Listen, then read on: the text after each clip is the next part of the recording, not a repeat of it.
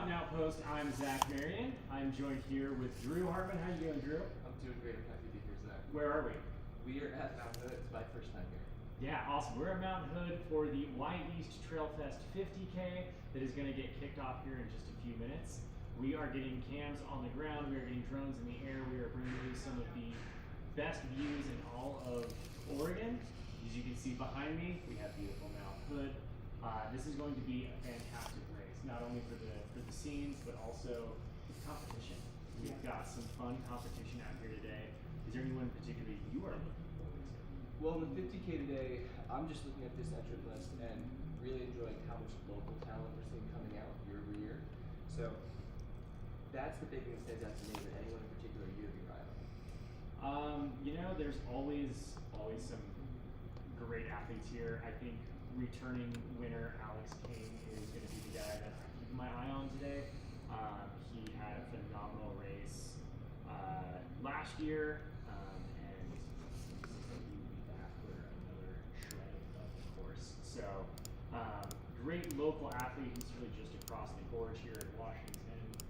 Stone's throw away. He knows the area really well. Again, returning champions, we really can't go against him for sure. There's been some other great athletes out on the course. We had a lot that, like Jeff Stern, Patty O'Leary, some are not showing up. Actually ran into Jeff Stern at the airport as I should. He's going to, he's heading out to Cascade Crest. So, so for those of who are joining us here on Mountain Outpost, yes, we've got a couple of broadcasts happening this weekend. We have here at the Wy'east Trailfest. We also have High Lonesome going on right now. So pull up another tab, check that out, watch us. We've got tons of things going on. It's going to be fantastic. Always trying to bring you the best vibes, the best shots and best races that we can possibly bring. So let's get that chat rolling. Ask us whatever questions you got. We want you guys to be engaged as well. So what we're looking forward to today here at Wy'east Trailfest is we've got a 50K, which is going to be 2 laps of the 25K course. They're going to leave right just behind us is the start-finish line. You can see some heads down there walking around. We've got that start-finish line. They are taking off from there, heading right up into the mountains. We're starting off with some big bird. And then from there, we end up rolling into a nice kind of like up and down roundabout until you get up to the top. So you're going to hit your first aid station about 7 miles. They're going to roll into their next aid station on top of the ridge behind us here, and they're going to make their way to the summit where we have some cams up there. We've got some drones up there. We've got some amazing views up there. One of my favorite things about this course particularly is not only do you get these beautiful meadows and mountains behind us in this forest area, but you also get this scree running on top, which is very different. So it's all about kind of being not the best at anything, but good at everything. The jack of all trades, right? Yeah, exactly. Yeah. You've got to be a good all-around runner. We've had Lottie Briggs here in the past who is that exact type of athlete, just a great all-around runner. Alex King is that athlete. We've got Patty O'Leary, I think is going to be great. There's a number of athletes here who are not just mountain shredders, but they're like everything shredders. Right. Which would be a lot of fun. I know their site even says, right, that this race is 31 miles, 8,100 feet of gain, and 95% single track. So when we get into that scree running, it's a little bit away from that single track, but it is gorgeous. I think they're going to have a great day to just see a lot of this local talent might know the area well, but for the folks who are seeing it for the first time, what a way to do it. Yeah, no, absolutely. For those who are not from the area and coming here for the first time and checking things out, like you're going to be amazed to see here. It's going to be absolutely beautiful. Our first 5 to 7 miles is going to be rolling through some rooted forests, some meadows. It's going to be dancing through the pines. But then, as you said, when you get up to that ski patrol aid station, that second aid station, from that point until the turnaround, they've got a 1,600-foot climb and like a mile and a half. Yeah. So it's gnarly. Pretty exposed as well, right? By the time of day that they hit that, I think when they come around in that second lap, right, on the course itself, that tree cover, that shade's going to be a huge factor for people to regulate themselves a little bit more from a temperature standpoint. But that climb both times is going to be exposed, it's going to be challenging. Yeah, absolutely. I agree with that. We are getting some eyes on the ground as soon as we can. We've had a little bit of trouble, so bear with us. You guys get to see our smiling faces for a moment. But as soon as we can get some cams out there, we'll get some cams. Cole's not moving over, so he's over here, but he's not over here. Let me go to. The drone's on the ground too. So hold on. We're gonna get the drone in the air here shortly. I apologize. Right behind us, we can hear Jeremy, our race director, introducing everyone, welcoming everyone to the Wy'east Trailfest, to Mount Hood, and we are going to bring you some great footage here soon. We've had a few difficulties, so bear with us.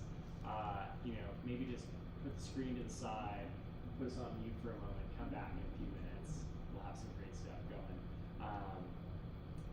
So we've got, speaking of the course and what we're looking forward to today, you're going to be running through the forest, you're going to be running through meadows, then you're going to make your way through this nice, beautiful scree ridge. It is a challenge. Here we are. There is our start line. That's exactly what we were looking for. So not a big field here in the 50K. There they go. They are off. Absolutely. I mean, they're moving pretty quick. So I know that this lead group of guys here they are absolutely out here to kind of really push the 50K. The marquee event of the weekend is going to be tomorrow in the 28K. That is going to be what really sets us apart, because that is a Golden Trail National Series event. Right. So Salomon is putting together something really magical for the Golden Trail. I think that they're bringing a lot of excitement to the trails, and bringing us kind of this shorter, I don't want to say short, because 28K is not short. It's not like 5K or 10K, but these shorter distance trail races where you can race quite often when you're racing these shorter distances. See the runners make their way off into this single track here. But these shorter distance races, you can actually, you can race a little more often. You can put yourself in a position to make a little money per race, and also compete in an entire series, which is always a lot of fun. So I think that marquee event tomorrow being the 28K, that's going to be where we're going to see a lot of talent. What athletes do we have? Well, I'm really excited to be here with the Salomon team. I know we've been on the circuit, you and I both, for a bit this summer. In my 8 or 9 weeks here, this is the first chance that I get to cross paths with Max King, one of our Cole's athletes. not moving over. So just an absolute legend in the sport. He's going to be out here. We have Darren Thomas, also in the 28K. Cross here from Rio Nevada. Always willing to get his nose right in it. And then a late entrant that I heard yesterday, Andy Cornish. Oh, which I'm really excited to nice. see Andy Cornish out here as well. That would be a lot of fun. It would be a lot of fun having him out there. This has historically been a race that favors not only the strong mountain types, but fast types as well. The levels are really low. He's proven himself really well. We're at 30. And this is where we go. This is what you get with going from meadows into woods, The champion. hop out, in and out, in and out. We've got, looks like 5 men with 1 boy that's behind chasing. Oh, it's coming out of here. And as you look at this, just a question for you. When I went out on this course yesterday just to do a little shakeout, get to know it a little bit, but how long do you think you expect this group to stay together before you see really break apart? I know this field isn't big, but it seems like there's a willingness to stay together at least in the beginning. Yeah, I think with it being a 2-lap course, as myself as an athlete, what I would probably do is work We're with not a live. team, and as a team, and I would be someone who's going to focus on doing laps.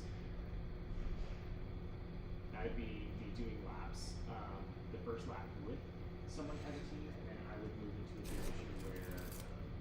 that second lap is when I really start getting close. Great insight there. I'm excited to see, especially when we get to that first aid station. I know, right, it's about 40 minutes in, we'll probably see people start to come through there, just to see what that energy looks like, people on each other's backs as they as they let out from there.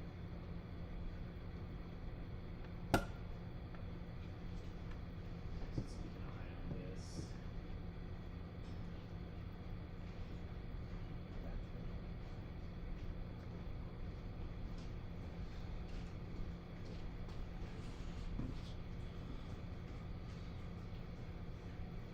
So yeah, we got eyes on the team here. It's like 30 seconds, so it takes a second. This great overhead drone shot really shows you that having practice at single track Yeah, racing is okay. back. Yeah, they're gonna get tons of awesome single track there. Let's If it's working on their mics, I want to kill this. He's unmuted. Are you muted? there we go. Are you So muted? you got your He said muted. or you don't have a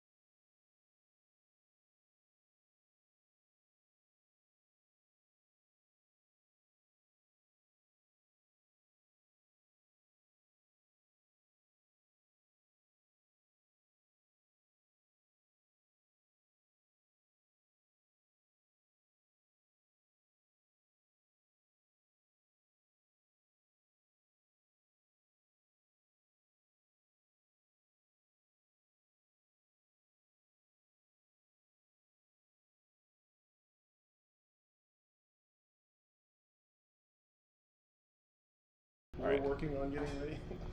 yeah, so they're gonna have to take I mean Mitch is gonna have to take his hand link from in like literally 10 minutes from him. Do you wanna run that HDMI mini and see if that will work with his computer? With Mitch's computer? With Mitch's computer. If that Yeah. Start talking. Yeah, the levels are alright? Yep, you're good. Cool. Alright. You're so live. if you want to run that down and see if that HDMI and HDMI will work, there's also a laptop.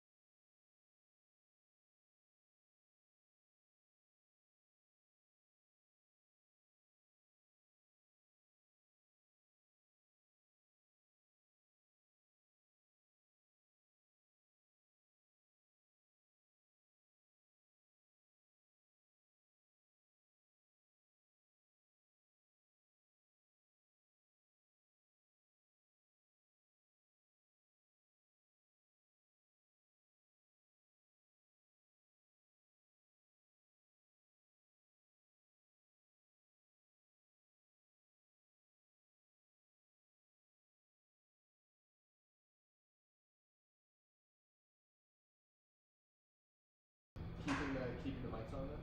Yeah. Okay. Yeah, we've got this. Sounds like we're just gonna be interviewing each other at this point.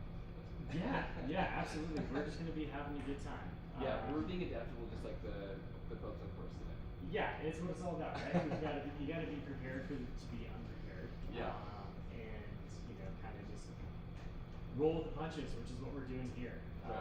Running into a few snags here and there, but we've got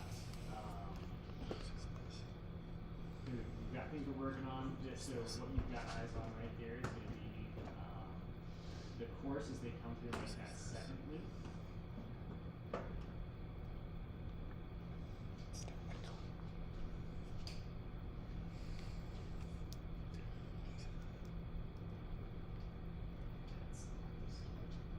It has a video capture in it.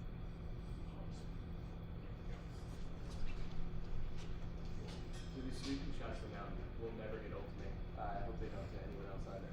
Yeah, no, this is, I think, what we're really kind of getting on this course. What you don't recognize is even though it's short loops, it is pretty tough that you are rolling. You can kind of see that bowl there, that you're running in and out of the bowl. We've got that sunrise coming up. As you see the camera into the sun there. So they're running that ridge right there. They're going to be running down into our first aid station umbrella. So the course goes immediately up, but then goes down to its low point, and then kind of climbs up from there into the umbrella aid station, where we've got some drones in the air. We've got some cams out there. We're getting set up so we'll be able to see them across the street. And the hard part is it's really woody, so it's not as easy to find and to catch the runners out there, just because you do run into having all the trees in the way. Then you get these beautiful open meadows where if you run through a patch of trees and you get a beautiful meadow. So the runners will make their way from umbrella. They will continue to make a climb all the way up to the ski patrol. So that's just under Mount Meadows. And that's when you start getting into off the single track. It starts to become more and more bare when you kind of eventually make your way into the street grids, where you get to spend a good portion of your day up there, really just kind of putting in some work to make, those who are local, that's a pretty high elevation, I think it's 8,000 feet. Literally 8,000 feet is where the race caps. I got a text from Jeremy yesterday at 8,000 feet. Like he went an extra like 10 feet up just to get 8,000 like flat for the turnaround. So we'll make sure you can get 8,000 feet up there. It's gonna be perfect. And then you get to come make your way back down where the oxygen is a little bit more rich. And it is a long, long, long descent off that turnaround. So what I imagine is we're going to see the first move is going to be made on that turnaround. And then we're going to try to see, someone's going to try to make some separation after that. Specifically, whoever has the speed and the legs to handle that chossy, street field, get down at those light feet. So whoever is a good technical runner, I think is going to make their break at that point. Because once you get below the ski patrol lodge, it's very, very rough terrain.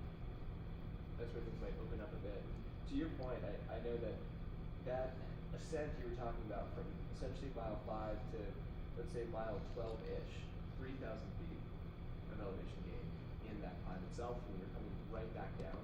When people are going to and from ski patrol, it's a great point of visibility for you to take stock of who's in front because they're coming back at you.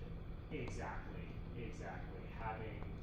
Having that line of sight, I think is an advantage to someone who's playing a smart game. It's a disadvantage to someone who is just running hard. It's running scared, maybe. Running scared, absolutely. Yeah. I like being able to see where my competition is, and then also being able to make some moves at that point, kind of like show that hey, like I'm racing here, I'm gonna be right on your butt on this climb, and I'm not gonna give you a ton of separation. When you turn around and you come at me, I'm gonna make sure I look good, I feel good. I'm gonna make it so like, oh man, that guy doesn't work. You put the poker face on for it. Exactly. That's what it's all about. So yeah, we've got a beautiful course out here today. We are working on bringing you guys some great images of the course. And Zach, you've done some racing out here yourself, right? In the 2022-ish? Off the mountain here? I have run I've done Gordon waterfalls out here. Sure. Another Daybreak Classic. Another Daybreak Classic. I have run with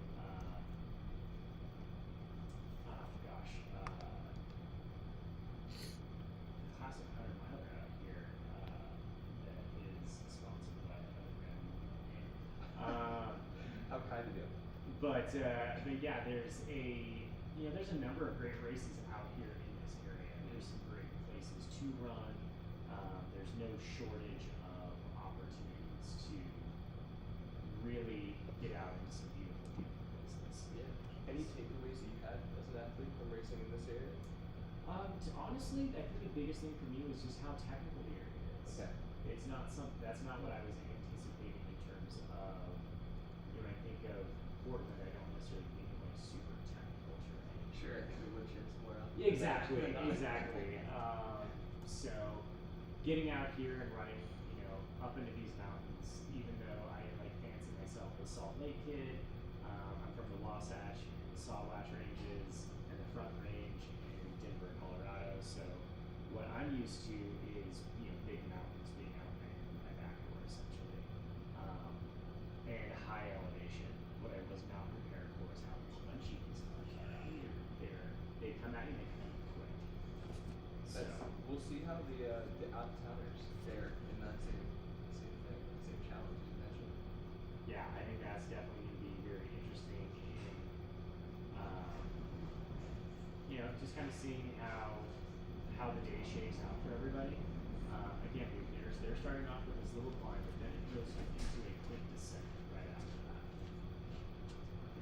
Right. The amount of elevation loss that they're going to have to handle, as you were saying, on technical terrain, not to look past this 50K, but I think when we look at some of these faster paces we'll see the 28K, it's going to really challenge people's ability to manage that speed and their own safety, if you will.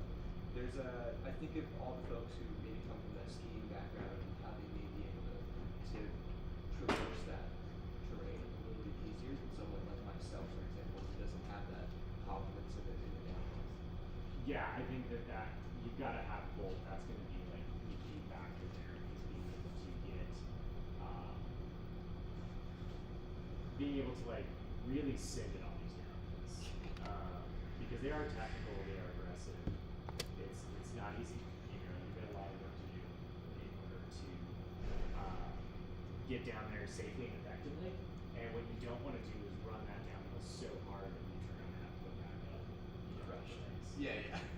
You know, because you definitely, for me, and my strategy that I think about is it's a matter of everybody can run downhill relatively fast, and the disparity is much smaller on a downhill. Like a slow downhill run is an 8:30 versus a fast downhill is going to be like there's 2 minutes on that. That's not a big loss or a big gain. Right. But there's 5 to 10 minutes on that hill if you're hiking it hard versus being able to run it. Right. So that's where I would rather make an investment where I may see a bigger return, right? And that's going to be on the uphill every single time. So that's where I'm going to choose to put my chips all in. It's going to be on those uphills. I'm trying to make sure that I'm able to run the uphills efficiently throughout the rest of the day, rather than roasting on the downhill where I'm only going to gain 1 or 2 minutes, but I'm going to sacrifice a lot of energy Sure. and a lot of leg strength.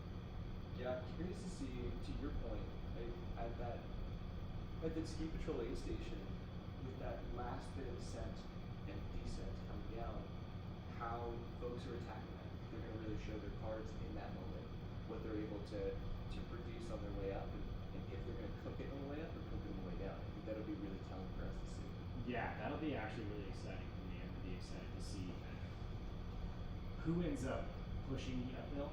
It's gonna be such a short day tomorrow that I think you just have to be full on from the start. You just have to be gassed from the start.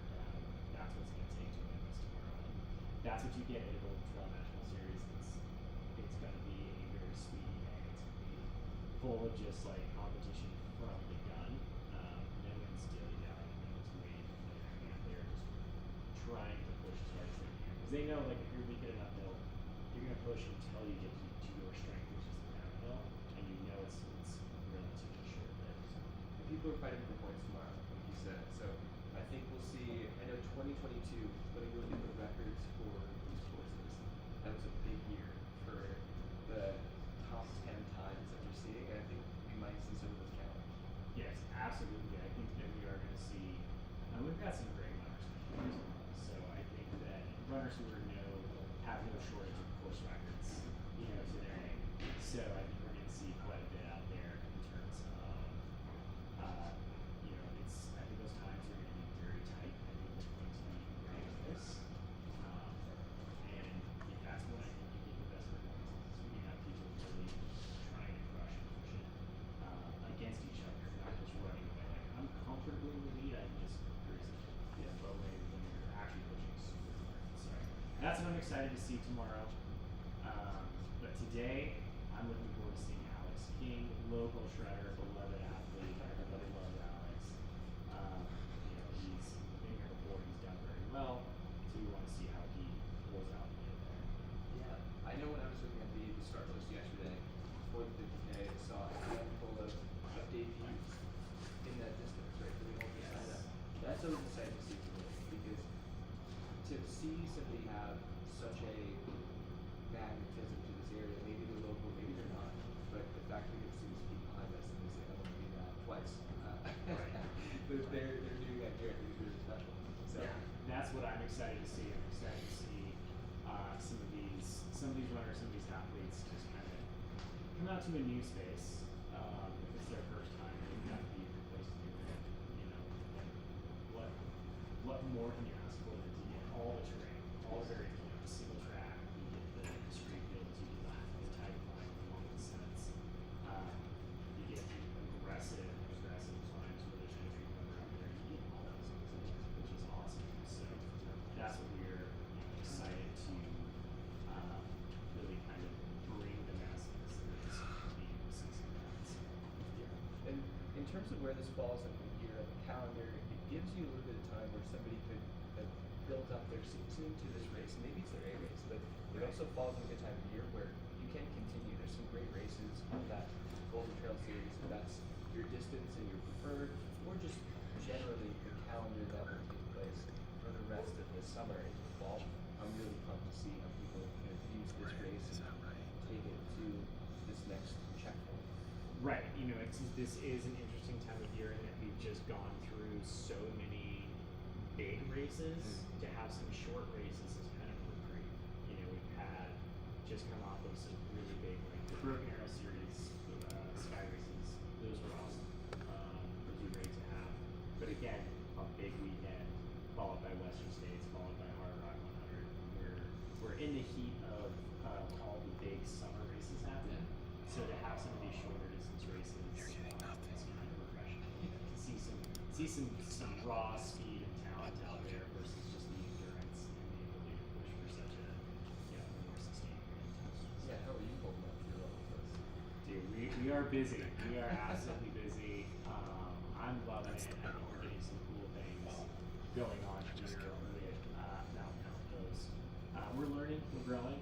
As you can see today, obviously we run into a few difficulties here and there, but we're also in super remote areas. And we're depending on all sorts of new technology that we're learning, we're figuring out. And it's just one of those things where, bear with us, we're trying to push envelopes, and sometimes Yeah, well, as somebody who's not a member of the Mount Meadows staff, I can't sing the praises high enough of having coverage like this at events that really, as somebody, I'm based in Boulder, so you and I are both Colorado boys, and being able to keep in touch with these races, not being physically there, is so important. It's better than just refreshing the phone. It's better than your friend who's there. Or this really provides a window to the world, and honestly, it makes me fall in love with these destinations, which is really a huge thing that you provide as well, right? I don't know if the tourism board is on the payroll, but we'll send the invoice after this. We need to talk to them, that's for sure. This is exactly kind of like what we see here is why we're doing it. You see the outhouse news van right there. We've got our drone in the air, and we are going to be bringing you, hopefully the runners coming through this area. So where they are coming through, this is on it is the Sahale Trail. They're making their descent. This Mac does not have an external or an input for a mic. It only has an input output. It should be USB coming here. It's not. Making their way back towards Umbrella Aid Station and the main start finish through there. But this is what I'm talking about. You get these amazing meadows, you get the wooded area. It's absolutely stunning. So where our camera is at right now,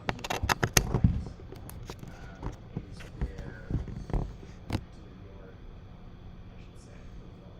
Yeah. Station there. So just to the north of that is where they're kind of coming off that trail. And again, now we get these beautiful views of Hood. So they're going to make their way. I mean, they really should be running through there here in the next 5 to 10 minutes. Is where they're going to run right past Arch Road out there, and that's going to give us some great footage. Yeah, we'll see if people are still packed up that time, right? We're really sitting on each other, or working together, or what the tactics are going for the day. It is a long race, right? Explain to anybody watching the live streams, there's a good chance that you're tuning in, you're well aware. But I'm always curious in a race like this, I know for the folks who are maybe more like the collegiate crowd, thinking about cross country, for example, every course is going to be practice. Yes.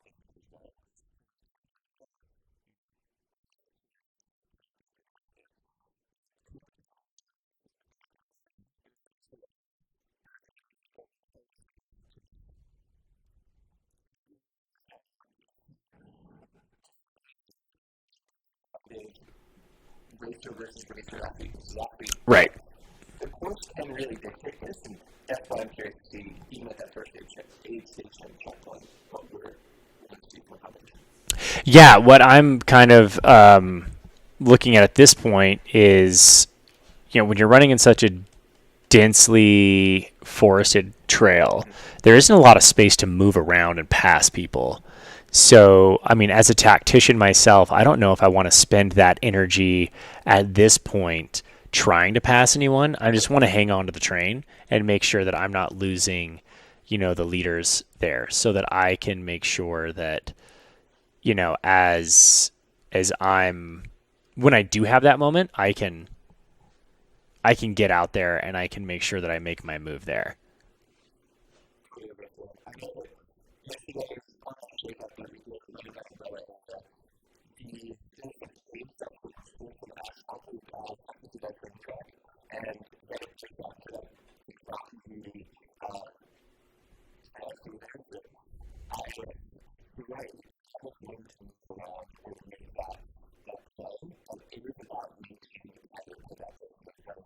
Yeah.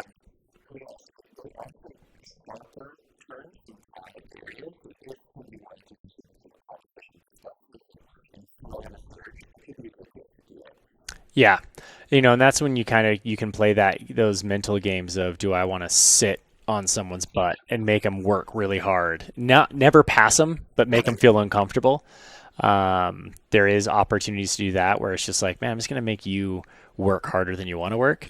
Or maybe you're the kind of person who gets in front and you're like, you've got to follow me. And you've got to work, hard with me. So I think that's where I'm excited to see where the rubber band gets stretched out there, and if it ever snaps. I have a sneaky suspicion that we're going to get a pretty close race amongst the men up front. I think there's only going to be a couple minutes that separate them, and in a 50K, that's pretty. If you've only got someone a few minutes behind you, you're running scared.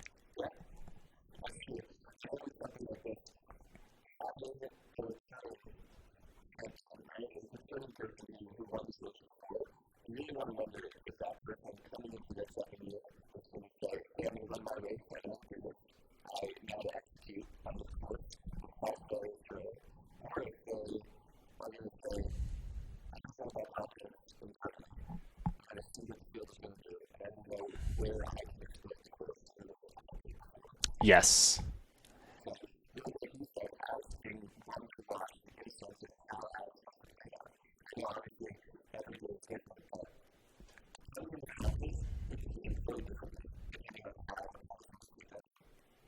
Yeah, absolutely. And I think that, he's someone he very much so runs his own race. He runs hard from the start, and he just kind of like hammers it and does what he can there. He's not one to really sit back and wait. So he drags people into his own race, which I think is a lot of fun. That's where you see someone who's like, I'm going to get out there and I'm going to push hard. I'm going to make people do what I want to do if they want to keep up with me. You don't see him race from behind very often, but you have seen him get past late in a race because he does push super hard. So, he can wear himself into the ground trying to make a move too early.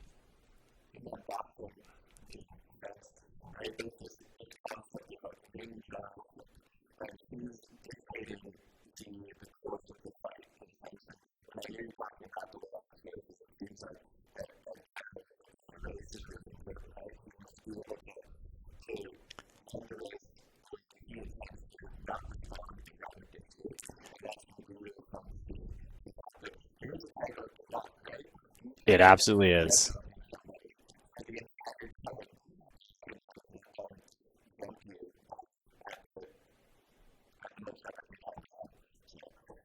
Yeah, oh man, there we go. Those views of Hood right back there. And these meadows are absolutely, absolutely gorgeous.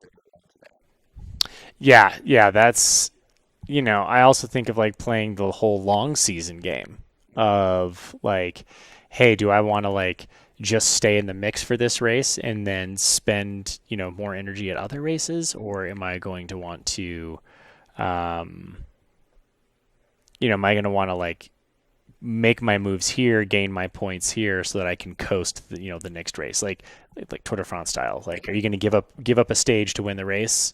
That's kind of the fun part of having like a Golden Trail series, the Cirque series races, these kinds of multiple races that gather up points. Like, you're playing more games throughout a longer period of time. It's not just all in on one race.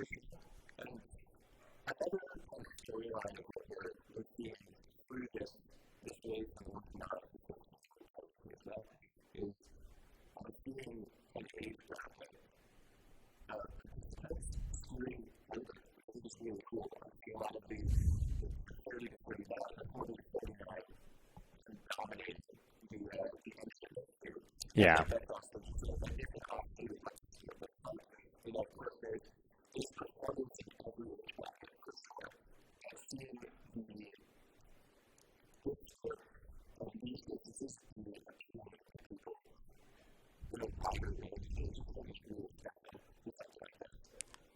Yeah.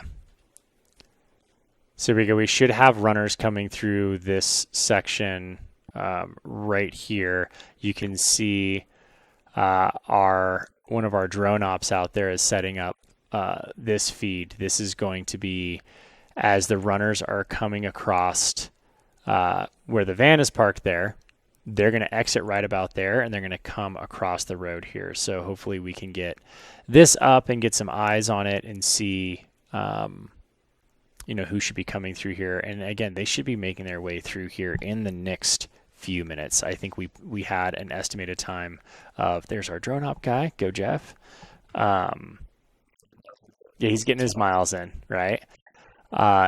So yeah, we're gonna get this feed going. Just so this is the road crossing on the Sahale Trail. I never know if I'm saying it right. Like, I feel out here there's so many like Multnomah Falls. Like, I never say. Oh, there we go. Very comfortably moving through, and that was not Alex King. Let's see if we can keep eyes here on who's crossing the road. Right. We've got, for those who are really into the racing part, we've already got watching the timing up on the upper right corner of, and that's a pretty significant gap here at not even mile 7 yet, because they still have about another mile to go before they hit Umbrella Aid Station. So yeah, they definitely have, already having a 30-second gap at mile 6 is pretty significant.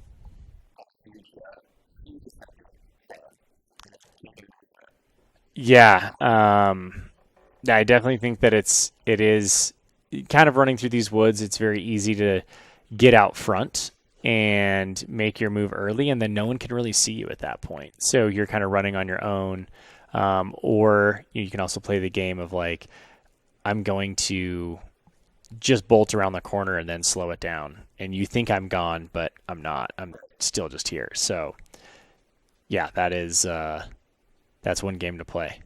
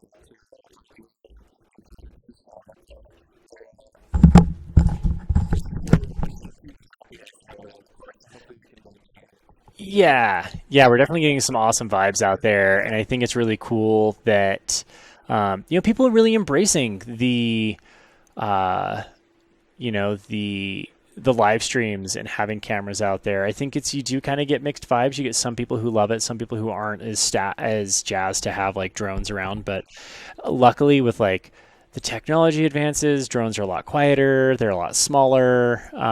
We are also flying high enough to where we're not like on top of people.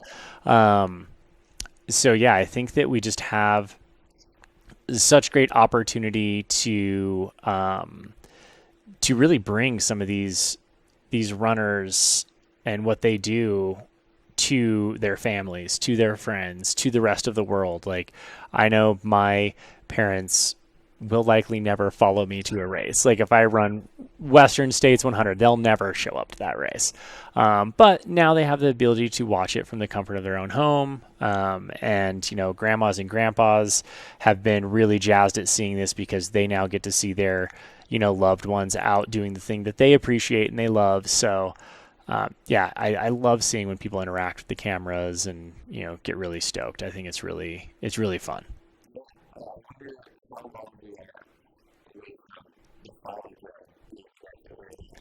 Oh man, dude, I can tell you right now, like, yes, we obviously do cut into some technical difficulties here and there, as you've witnessed this morning with it, and you guys were super awesome with giving us your patience as the race unfolded.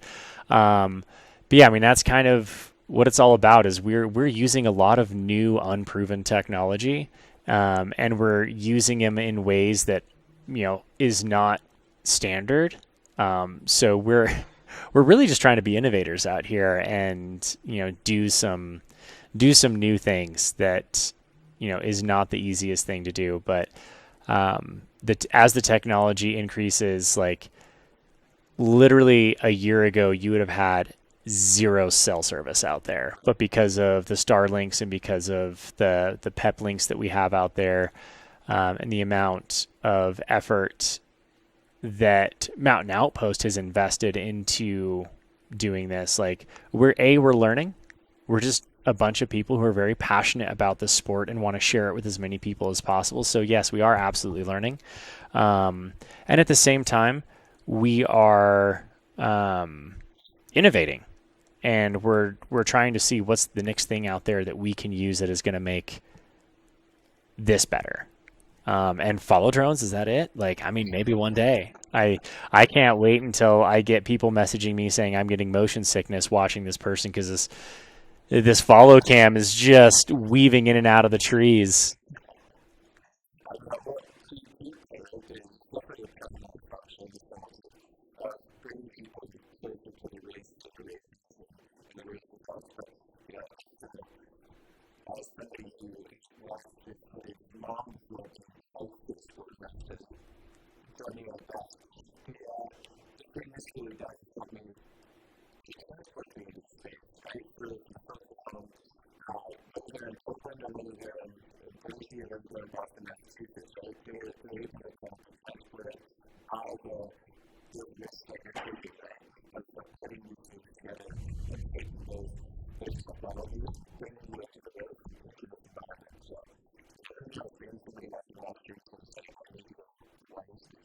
I know, and that's always the hope, is we want to make sure that, like, people get jazzed out there and they see, like, what's happening, and they're able to be introduced to these new areas, these new races, beautiful places around the world. Like, honestly, I historically have never been someone who's like, yeah, I really want to see a race happen in this area, or like, I'm anxious, I want to go race it.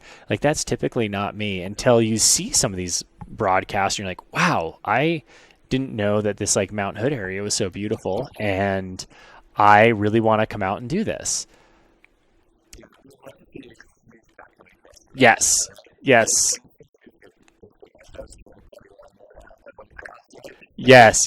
That is the Party Pace crew right there. They're having just a good time, which is, you know, what we love to see.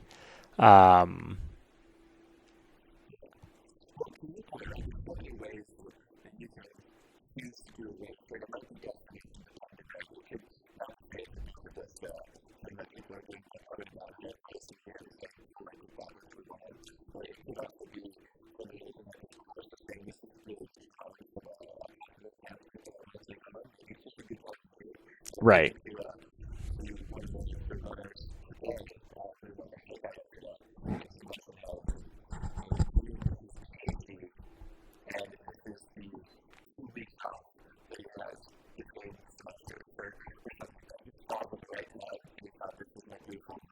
There's race leader right through here.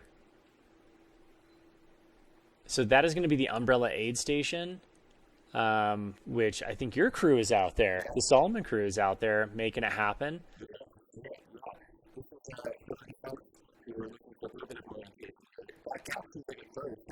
Yeah, that's Alex King. No, that's Matt Seidel.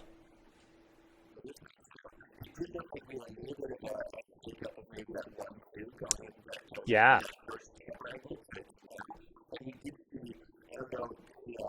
Oh, wrong direction. There he goes.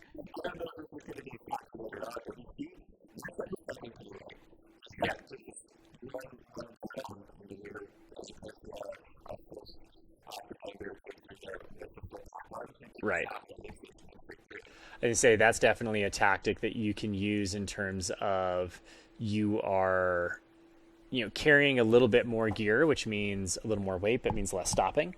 Matt's stop was, I think, inconsequential. He opened up the bottle, he walked in knowing what he needed, filled it up, and then left. And I actually think it's kind of nice personally to have that, 10, 15 seconds where your heart rate comes down a little bit and you're able to just like take a breath, reassess, and then go.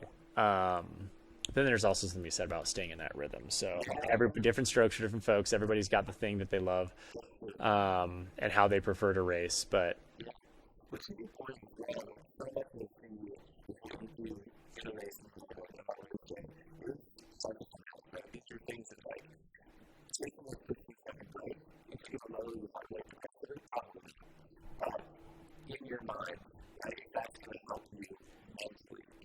you get the mental break, which is nice. Yeah.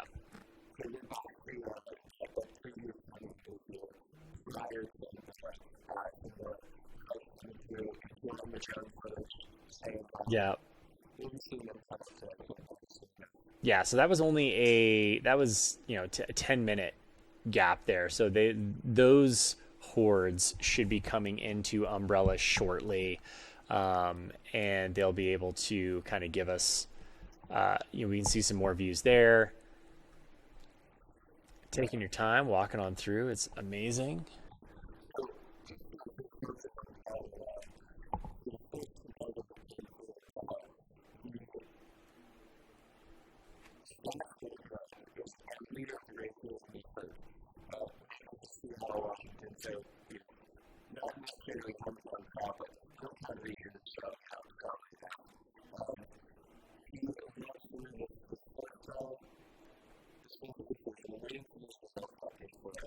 Right.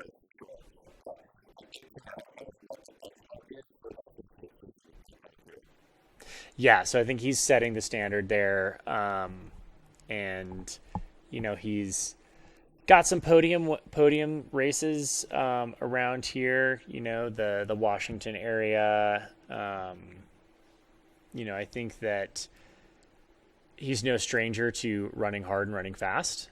So I think that it'd be fun to see where he's at. And, little known fact, but Matt Seidel, world's fastest banana.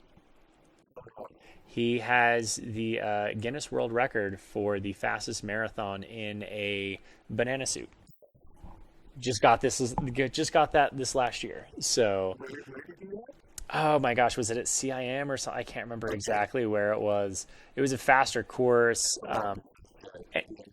Yeah, he ran a banana suit the whole time. So, world's fastest banana. We just got graced with his presence, that elite presence there.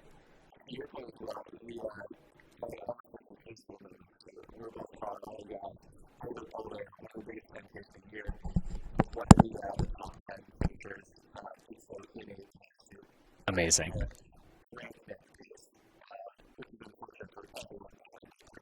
Nothing would have to be more humbling to me than being beat by someone in a banana suit.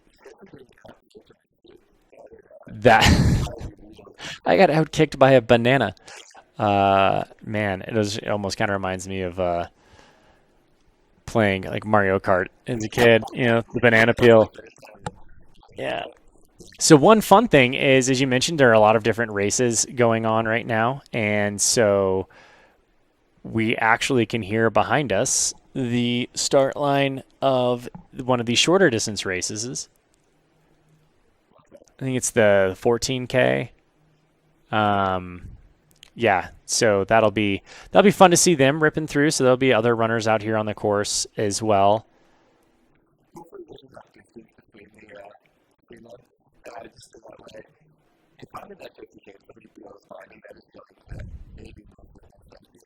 Oh, 100%. And it has happened many a times to me. So I can attest that it is a little bit of a wake up call when you're like, oh man, this guy is running twice as far as me and just passed me.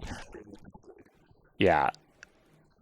And it's also kind of fun for some of the longer distance runners to be able to mix it up with the shorter distance runners and like run into them. Like that's something I've always appreciated when there have been shorter distances in front of us and I've been able to go catch up to them and actually see someone finally and like hang out with some people and pass people. And then they're like cheering you on and you're cheering them on. And I think it just brings the vibes up and it just makes everyone a little bit more stoked. And speaking of, there it goes.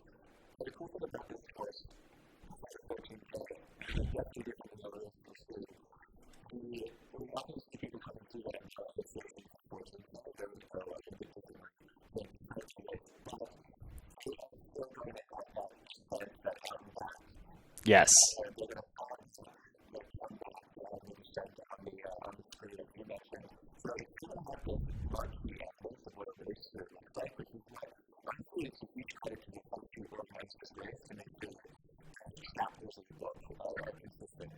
Yes. Yeah, I love that that's how you put it because I think that it's exactly that. They're telling a great story out here in, at Mount Meadows, and that's part of it is like getting up to those iconic places. I work really closely with Jamil Corey, and he's a race director with Air Viper Racing, and like I see the intentionality and I see the how they really try to make sure that like, oh, this is such a special place. I want every runner to get here that can get here. Like, even as you can see here, our runners are literally running underneath of us right now. Yeah. That is literally, they are running right past that building that you see right there. That is where we are at today. They are running right up over onto this single track here. And then they are going to be making their way up to the ski patrol climb, and then the turnaround and then descent. So they have a little bit more of a direct route up the mountain. They don't have to do the first little bump and dip. So they just get to go right out, and you can kind of see them making their way up there. Again, this is the 14K, making their way to ski patrol.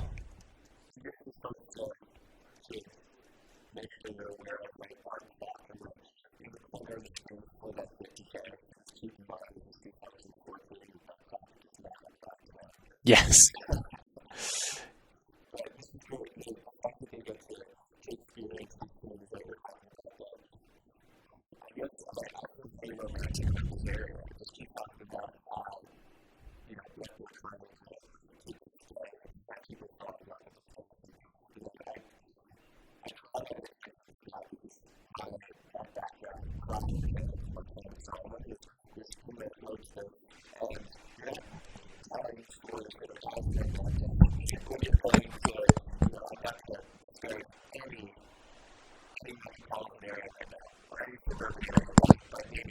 Right. Oh. This isn't downtown Denver. This is like, I'll come out and say it. You're not running CIM. You're not running, like I've run some great marathons. It's not like that road races don't have beautiful areas you can run in. Like I'm taken back to, two of my favorite races. Oh, the classic white shirt. I love it. Oh, well, that's bottle toss.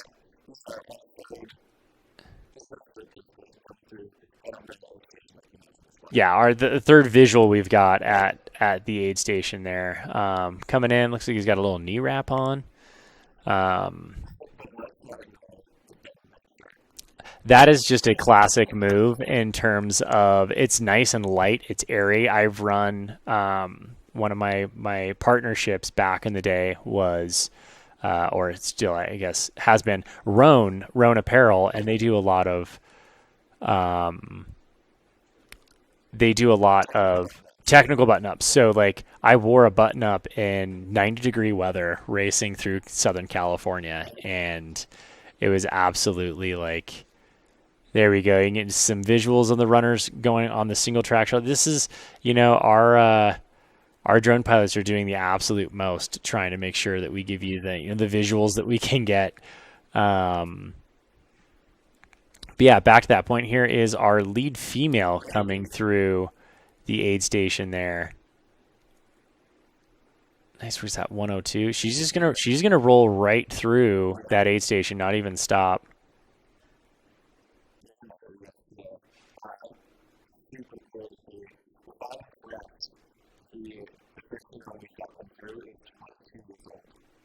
I would not be shocked. The sport's getting younger and younger and younger.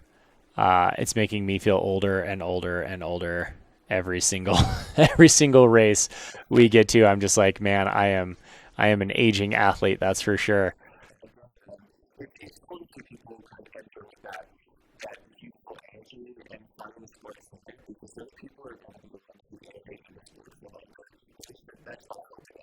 Agreed. And, I also love that it's becoming a younger sport. When I started this sport back in 2012, it was very, very much so. Granted, I was also 12 years younger, so maybe that's part of it. But it was definitely just, I felt like it was the sport that you retired to when you were done with road running. And that was the vibe that it gave. And now you're seeing a lot of ex-collegiate athlete. Now here's a pro move right here. Drop the bottle, grab the vest, and go. Probably not even going to spend a lot of time on that ski patrol app aid station up there. But yeah, I felt like this sport was like the sport that you retired to when you were done with road running, and now it's becoming collegiate athletes who are getting out of college and coming right into this sport.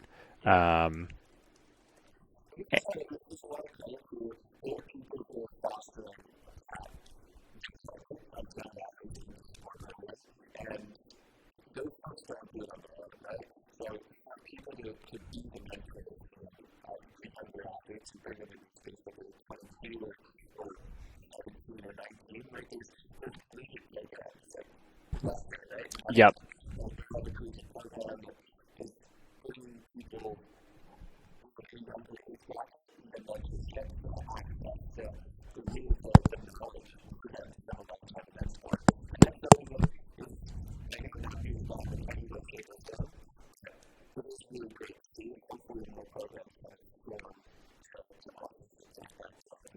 Yeah, and on that note, I think that there are some great brands who are partnering very well in this space and making sure that we are fostering a future in the sport.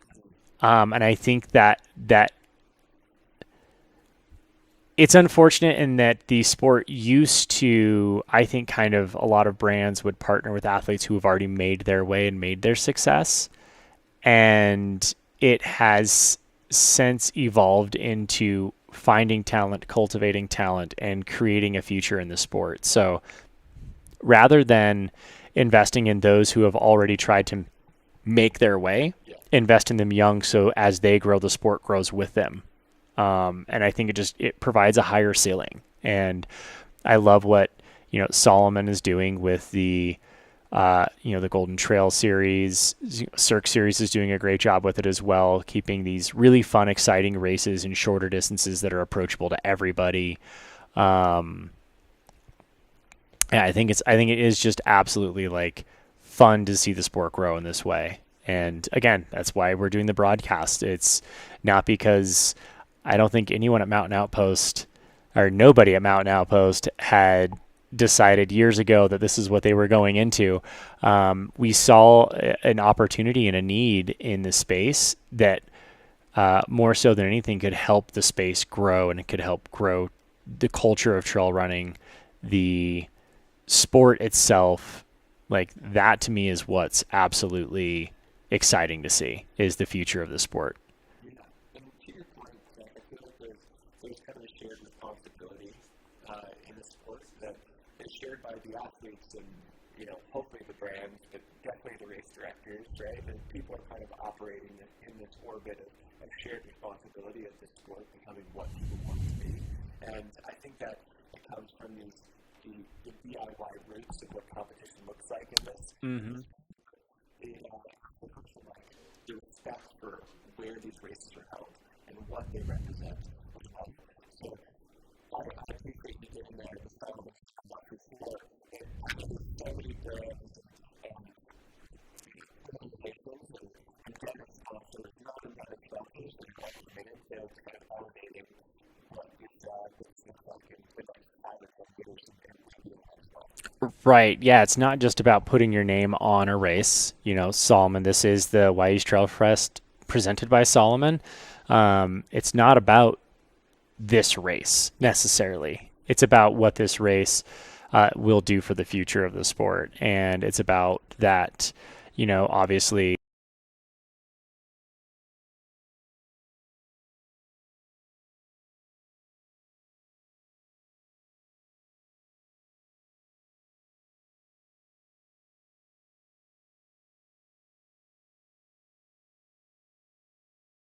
to support it. So brands that support the sport and help further the sport, I believe, are the companies that trail runners want to associate with. They don't necessarily love, a brand coming in and just saying like, "Sweet, we're going to put our flag in the ground here because there's a market for it." They want to see people who are like, "Hey, we're trying to also elevate this sport. We are trying to like invest in your sport to make it better." And people pay off on that. Do we need to like change chords? Maybe our chords are jacked up. Try that.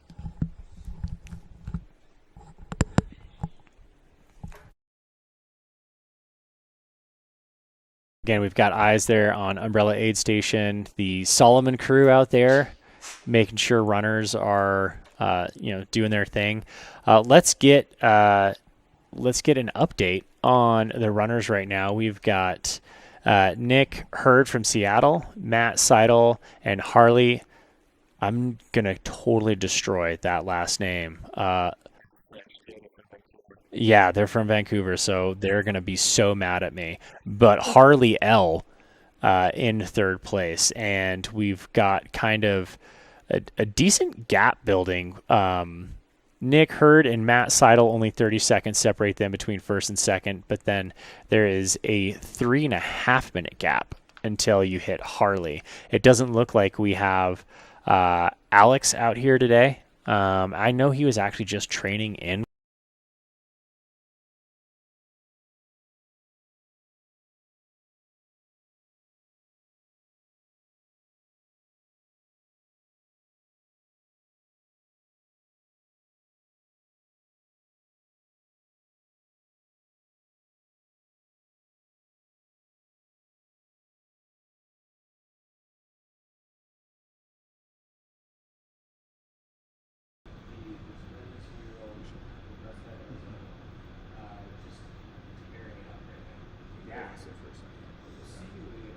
He's still. Yeah, it looks like she was running just with the guys, and she had a nice little crew. She was hooked up around her. So yeah, she's absolutely putting in a great race, doing phenomenal in her own right. And when you talk about the momentum of the sport, I think it's definitely something I think about. It's all functional timing, right? And in a beautiful convergence of where everybody's at, right? Still. That World Trail Series, the Salomon partnership that we're really happy and proud to support and athletes that we have here as well. It's maybe it's inclusive the way people approach the sport, through different distance, through a different form.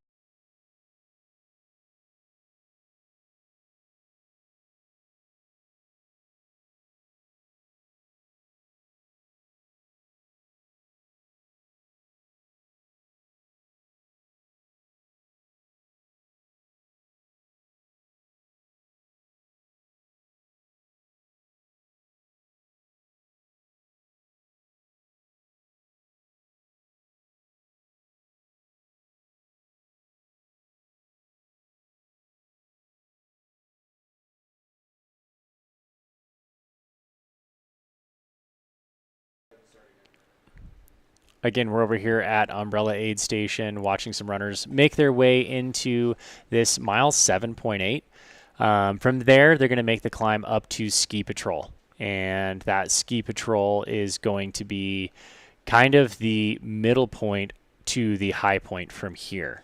So they've got to, they're going to get that climb cut up a little bit, which is nice. You get a quick little aid there. I know like Matt Seidel's running with just that bottle. Right. So he's going to definitely be stopping at every aid station to get a little bit of hydration at least. Yeah. So when we see Matt taking that approach with that bottle, I'm looking forward to, as that race kind of carries on a bit, we did see a bottle drop vest change from another athlete out there. So maybe Matt's playing the same game. Yeah. Where we see maybe a Ski Patrol vest, a vest swap up there. Vest donning, if you will. Yeah, I mean, honestly, I think he's notorious for being a runner who's just going to use the handheld or use like just the one bottle, so that'll be great. But yeah, like I think that when they get to that aid station up high, that's when we're going to be running into really kind of, I think this major separation is going to start happening up there. I think that's where we're going to see some movement, just again because moving well up high. I mean, Harley is still in a really great position to close that gap on those. I mean, they were only running 30 seconds per minute mile faster, and that can get swallowed up real quick, especially on a big ascent, right? Yeah. Yep. Now, as we're furiously updating these results ourselves, it's good to see our 8th overall competitor, Maya von Wadke. I'm also taking a creative license with how we're pronouncing things. Yeah. And I apologize to Maya. Another Washington native here is our second female competitor, 8th overall. So we're keeping track, and we also have our third female competitor coming through, 14th overall, Katie Goodwin. So we're keeping our eye on another local things. Out of Portland. Yeah. So, I mean, the locals are showing up for this one. This is the perfect event if you are, have someone who's more of a competitive friend who wants to do the 28K and you want to come out and get a longer day in. This is perfect. Also, we kind of talked about how this plays in the season in terms of training. Like, these 50Ks are great training runs for, if you're doing UTMB or doing something like that, you're doing a more mountainous course. Yeah. And we're kind of running into the, August, September time of the year where a lot of people want to be able to train through summer and then run their 100-miler. This is a great opportunity to get out and push yourself on a course. For a lot of people, this is high elevation. This is that nice mix between low elevation and high altitude. This is like right in the middle. So you get like a good training day, some exposure to 8,000 feet, but nothing overly arduous in terms of like you're not at 10 to 12,000 feet all day. That's true. And for us coming back from Hard Rock, I feel like we're bringing our trauma with us to this broadcast. Oh, absolutely. Nice to be in a position of not being up high, where we can feel like we can breathe at night a little bit better. Yeah, for us to be pompous and saying, "Oh, only 8,000," it is more. It's a function of our environment lately, more so than our personal opinions. So anyone from Portland is like 8,000 feet. Oh my gosh. Yeah. For those of us who are at Hard Rock, we're like, it's not 13. Yeah. You're like, if you haven't slept in a truck bed at 13,000 feet during Hard Rock weekend, oh man, I don't know. Have you truly Don't lived? talk to me. Yeah, no, I mean, it reminds me of when I climbed Mount Kilimanjaro and sleeping at 18,000 feet. Wow. Was, I mean, you would like roll over in bed and wake up gasping for air. Oh my gosh. Just with how much energy it takes. So, I mean, for those who are running consistently at sea level or 2,000 to 3,000 feet, and to come up to 8,000 feet is a significant jump in altitude. And the body just, needs to adapt to that. And here we go. We are at the Ski Patrol Lodge. Beautiful. Oh my gosh, we've got eyes in the air up there. This is absolutely stunning. So this is what these runners are kind of. That's Matt Seidel right there, making his way up into either he made a pass or We're just a few or seconds we just have an behind. eye on M2. But that's going to be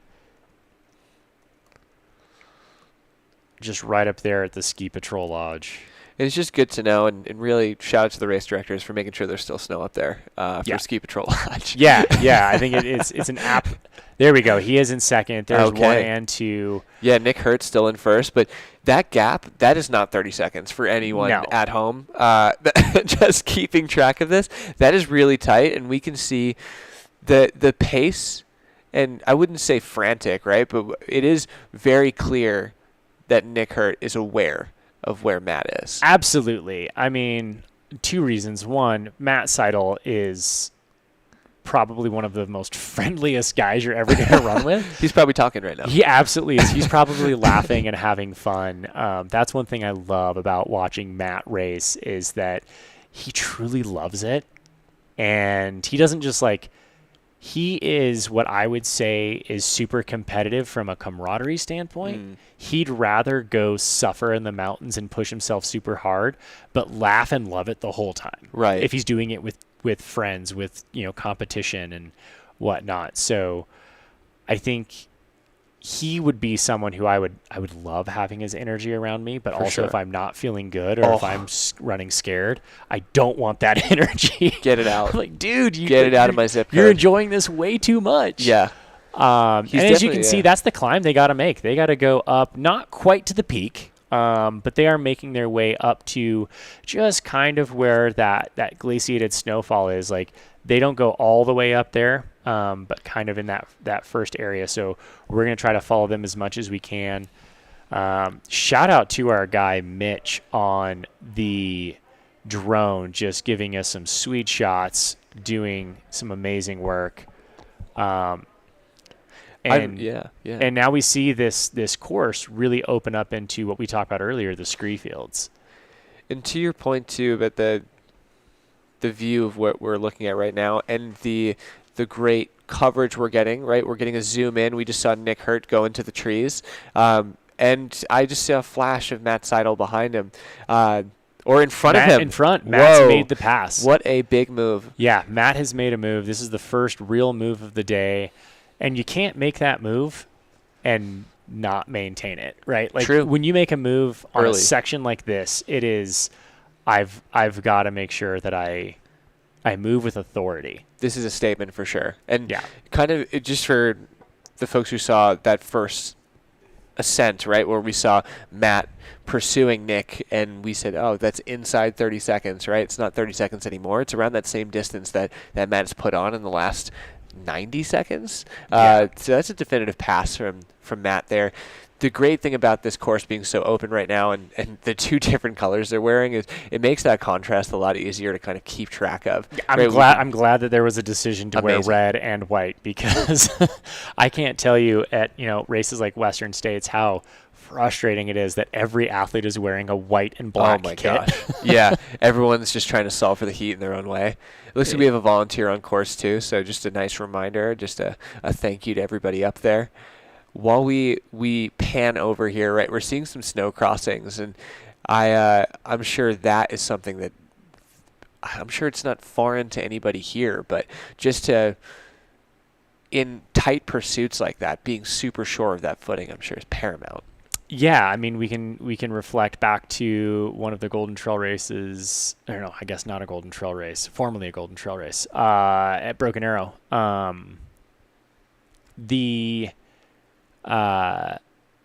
The VK, Yeah.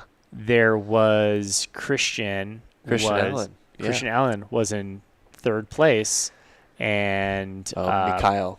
Yep, came he out of nowhere. got passed in literally the last 15 strides of the race because he stepped on the snow, and it was just enough of a slide that it's not like he fell down, but it was a half second. He got passed, and that you lose the podium in that one step. Yeah. that was such a beautiful way to open up the Broken Arrow weekend as well. Just right with the Golden Trail Series race being the last day for the 23K, but opening up with the VK, we saw a lot of folks doing both. Yes. And kind of either warming up or kind of showing off their ability to climb. But it does go.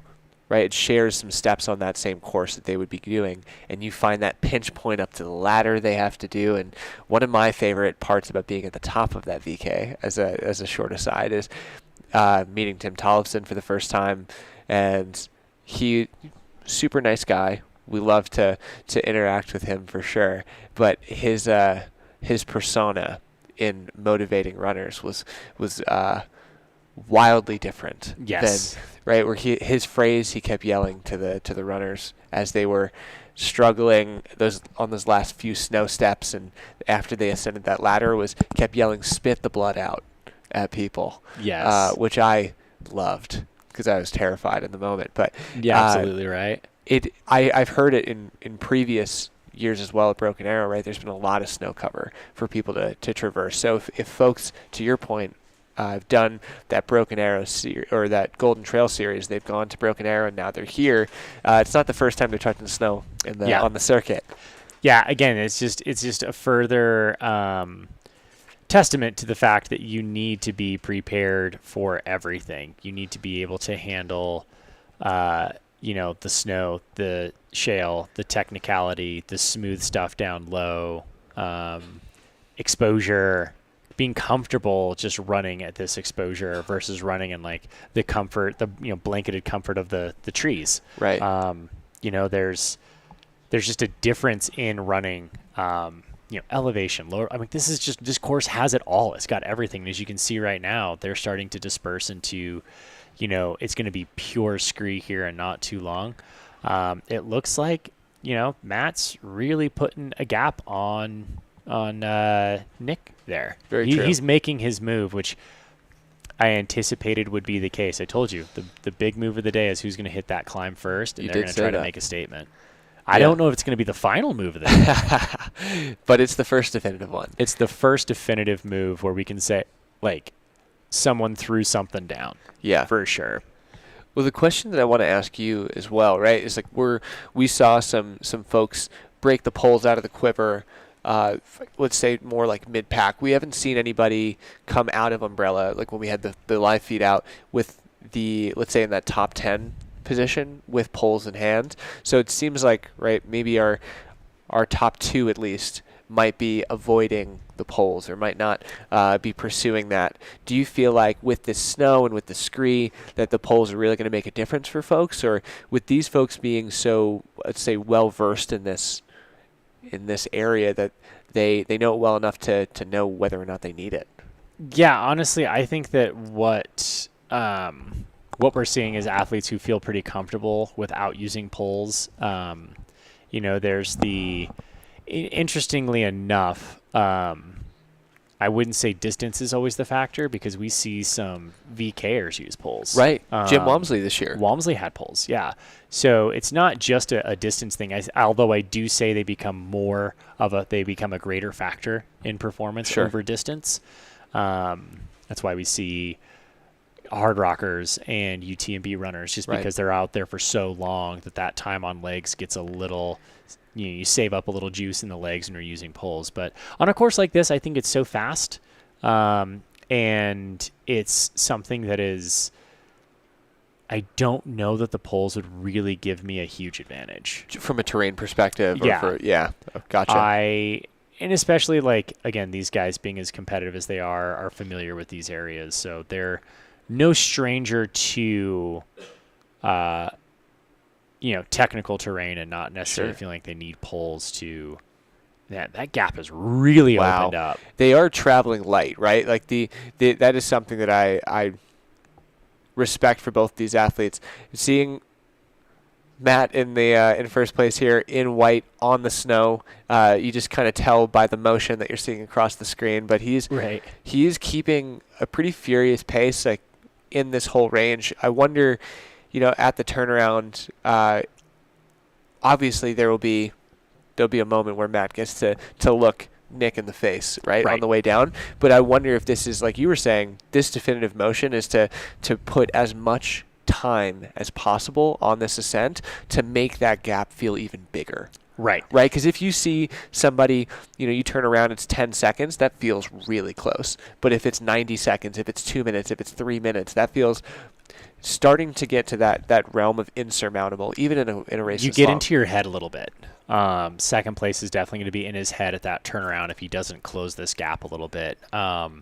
And Matt is a really strong climber. He's a really just overall fast athlete. But he's also, another little known fact about Matt Seidel is 2 years in a row now, he has been the camera gimbal op for Western States up the escarpment. Whoa. So he has no problems keeping up with the leaders of Western States all the way to the top, all 3.8 miles of that escarpment climb.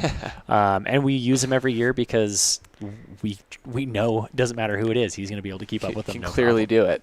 So, yeah, I mean, just these views, I can't get over it, man. Yeah. I can't get over it. I'm excited for Matt. I'm excited to see what he's doing right now. Nick is also putting himself, he's putting his nose in it, and he's trying to see if he can match that. It looks like Matt is stretching the rubber band, but again, it's a 2-lap race, so we can't get too far ahead of ourselves. Right. And at this point, with this gap being the way it is, and just also the way that Matt's running, and like you were saying, the demeanor and disposition of Matt, it almost seems like at this point, he is not even concerned with where second is, because he's just there, like you said, to just put his nose to the grindstone and to work. And there's probably this rate of perceived effort, right? That RPE that Matt knows that he can hit on this entire climb, knowing that if he's familiar with this area, familiar with this race, he knows how much longer he needs to kind of suffer to put that distance on, but not even think about where that person is, right? Yeah. Probably confident enough to say, I know how hard I can go for this amount of time. It's only 10 more minutes. It's only 20 more minutes. I can do that. That's actually one of the things to me that was a huge, kind of eye-opener in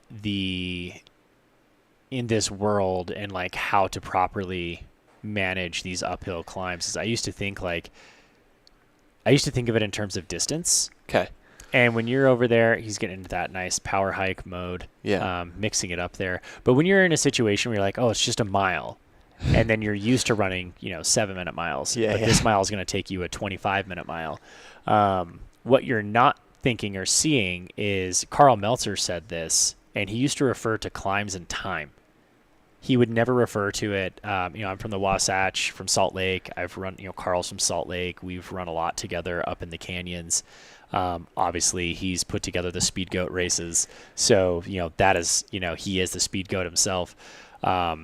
So, in his day, he was one of the best climbers, especially in the U.S., if not the world.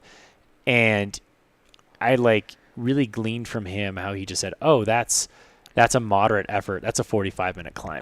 That's an hour and a half climb. Yeah. And he never measured it in mileage. He just knew what effort he needed to hit and how long that would take him to get where he, was trying to, whatever pass he was trying to run over or peak he was trying to summit.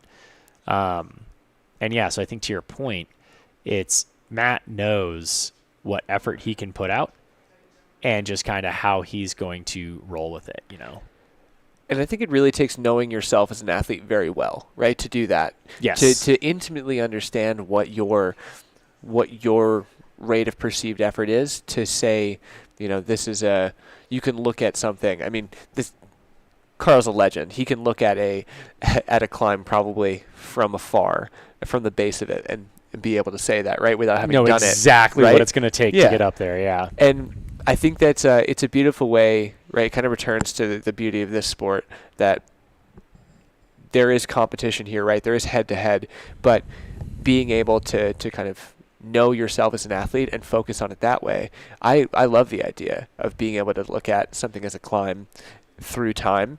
And something I want to do to encourage some people, maybe from the road space, to come out here, bring them to a vertical kilometer race and do it for the first time, is to say, hey, it's 45 minutes to an hour of work. Yes. Right? It's just that. I'm not here to give you any other stats. It's just 45 to an hour. It's a 45-minute climb. Yeah. Yeah. I would love to see that. And it is really cool for over time you get more reps in, right? You're doing these different courses, right? We talked about how every single course is different, even though the stats may feel the same. That elevation's a factor, the materials that you're on and the terrain you're on is a factor, but the more reps you get kind of in the gym and in the mind gym, if you will, you get to more intimately understand it. So you look at that climb and say, oh, that's a 90-minute climb. Carl says 45, I say 90 for me. Right. Yeah. Right. Yeah. You double that. Real easy for me. Yeah, there we go. So the runners, what they have to do is they have to make their way up this climb, and there are a couple volunteers up at the top there. I mean, it's going to get real scrambly here towards the end. It pitches a little bit more steep. And as they hit that area, you can almost make out the volunteers up there, and they're just up there to hole punch your bib to make sure that you made it all the way to the top of the turnaround. Yeah. That's it's a lot of work to get a couple volunteers up there. They get a little bit of they had to get their morning started early, getting up there to make sure they were in place in time to hole punch these runners' bibs. But they're going to make their way just to that little knob at the top there, right? And then from there, literally turn around and come right back down the way they went up. I'm excited to see that part, right? We see on the left side of our screen that small fleck of motion going on is Matt Seidel, right? He's in that white top making his way through those bushes and trees, and that left side we'll see continuous flashes of him. I'm excited to see that descent, right? Because we're ideally going to be panning with him and seeing where that pass happens. Right, yes. And that's going to be so fun to see. But to your point on the volunteer side, right? All we have is gratitude for the folks who are going to make that climb. They're gonna. I mean, they might have woken up as early as you today. Yeah. To they had there. to get themselves to it for sure. Yeah. There's no ski lift up there. There's no ride. It's a hoof it. Yeah. It's get out there and hoof it. So. Probably packed your lunch, right? Because you're up there for the day. Right. Hopefully they have shifts. Probably brought your own coffee. Yeah, I think speculate. I definitely think this is going to be one of those situations. There is Matt and likely a volunteer up there. Yeah, a couple volunteers hiking. Hasn't quite hit the turnaround yet. Those might be our hole punchers. But man, what a perspective! On how far this camera can zoom in. Yeah. And B, just amazing to see, them up there. The majesty of it all. I think it's the best word for it. I was trying to come up with a good word, and majesty, you absolutely crushed it with that one. I'm in my romantic era talking about where we're at and the scope of what how we're can doing. you not, man? I know. This is exactly why we do what we do, because this is stunning. This is beautiful. Yeah. People need to know about this race. Yeah. They need to know that, an opportunity to run somewhere this amazing exists. Right. I'm definitely tagging great views on all trails after I finish this 50K for sure. I love it. I love it. Yeah, the thing that I'm curious to see as well, I know, right, our coverage is going to be continuing through this entire race. We're keeping a close eye on how the deck is shuffling beneath these top two.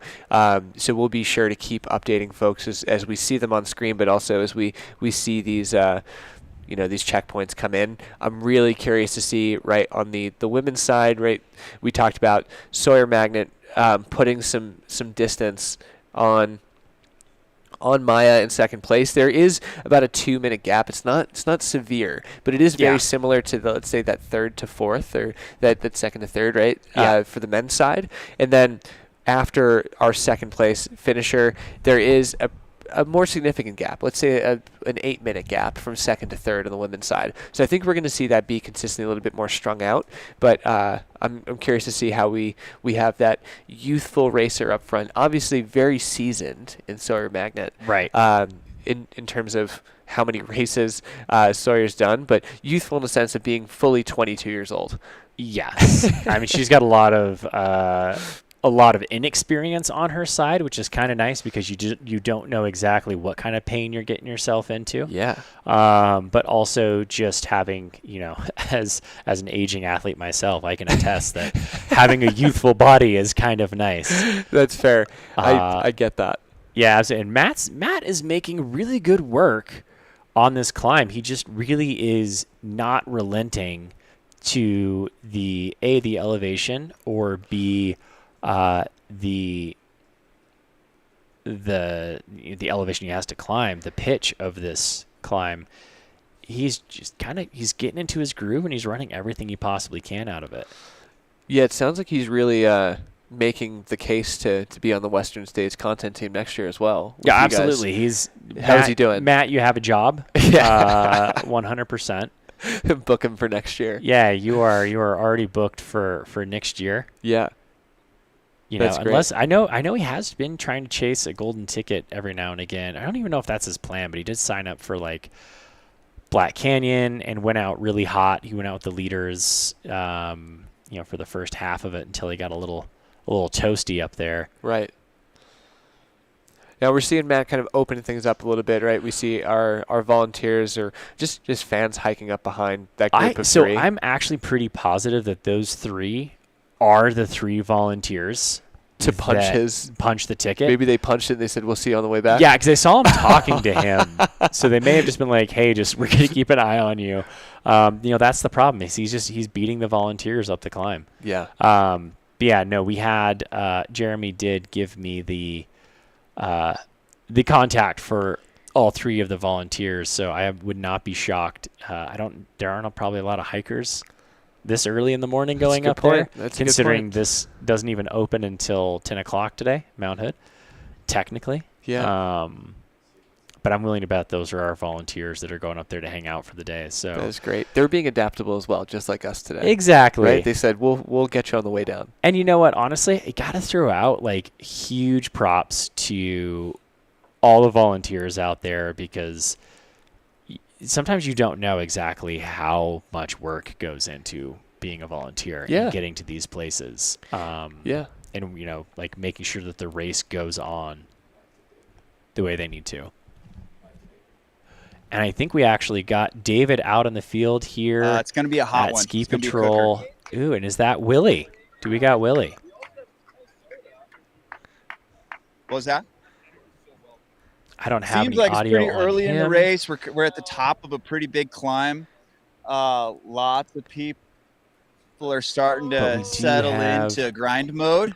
Well, this is good Heat's video, turning right? up. As we're seeing Great video. So that's going to be our aid station I captain. think, Big about Willie. 10 miles in for we are he exactly, is actually 10.0 rocking miles it out in there for the 50K. It's starting to get real. Yeah, we love to see, right? This is a good vignette of what that climb looks like, right? We're seeing people kind of on this grindy climb behind Willie. He could can hear him on the us, screen. but we cannot hear him. The station is pretty classic aid We're just getting station, word but from we're sponsored by Spring. We got Our studio. Spring going on in here, and the Trying aid's to make sure we grabbing get the those, audio loading dialed their. in. I'm pretty partial to the watermelon right now. I'm seeing people grabbing some watermelon. Until then, we get to be graced with Getting in the and out. beauty of not only the trail and the It is runners not as out there, advertised. but Mr. Willie's tan. Yeah. Norda shirt Willie, come on rocking in it here. there. Take over. Tell us about the aid Supporting Matt station. Seidel, who's a Norda athlete. Hello, how's it going? Or maybe that's Willie. I don't know who we're dealing with here. Yes, Well, it looks like so the Ski Patrol we aid are stations. honored to be here. Wy'east Wolfpack representing. My name is Will. Or does it mean that they're getting both of our audios at the same time? Because I would. And 50Ks are coming through here. We're going to turn it over let's to check the the aid exact station. mileage. We apologize. We cannot hear you, but you can hear us. So, yeah, let us know how it's So going. hey there, and we're gonna- 2.8. We're going to get a workaround. For the 50Kers, they are 10 miles in. And then it is 1.6 miles up to the top here. They got a little out and back.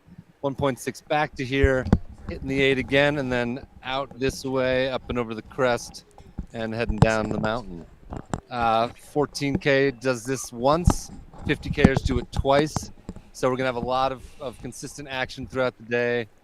A lot of traffic. Seeing good folks out here enjoying themselves, pushing themselves. A little bit hazy, but it sort of feels like it's not too bad. Yeah, so we're psyched to be here already. People are getting watered down. We got ice to dump on people. We got cold iced water to dump on people. So looking good so far. And the theme, of course, because it is ski patrol. We got the goggles. We're trying to get in the mood. So yeah. Yeah, anytime you need more, let me know. Okay, cool.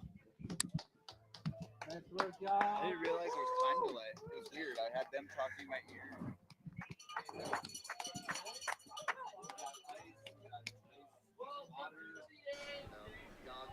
That was a little bit of an update there from the Ski Patrol aid station.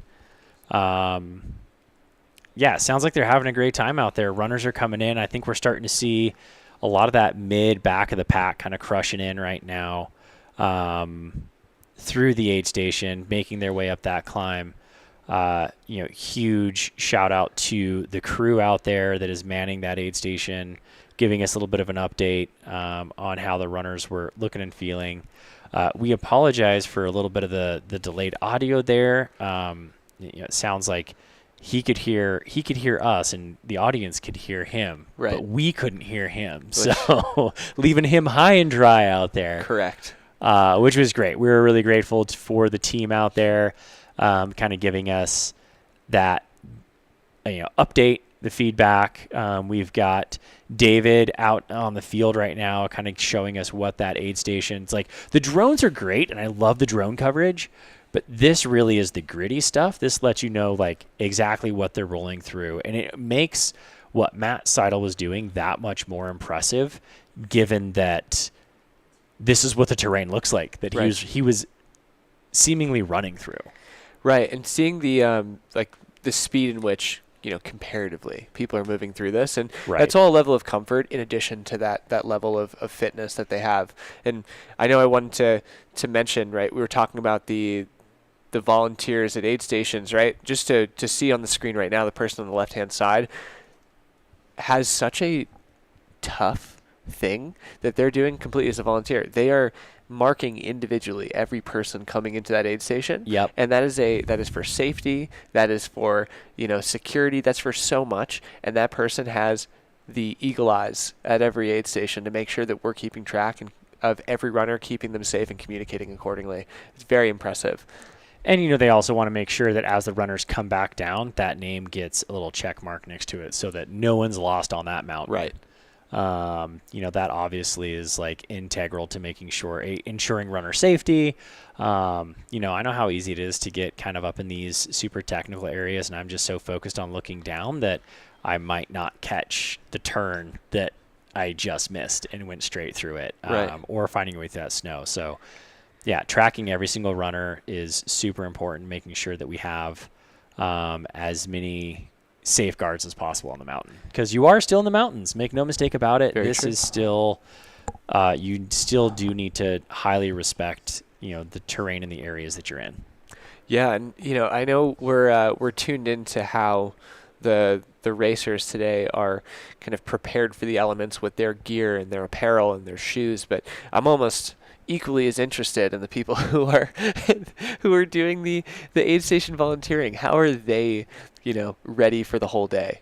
Because they're I in that see a mixture of period. beanies, and I see some Shirtless. tank tops. I see shirtless running around. I kind of getting a little bit of everything. So I can't quite tell exactly what the mode is out there, but So true. But style is paramount. That's what we can agree on. absolutely. This is great. Back to, the Majesty is back. Yeah. Yes, we've got Her Majesty. We've got our guy in the air, bird in the air, if you will, just bringing us some awesome views. They're gonna follow. He's gonna go catch Matt, bring Matt and Nick off the mountain here. And I'm curious, for stats side of things, right? Where this is their first ascent of 2 for this, and seeing how they match up first versus second. I know we talked about how Matt isn't necessarily the head-to-head do it to bury another person kind of competitor, but in the way that, let's say, Matt goes about his ascent here and pushing himself at that, Karl Meltzer style 45-minute climb, I wonder how he's going to attack that second one. If it's going to be equally as, let's say, self-competitive as this first one was. Do you go out with the intention of, hey, I'm going to, create the same kind of gap again, or is it a matter of like, I just need to hold on? I've built up a cushion. Now I just need to make that person work harder than me if they want to beat me.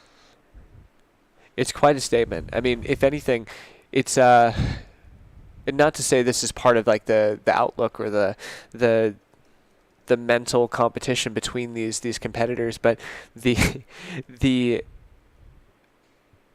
audacity of an athlete to be in their own race and in their own world and in their own head, as opposed to caring about where you're at as the competitor, as the counterpart. Unnerving, right? Right. So there's a lot to be said about the approach of just kind of doing it for yourself and working hard for the sake of working hard.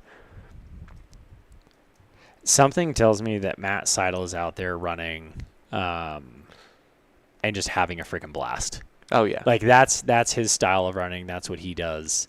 He is going to just really have a good time and enjoy it. And he's probably out there just laughing. There he is. We've got eyes on. God. I thought we were looking at a mood landing. That's Nick, I believe. That's looks more like of there's a red some red. top. So we should have some descending coming up here. I think they've made their way to the top there. There's Matt. We've got eyes on Matt. There he is, going towards the left bottom of the screen. Is a pretty decent gap. It's not as big as it was. True. Nick might be making a strike back at Matt on this descent. Yeah, this is where we see that technical prowess on the downhill really pay its dividends for these athletes. Exactly, because you can actually be a lot slower going down if you're not as comfortable in the terrain, even though you might have a higher top end speed. So your Matt Seidel's overall speed is pretty incredible. Again, world record holder as the world's fastest banana. So he does have some overall marathon wheels under him, but can he do that? Can he take advantage of that speed on this type of terrain? He did it on the uphill, which takes a lot less comfort and security and just more brute strength and fitness.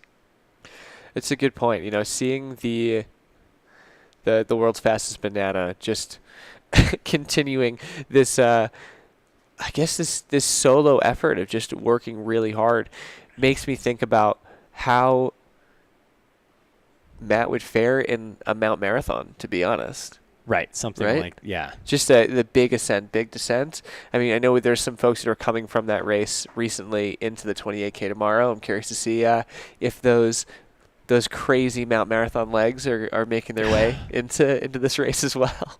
That is absolutely blows my mind, that type of race and terrain. But yeah. So here we are. We are, for those of you at home, just as a recap, this is the turnaround, the top of the course. It peaks out at exactly 8,000 feet. I got the photo evidence yesterday from Jeremy. He did give us the picture with the watch at 8,000 feet with a little Wy'east stake in the ground right there. So he made sure everybody gets to break 8,000 feet. And if you're smart, you get up there and then you put your watch over your head and get 8,001 feet. But jump for 8,000 because you gotta pay the Strava tax. True. It doesn't always give you exactly what you think you've got.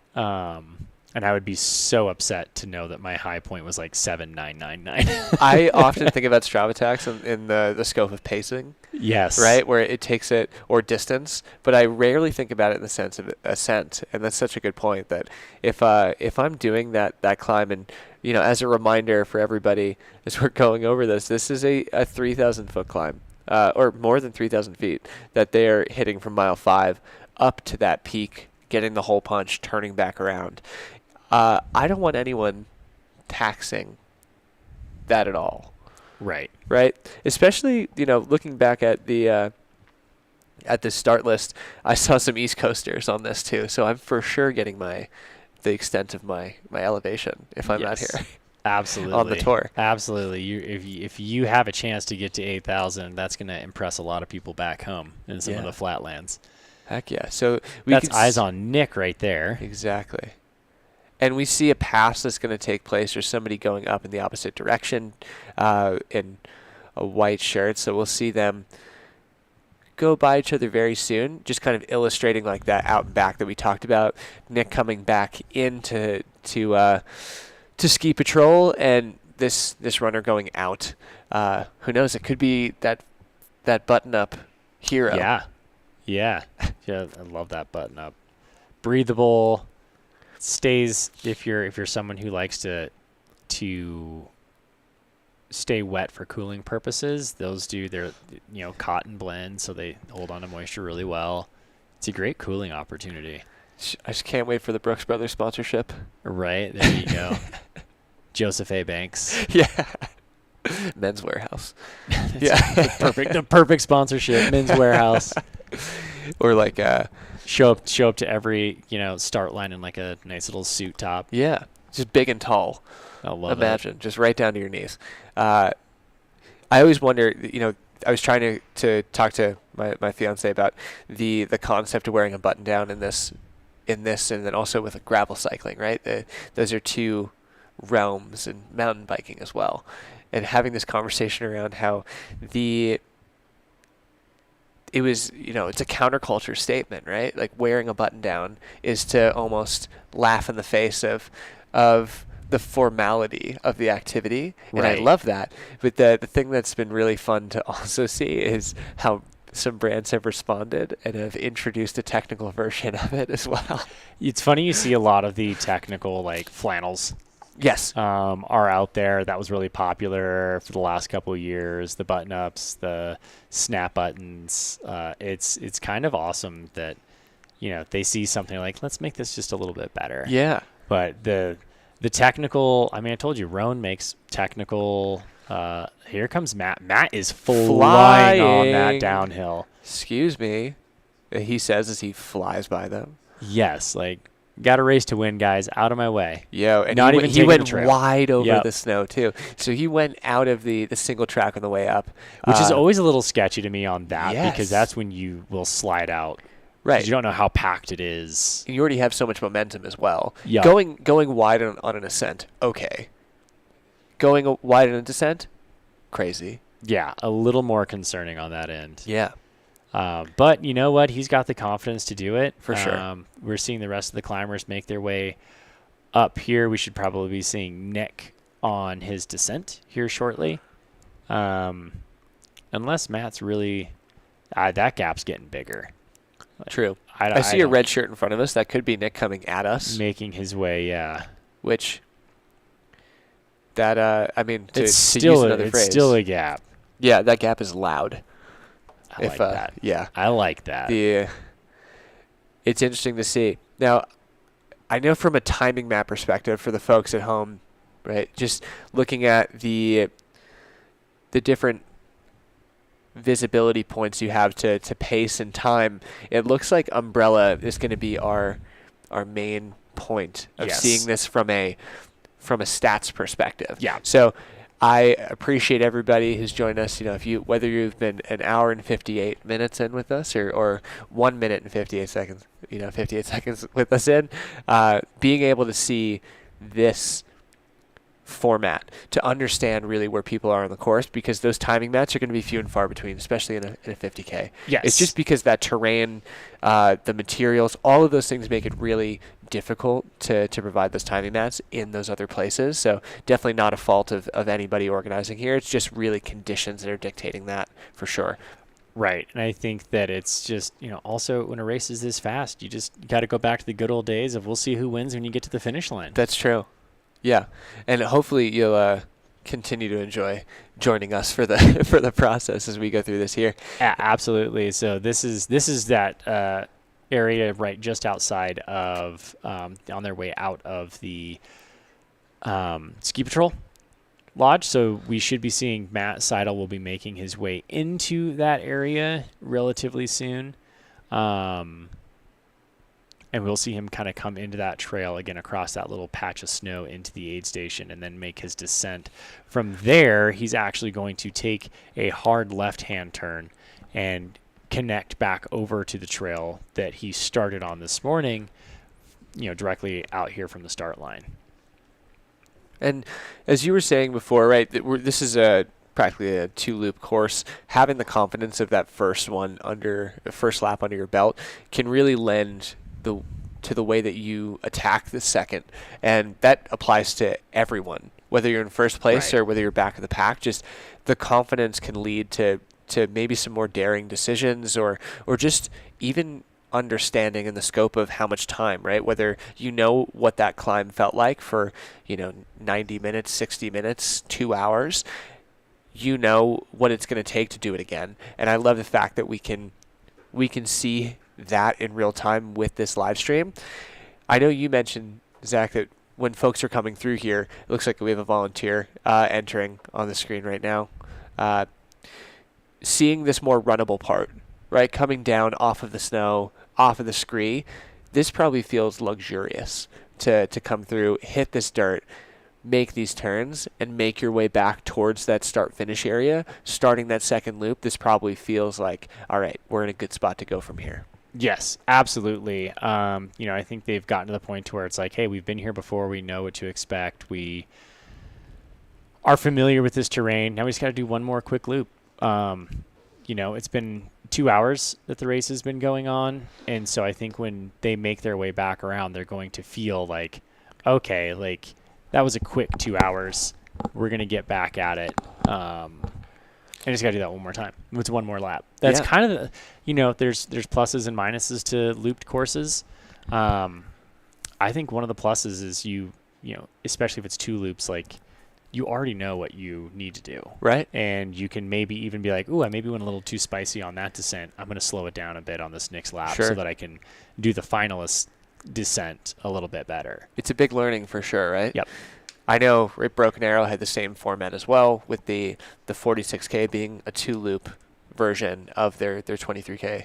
And it's good to see and interesting to see the way that people play it out, whether it's a learning from that first, maybe, I wouldn't say a mistake, but a learning from the choices you made to start, or something where you have building confidence over time, which is super cool.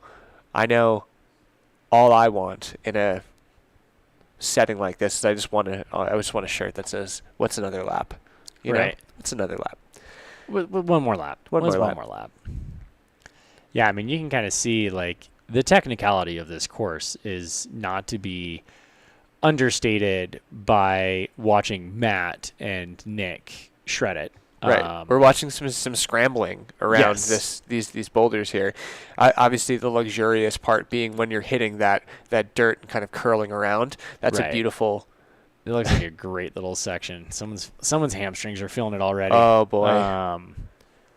But yeah, I mean, I just think it's one of those things where, even though, Nick and Matt are making this look incredibly fast and easy, it's not. It's more technical than people are seeing at home based off the drone footage and whatnot. So yeah. Well, it definitely speaks to their prowess for sure. I mean, same thing with if you have the ability to make it look easy. Oh my goodness. Here comes Matt just ripping through with a follow cam. Yeah, he's got his Norda athlete who was on our camera earlier today. He's got him on the the screen there. Jed, he is absolutely ripping. That was borderline offensive for him to come around that quickly. That was disrespectful, is what that was. So there you go. We got eyes on Matt there, just leaving that aid station. Again, he's making that hard left on his way out and entering a new section of the course for at least the next couple miles. And then once he connects to the single track that led him to the towards Umbrella. Back towards Umbrella. That's when he officially makes his second loop. So he is very, very quickly going to make a hard descent here. Yeah. No, sorry, buddy, not the easy way. You've got to go the hard way. Where I think he might be turned around a bit, right?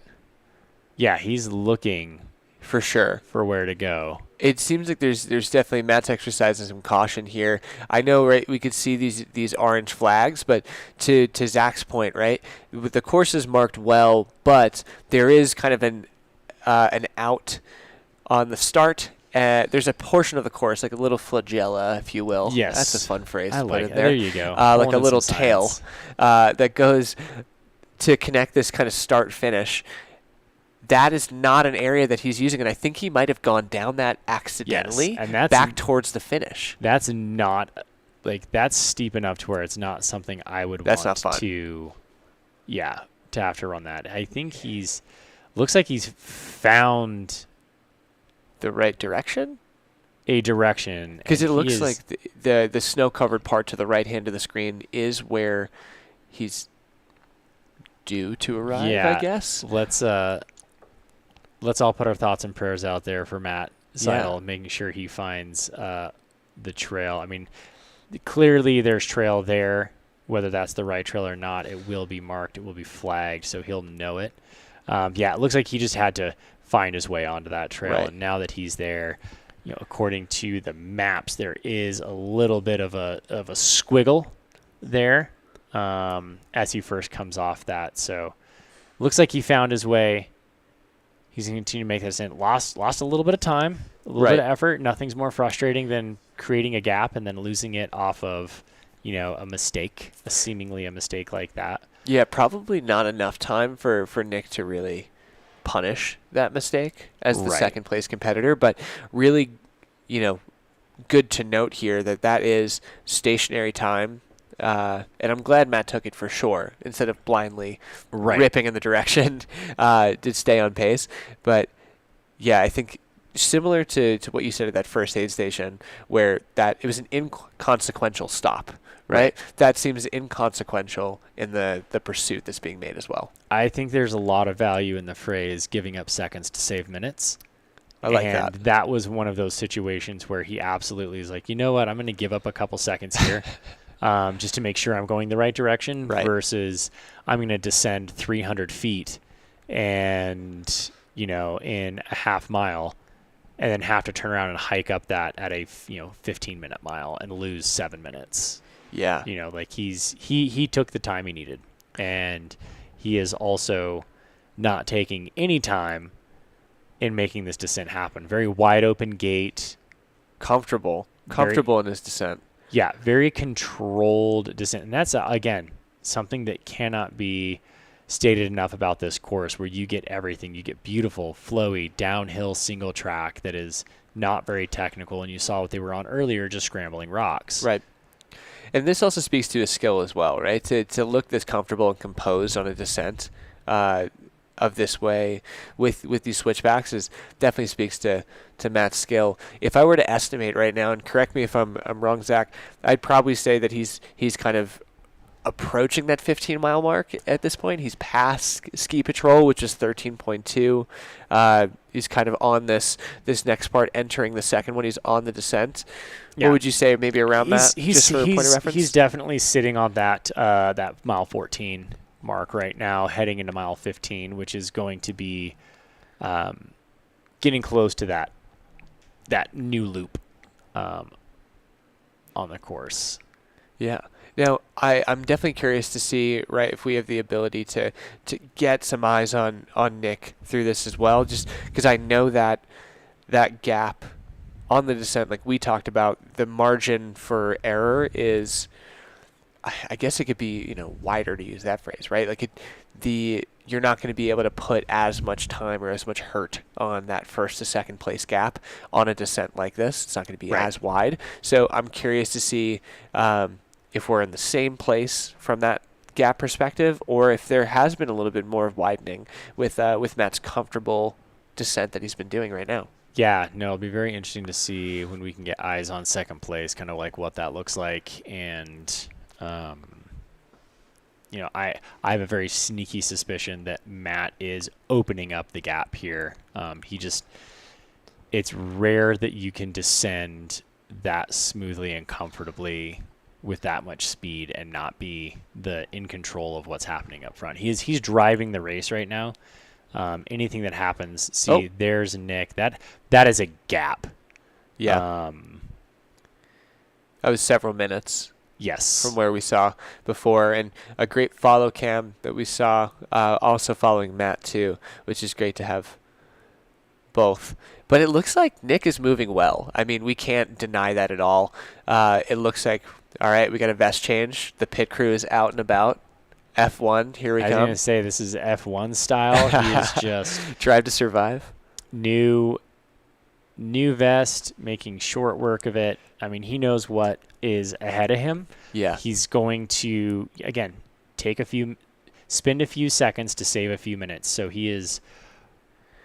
looks like he's getting himself set up to not even need to stop again in terms of 3 bottles plus a bottle in the back. Like, he won't need to stop for the rest of the race, theoretically. Yeah. Nick is here for the long haul for sure. And I think we might see that pay dividends later in the race for sure. But, to your point about inconsequential stops, right? This is blowing through aid stations is great mentally, right? For Nick to feel like the momentum is kept and it's still in progress. Whether or not that pays the dividend of making up that time, we'll see how that plays out. But I'm just happy to see Nick looking good and conceivably feeling pretty good. You don't go through like a pit crew change over like that unless you're feeling decent enough. Again, Nick is also struggling in the exact same area that Matt was wondering where the heck the course went. Yeah, as you and I are just like leaning forward to the screen to get a better look. What is happening? Yeah. Where does it go? Right. It looks like they're blowing by this. They're blowing by the turn on that descent. It probably doesn't look as appealing, right? We see kind of that smoother, washed, almost path that they've both gone on. Instinctually, you want to stay on that. Yeah. And I think that again, so. It looked like Matt did lose a few seconds on this section compared to what Nick is doing. Both of them are ending up on the trail. So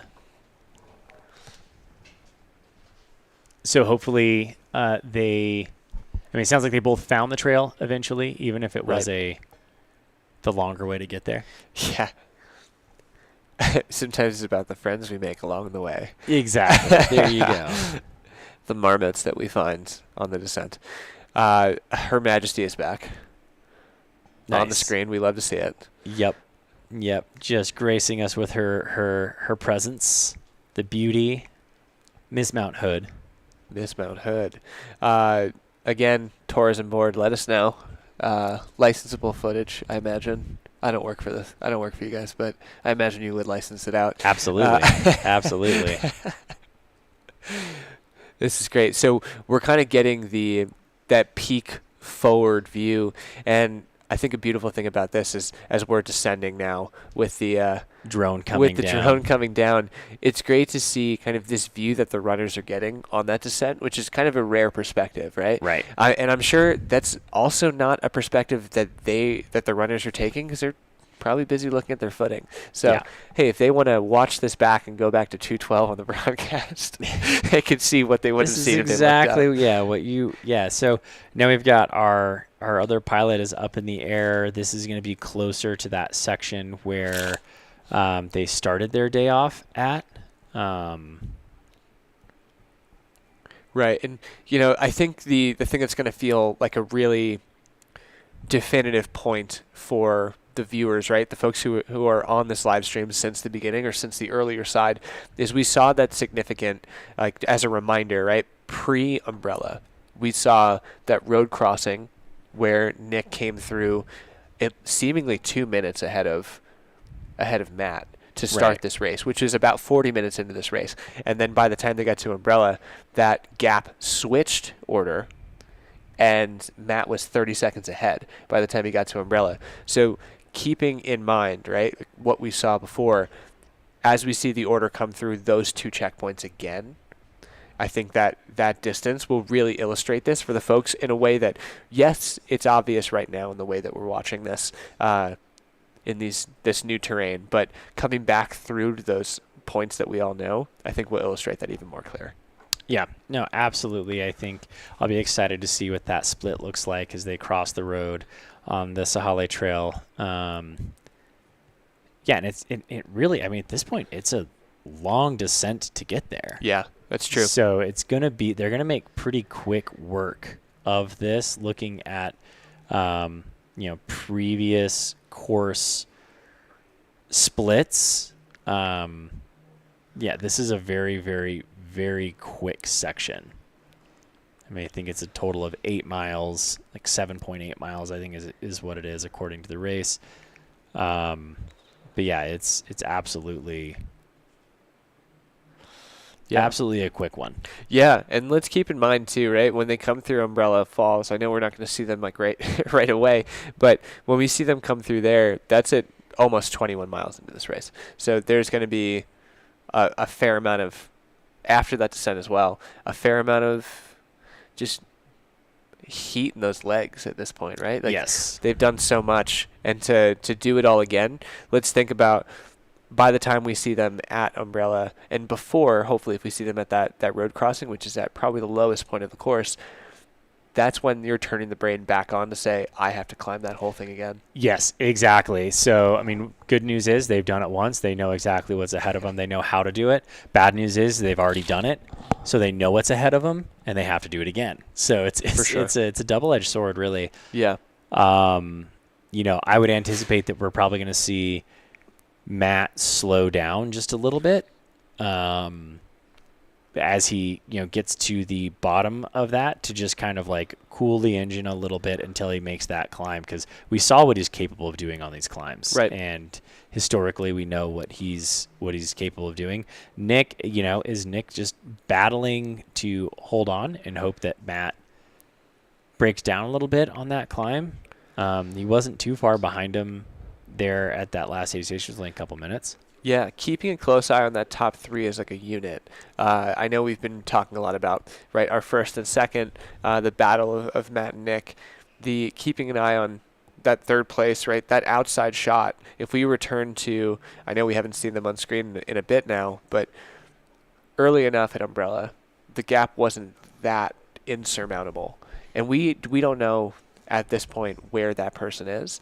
Looking forward to seeing them come in, because that will kind of provide us with the full picture of how that podium is looking, because who knows, right?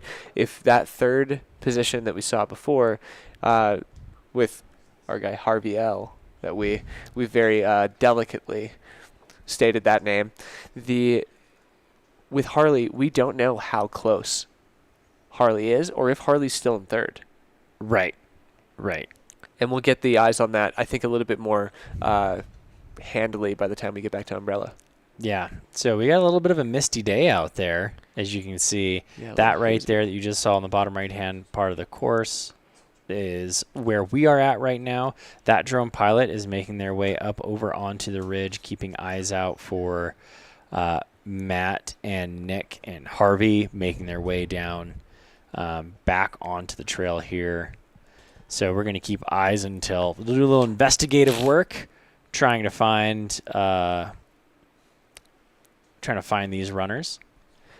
Yeah, and I definitely have a lot of appreciation and respect for the folks operating the drones right now. Just to have, I mean, it's hard enough for me to, with them framing the runners perfectly for us to comprehend where they are, I still am having a hard time. And they're the ones doing the hard work, actually spotting the the runners in real time. So yeah, I a mean ton this of is respect. this is half investigative work, half having fun flying your drone. It is really trying to find where these guys are, navigate the course. As you can see, there's a lot of trails out there, and it's like, wait, which trail were they coming down? Right.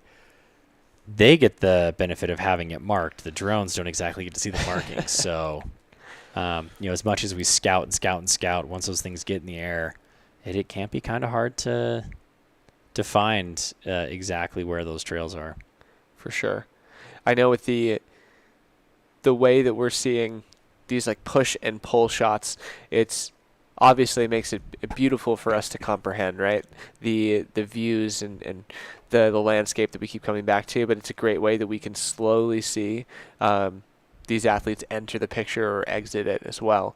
So we're all doing some investigative work here as we look for our runners. I mean, petition to have everybody race in fluorescent next year, or right? No, yeah, it's a lot easier when you're wearing some bright colors. White on snow is not the easiest to find there. This is another fast descent here. It looks like somebody in our top, probably in our top 5, definitely our top 5, 10. Yeah.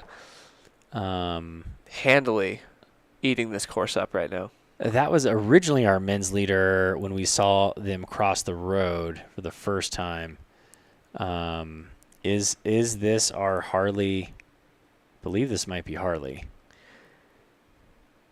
The thing that I enjoy, one of our sponsors here, right? We see their tents in the background is right, like the Wy'east Wolfpack. It's good to see them make their appearance. Something I've heard about the about the aid stations here that I've enjoyed. Seeing Ski Patrol is a great example. We saw somebody taking that identity very seriously, right? In the ski garb, but I love the themes that we get to express through aid stations and the way that people make it fun, because they're going to be out here for the full day as well, right? Doing the hard work. I mean, sponging down our this isn't road running where you get a half split second in an aid station. Like, these aid stations can make or break a lot of these runners' race. Right. And so, like, keeping it lighthearted and vibey and fun is, really positive. Yeah. And I believe that was Harvey. Harley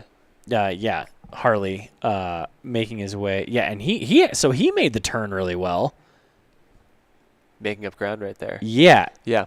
Well, I mean. Oh, and actually like hitting the course. He hit the course exactly how he needed to. Read it very well. Did not get turned around. So there's an extra 15, 20-second savings right there on the other two athletes. Yeah. When you're talking about like the vibes curation of the race at these aid stations, are you a headphone runner when you're racing or no? I am. It depends on the race. Okay. Like in a 100-mile race, sometimes I use headphones for a little bit of time. Yeah.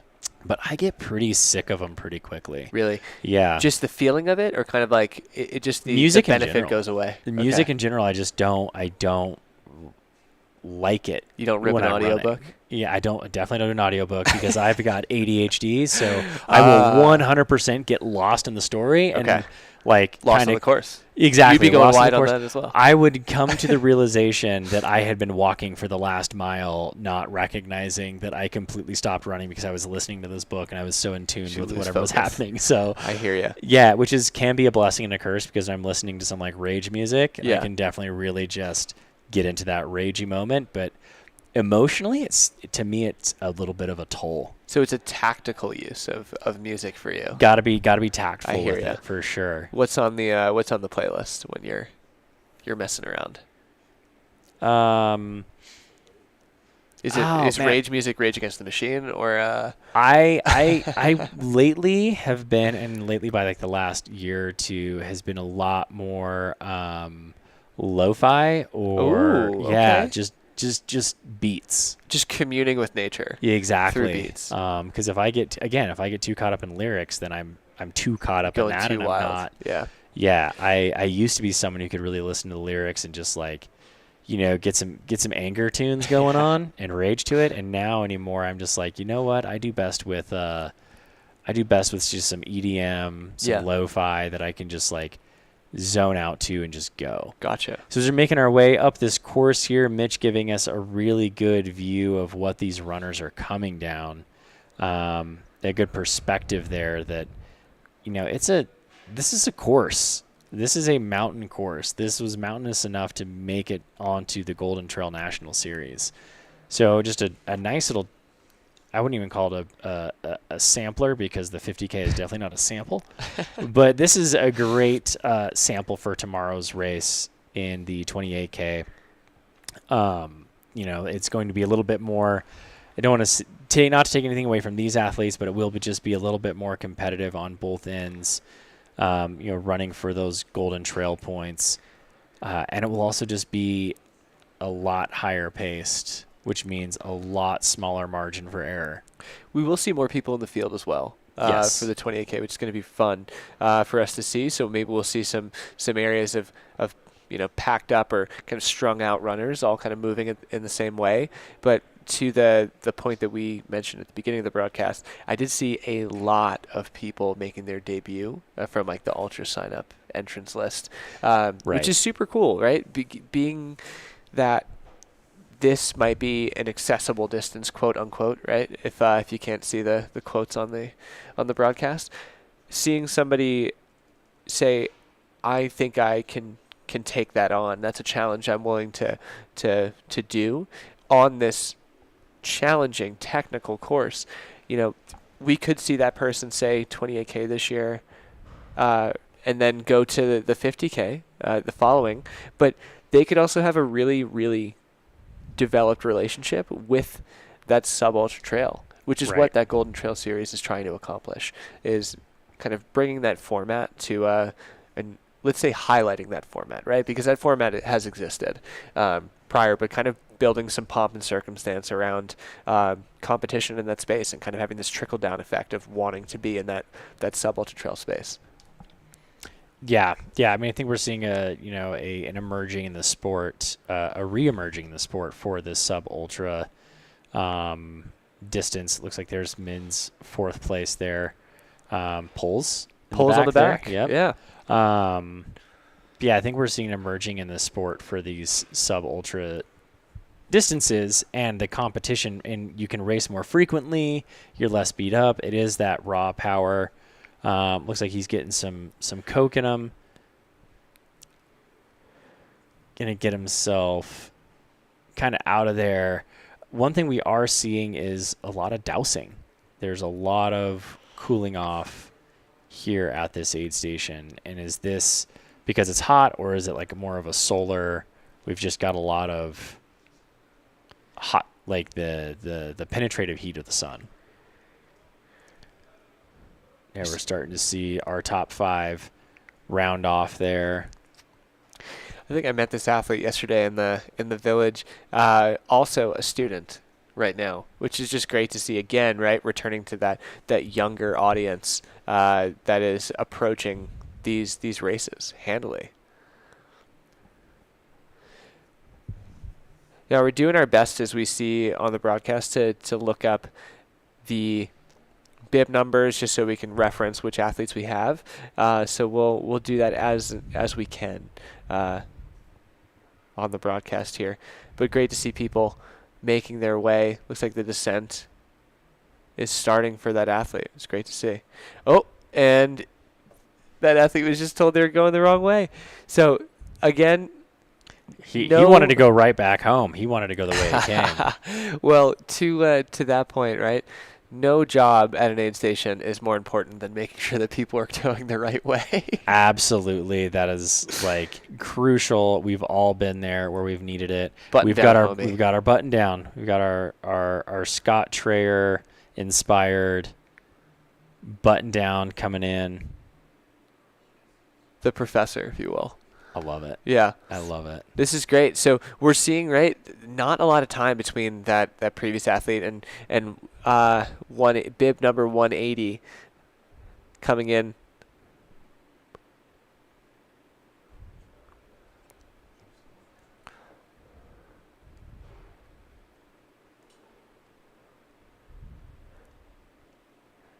Now I'm always curious to see, right, what the approach is when people come into these aid stations, right, for the first time or the second later on. So we're back on this aid station right now. If I'm correct, this could be Ian Wildermuth from Oregon, and we'll see when we get into this second rendition of Umbrella Aid Station and get some timestamps. But just to walk through like the top 10 right now, just want to call out that we have 1, 2, 3, Again, 4, almost went 5. the wrong way. Oh my He goodness! almost went back down the opposite direction.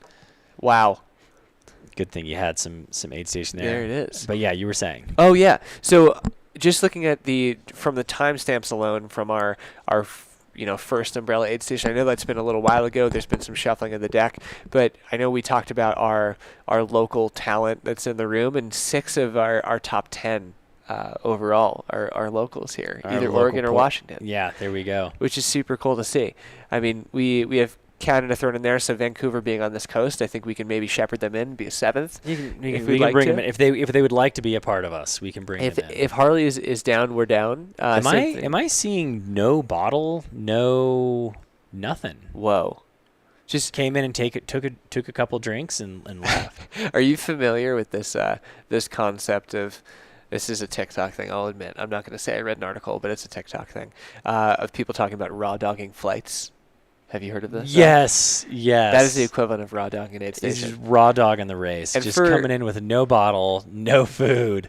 But before we get too far away from the definition of what that is, because everyone deserves it at home, the way they refer to this is, getting on a flight and only watching the flight tracker, not watching anything. And some people have taken to the extent of no bathroom, no food, no water, which I do not approve of that. This is the equivalent. If you blast through the aid station, you have no bottles on you. Here is our first women coming in here. Let's see if we can get a bib number. Hard to see. It looks like there's maybe a long sleeve that's been put over the bib. Yeah. No aid station. Yeah, no aid station. Raw dogging the aid station again. Yeah, she just went right through. So that would be our women's leader currently. Wow. We'll get some beta from the field to see if we can't get some of those numbers to see if that is a part of the 18K or if that is part of this race. Because now, that's a good keep point. in mind, we are mixing runners at this point. Those who went out a little bit after the start on the shorter course are now starting to converge with our leaders in the longer course. So it's a really good point, Zach, because I know when I was looking at the the way that top 3 for the women was playing out, right? Just again as a reminder, right? Sawyer Magnet was the first woman through Umbrella, making that kind of impressive statement as 5th overall at the time. Then kind of trickling down to Maya Van Watke, and then also down to our 3rd, Katie Goodwin. I was expecting to see one of those 3, and we were looking for that bib number, not able to confirm. So it is one of those moments where we just saw another woman blow by. And I'm willing to bet these have to be some of the 18 cares because they're not stopping at that aid station. Yeah, they are just ripping right through. They just know they got to get pace is crazy home. Too. Yeah. Yeah, it is really impressive, and they do seem like they're very aware of where each other are on the race, right? When our first competitor came through, very quickly pointing out which way, and then just kind of blasting by the aid station and going down from here. We have another competitor coming down through the snow, ponytail, going back and forth. I wonder who we see here. This looks like, sorry for the folks at home, we're just trying to keep an eye on these bibs when we can see them. Yeah, I mean, we just sent a message out to our team in the field to try to gather some numbers. Asked the aid station who was coming through. Right. So we're gonna try to see if we can't. Who we can get eyes on, right? Yeah. Yeah. I know we're watching closely here, and we're gonna report back as often as we can, and keep an eye on those ones to watch through this. Now, I'm not going to say that the best way for us to understand who's who. Look, we have a descent here. somebody It's been making some solid work on it. honestly eating up this descent. Not sure who Could who be this is. the men's leader of the shorter distance race. Which I keep getting confused with 18K, 14K. So yeah, I mean, if they're doing a 14K, realistically, they are looking at running like 10 miles. So not an aggressive race. I'm sure that's why we're seeing a lot of blowing through the aid station, just because they know that, hey, this is all going to be over here in like 2.5, 3 quick miles. Right, and just super punchy stuff without a doubt, right? Yep. Regardless of the distance, like you were mentioning, just these are some unforgiving climbs at times, and just some unforgiving descents too.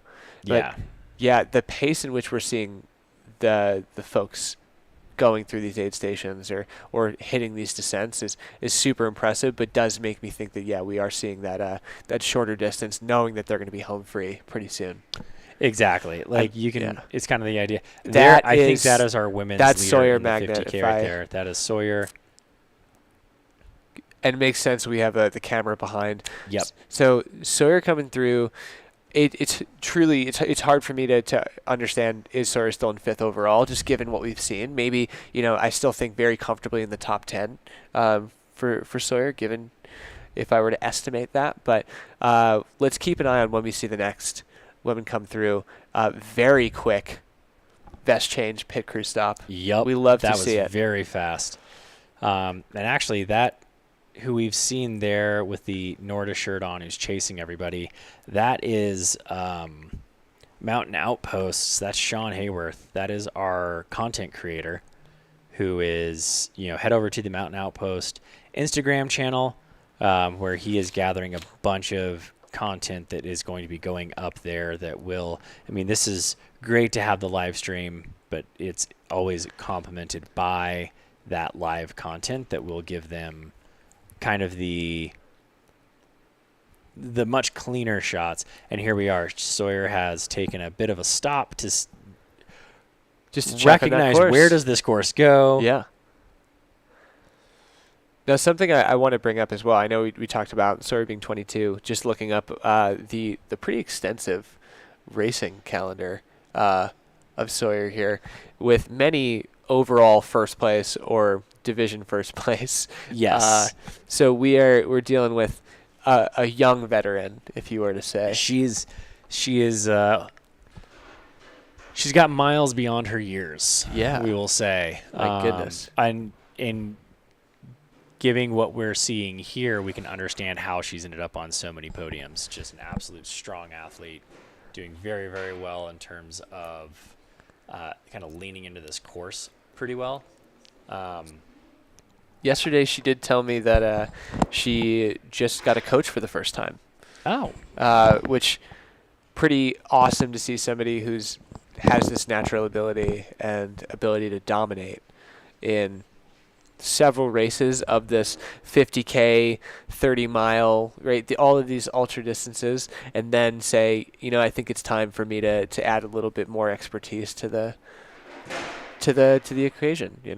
Yeah. I think she's doing the right thing by hiring a coach, and clearly has the talent. And at this age, it's hard to have the direction as well. Yeah. So I think because I think a lot of what makes ultra runners very successful is the wisdom that comes with time and, putting yourself out there. And, at 22 years old, granted, she does have a very extensive race history for 22 years old. Yeah. In the trail running out here in ultra signups. So she's not Not a novice. inexperienced. Yeah. But getting that coach effort there helps a ton. So we've got eyes on one of the runners coming through here. This could be Matt. It looks like a white top. It's safe to assume that likely was Matt running through. Nice little hiker behind him. Yeah. Probably wondering what the heck is going on out here. Yeah, a couple hikers. Yeah, they're in for quite a surprise if so. It looks like they're moving pretty well, though.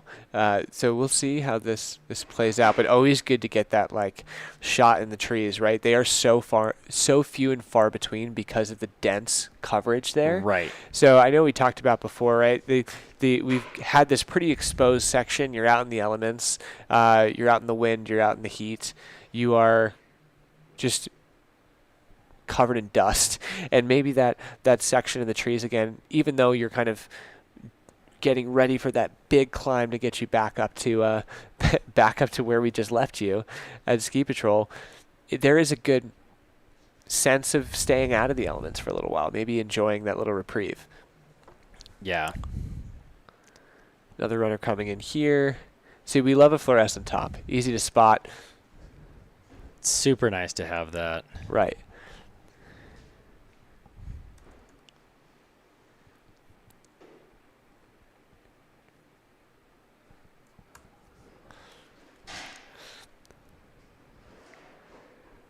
Right, like we said, right, we're going to be checking on these bib numbers as best as we can as we get into these shots here. We're seeing some folks get on the descent. There's a pretty tight gap between these two folks.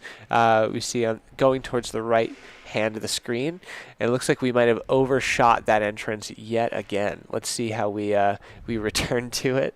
This might be the theme of the day. Maybe if you're at home, take a sip of your water every time somebody, blows by the thing. Misses that turn. You might be right? really hydrated.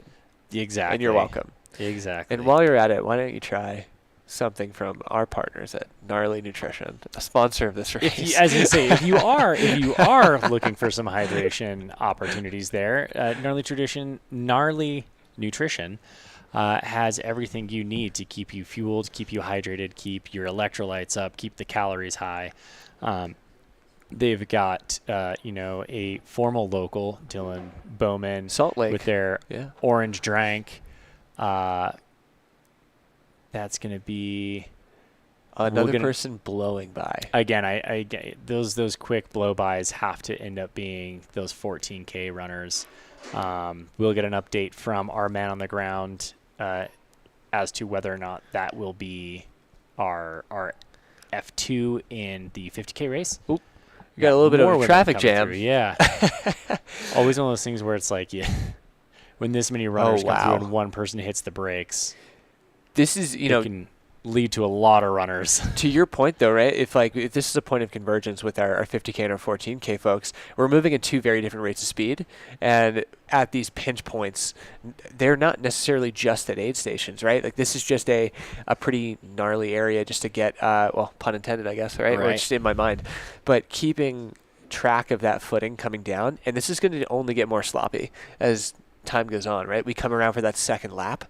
It's going to be really obvious where that footing kind of gets chopped up, even on the way up, right? Where we saw that battle between Matt and Nick.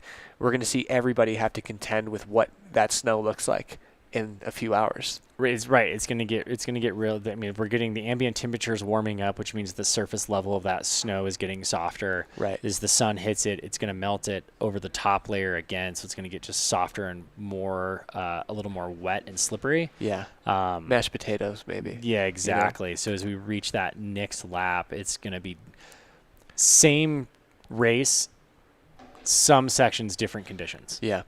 And this would be a great, if anybody from the Idahoan brand is listening, if you want to get involved in trail, this is your opportunity, right? The Instant Mashed Potatoes brand would be a great plug. Yeah, I absolutely love it. But no free clout. So another descent going on. I know this is a 50K competitor. We saw him come through the Umbrella Aid Station. Always recognize a shirtless competitor in a 50K race, Right. It looks like we have a handheld on this athlete coming in.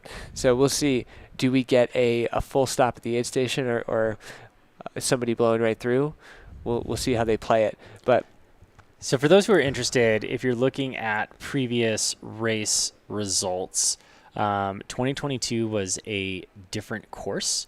So you're going to notice a lot of that makes sense. A lot of top times at in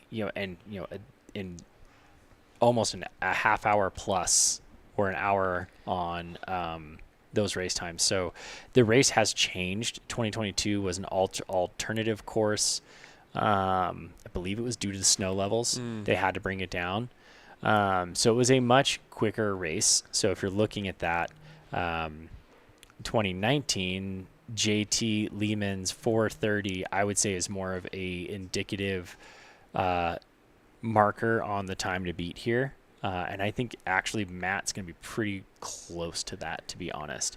But then we look at the women's races, and we have Christina Treigstad and Rachel Drake having a 5:13 and 5:24 respectively back in 2018. So I think last year would be a little bit more indicative of what the 50K times, because it is the same course. So Alex King running a 4:42 last year for the win. Blake Slottengren 4:59. Both of those guys are incredibly quick. Jeff Stern with a 5:11.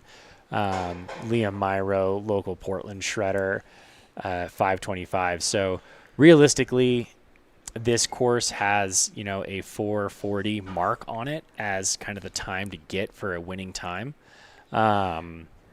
Nick Hurd raced it last year at a 6:08, and he is well under that time this year. Bravo, Nick. So, and on that note, let's kind of focus on the women's race a little bit. Emily's Von Avis out of Bozeman last year ran a 5:40.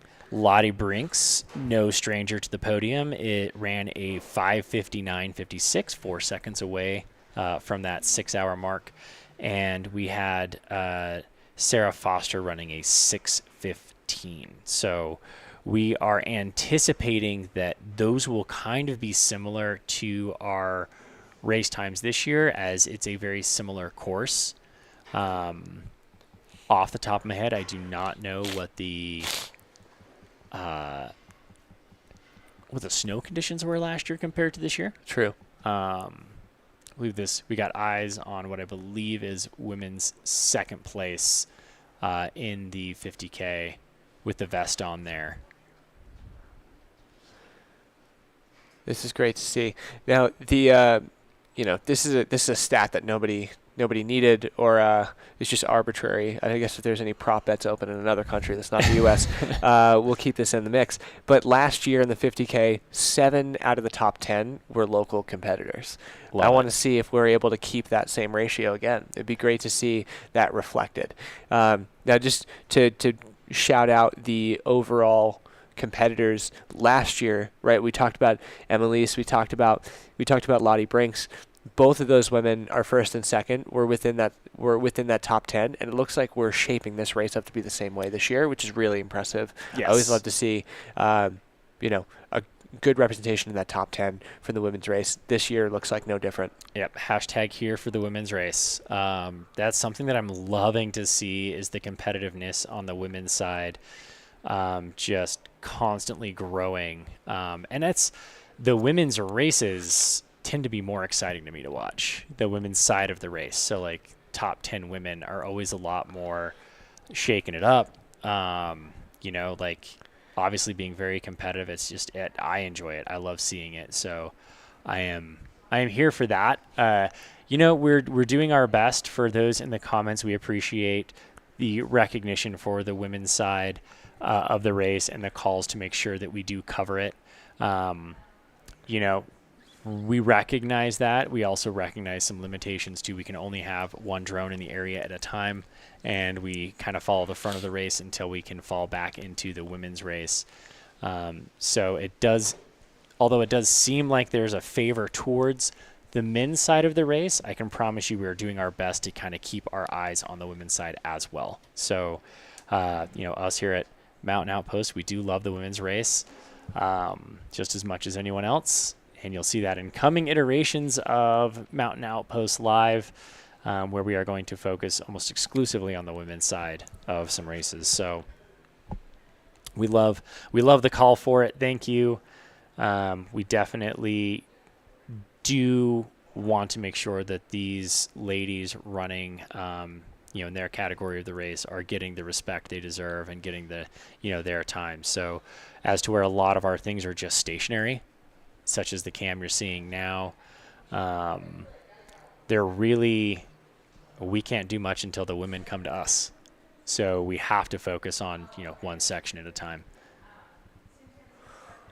Well, I know we have some time, and until we see these athletes appear, towards the space that we've seen them before, which will be exciting for us to see how that plays out. I appreciate hearing about the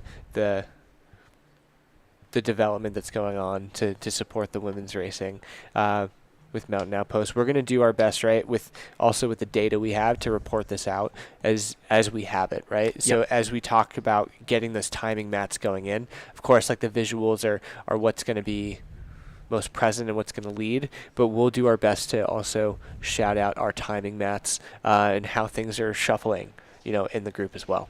Yeah, absolutely. It's, it's limited at times.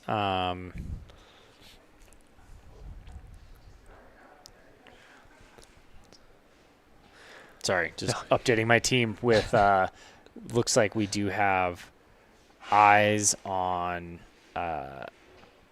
M1 has gone through that little road crossing that we had earlier. So he's making his way. Matt's making his way to Umbrella in exactly what we anticipated the time would just about be. So yeah, he's putting down some great pacing there, which means we should, in the next 15 minutes or so, 20 minutes, we'll have women's leader going through that as well.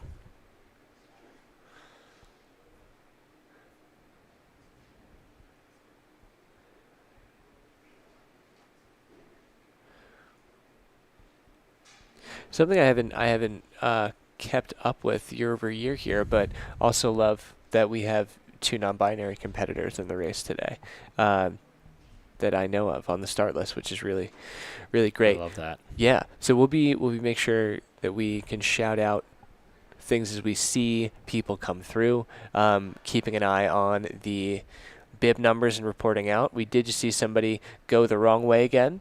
They were caught by the volunteers, which we love to see. Doing the Lord's work out there. Honestly. They really are. And extra, even more so, I think this person had over-ear headphones, which is tough, to get their attention when they're locked in with the Beats by Dre, if you will.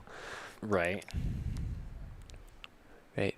So I'm looking at the this particular crux of the race here, and you could see that there's 2 different directions people are going in, right? The way people are going down and being turned around, right?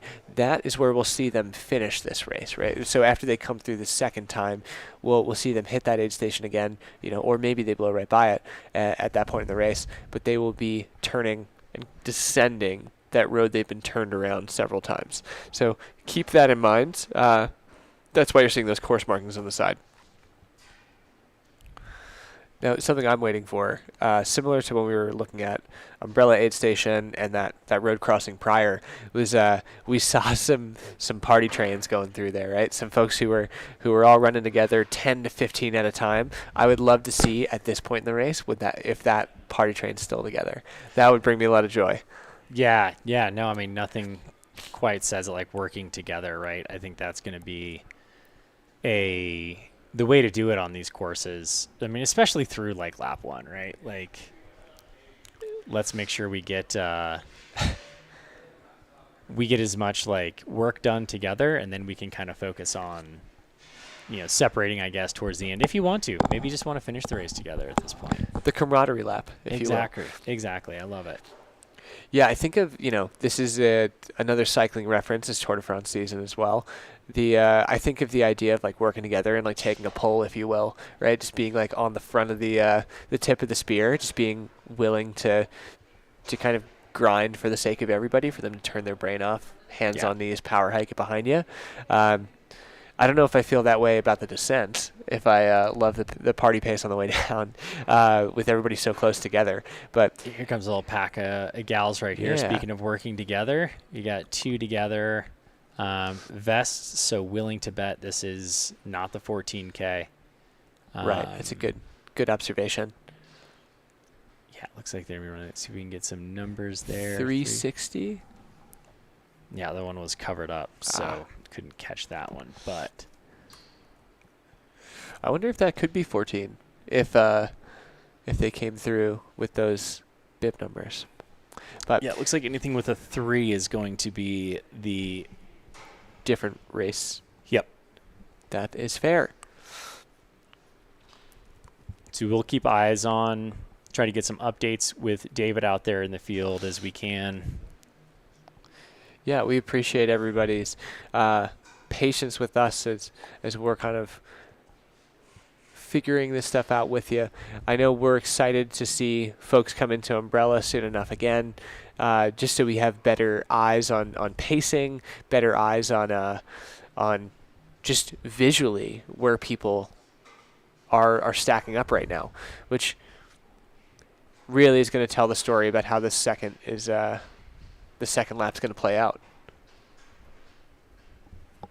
Yeah, so we just got an update from the field that at that road crossing, Matt Seidel went through at 9:49, and we just got an update that M2 went through at 9:54. So 5 minutes separates first and second in the men's field. It was a red shirt, so it is our guy, Nick. So they should be rolling into Umbrella Aid Station here in the next probably less than 10 minutes or less. And we've got our man on the ground, Cole, out there, will be capturing that as they come through. No, it's super impressive that, 5 minutes is definitely larger than that 30-second gap we saw early in the race, but that 5 minutes is not insurmountable, right? Like that's still a stone's throw distance away. We don't know how the second lap is going to truly turn out. So I don't know. I'm looking forward to seeing how visually this looks once we hit this, larger, let's say more exposed area, to see what does it look like for that 5 minutes. Yeah, I definitely feel like. Oh, is that interesting? Yeah, no. See, there's one of your pole guys right there, using the poles up high. Yeah, it'll be interesting to see where in the next 5-10 minutes where that gap, if it still stays where it's at, or if it's shrinking or growing. Right. Especially as we make our way up this last climb. Again, this is where Matt made his move, was on this climb. Right. Nick is not far off. Right. He's still within striking distance to at least close the gap to a very minimal second place. But, if Matt's not feeling good on the climb and turns it into mostly a hike, then if Nick's feeling good enough and can cruise it, he can close up that 5-minute gap in a mile. Yeah, and with it being exposed, right, you have maybe greater visibility to what where your competitor is, right? Right, you're in that blind turn area, rocky, rooty, very woodsy. You could give you a little bit of momentum potentially to say, all right, at least I know like what's ahead of me. I mean, to throw this back to last week, I remember being at Cunningham Aid Station at Hard Rock and seeing Courtney DeWalter blow through Cunningham, no stop, because she saw the headlamp of third overall up on the last ascent of like Little Giant. Yeah. So we could see maybe a similar aspect of visibility there. And just to remind people, right, I know we're going to get another timing mat soon to kind of illustrate how things are going. To remind people of what way things were at that early stage, which may feel irrelevant now, but just to kind of paint the picture comparatively, our first and second place were 30 seconds apart. Our second to third then had a 3-minute gap.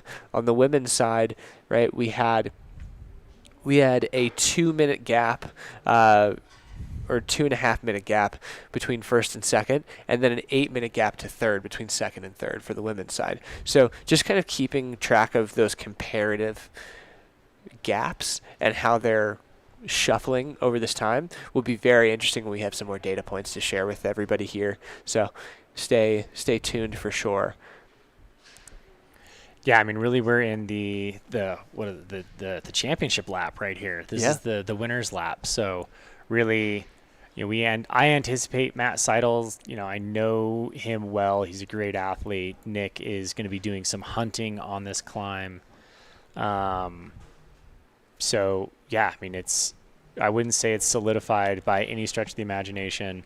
All it takes is one wrong step on the downhill and you have a turned ankle. Yeah. And you're walking it home. That's true. So, which is part of trail running. It's not just about raw speed. It's about talent. It's about, making smart decisions out there. It's about who can eat the best, who can stay hydrated. This is going to be a 4.5-hour race. So that's just long enough to where you can bonk pretty well going these speeds if you're not staying on top of nutrition. Even though you feel like, oh man, it's not a long race. Like, It's long enough. Yeah, it's long enough to where things can go wrong. I like to think that every athlete, from in this race from first place to 72nd or 71st place, everybody has like their superpower as an athlete. It's just a matter of finding it. And I know in talking to some folks, and usually this gets more like magnified or exacerbated in longer races where you have to kind of dig into that superpower and can't just muscle it out. You can't just force your will in a race. And, for some folks, it's the fact they have iron stomachs. They can put whatever they want. That is down. huge, I will say, at personal experience, that is a massive benefit. Yeah. Being able Are you to an eat iron stomach? I can eat anything at any time. I've rarely struggled nutritionally. Whoa. It's happened. I'm not saying it hasn't happened. Whoa. But it's just, that's what happens when you grow up as a fat kid. You put so much junk in your body, and my stomachs adapt to eating pretty much anything and everything. Maybe we'll just call you a processed food kid. How about that? I love it. I love it. Just because I feel like that's just a given ability, to be able to eat and to be okay across several conditions, right? Like, I really admire the that level of execution for that. Some people, the superpower is descending. Some people, it's mental. It's like it's mental they got the stability. During that time, some people it's ascending. So, I guess like an encouragement that I think anybody can have in approaching the sport is finding your own superpower. Like, what are you good at? Because there's skills that really extend across multiple things in a way that you wouldn't necessarily see in other disciplines of the sport of running. It doesn't just show itself that way because there's fewer variables. So anyone who's making that transition, if you're doing this 50K and then you're going to run CIM in December, a road marathon, you might not be able to lean on the superpower of nutrition as much, but it still is something you can carry with you. It's like one of those things where you can really find out what your level of comfort is in the struggle and how you get through it, which is really impressive. Yeah, comfortable being uncomfortable. Yeah. That is truly a talent. I think no one does it quite as well as, our queen, Courtney DeWalter. And Courtney we trust. She knows how to get in the pain cave and really just like thrives there. Yeah. And so that is absolutely, a pleasure to watch her just crush it when she's out there. She's an otherworldly talent in that regard. Absolutely. Yeah. Absolutely. I refer to her as a generational athlete for sure. I mean, the first time I met her was at Hard Rock. Was trying to play the role of supporter and someone to cheer for her, and then I was able to then meet her after and have more of a conversation, and she is supremely pleasant at all times in the middle of the race. One of the sweetest people I have ever met in my life. So that was bib 153 or maybe 158. It was one of our ladies in the race there. Having a little trouble locating. We're trying to keep. Yeah. We're not able to see it on the list here. Not to say she clearly exists. She's out there. She's doing the thing. Right. Correct. We do not have a runner number in our sign-up sheets, so we'll keep an eye on that. There's Sean getting the work done, asking questions to runners out there. I absolutely love it. Our content creator. So check out Mountain Outpost. He'll probably have that posted up there in not too long. Quick little interview from the trail. This is great. So while we're kind of keeping track of folks coming across the screen as we're getting ready to see folks enter Umbrella again, something that I've definitely been like more personally curious about as well is, right, you're a director of live streaming for Mountain Outpost, but when did that kind of fall in your kind of love and career and expression of trail running? Was it right away? Was it something that, what was, Yes, I mean, like, as someone who's been in this sport for a number of years and has been able to watch the sport mature into, I mean, I remember being in this sport when runs or trail specific brands didn't have a whole lot of opportunity to like support athletes, support runners. There just wasn't the financial investment in it to be able to pull from. So teams were pretty small. They weren't paying athletes like professional wages. It wasn't anything malicious. It's just that it wasn't an option at the time. And again, it's grown. We're now having athletes make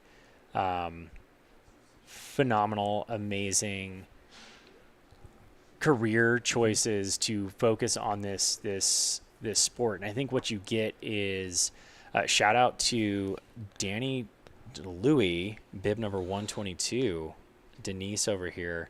Love it.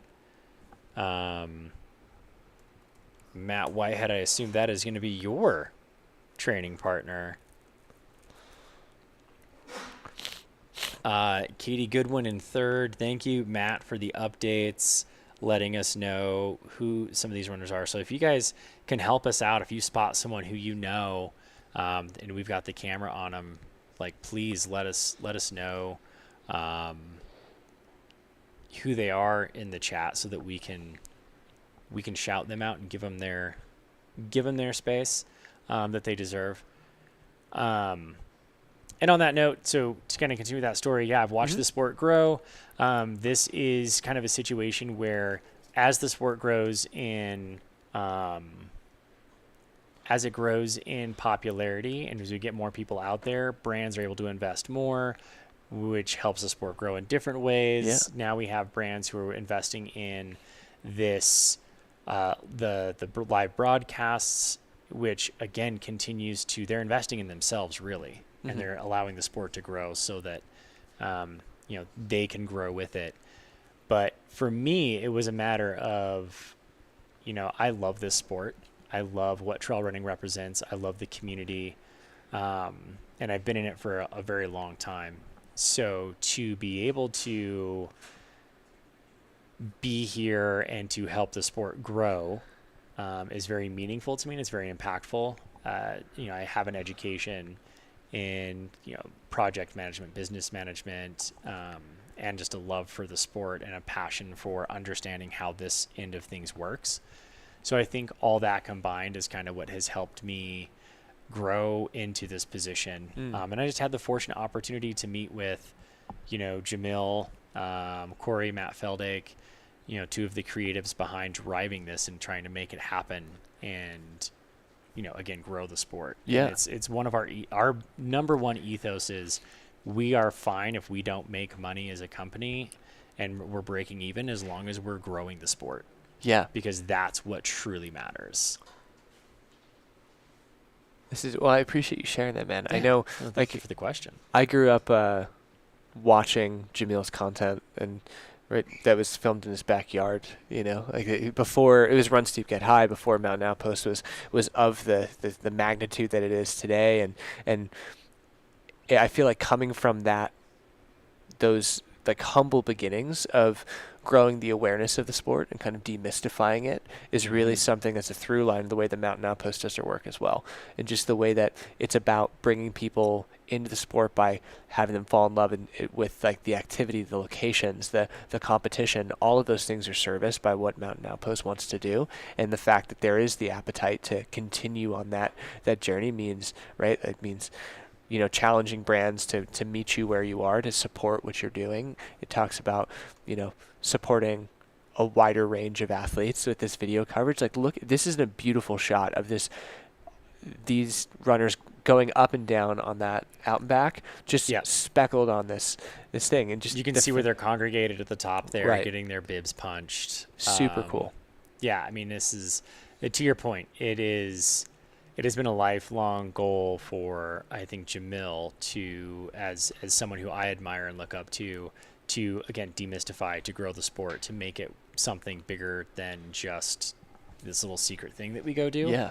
And it's just a natural love for what we're doing, and we want to share that love with everybody. So that's why we're here. Yeah. And we want people to know like how special this community really is. Yeah. And there's obviously like, can fully understand why partnerships forge with brands who have a financial vested interest in this, but I think the brands that are successful are the ones that recognize if we help the sport grow, we grow with it, versus trying to latch on to the coattails of it and be like, oh, how can I make money here? It's how can I grow it so that my piece of the pie grows? Yeah. Yeah. And supporting the thing you love. Yeah.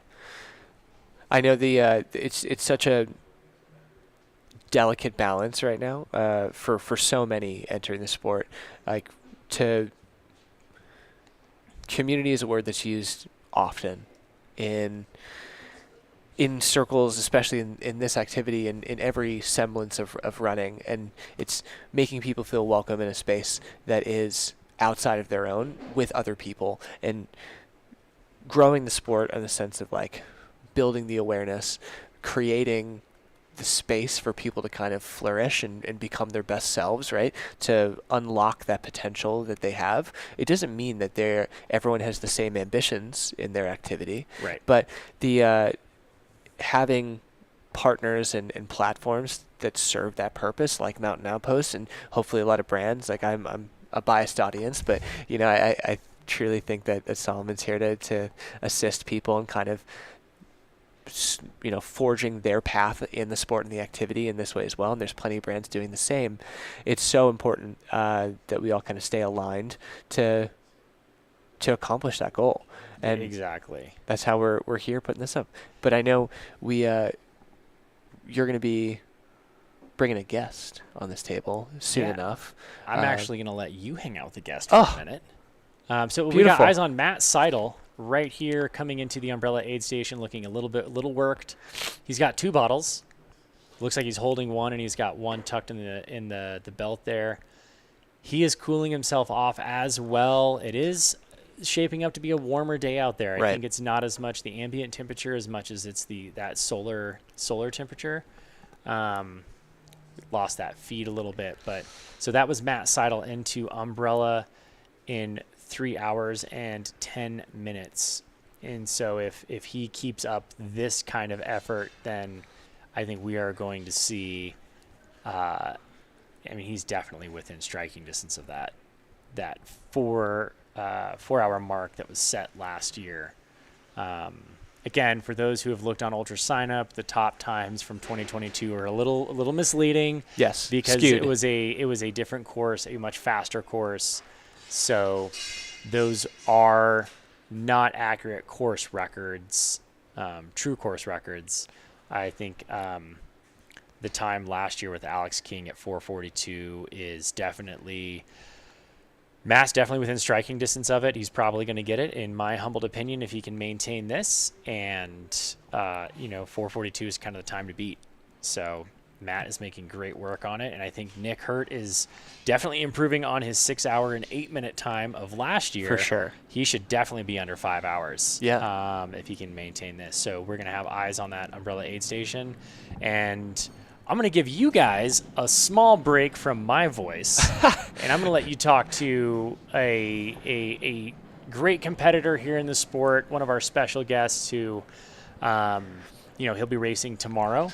Yes. Don't let the cat out of the bag on who it is, but he is on the sign-up list for tomorrow. A phenomenal athlete over at Salomon. I'll go get him, and I'll let you take it from here. Beautiful. Thank you, Zach, for your service over this time. So as Zach mentioned, we're in special guest time.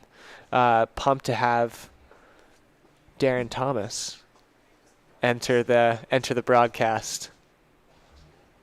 What's up, buddy? Good to see you. Good to see you. Thanks for joining me. Yeah, thanks Yeah. for having me. Oh, welcome in. I know, as I pretend like I'm the host of the show, I'm very much not.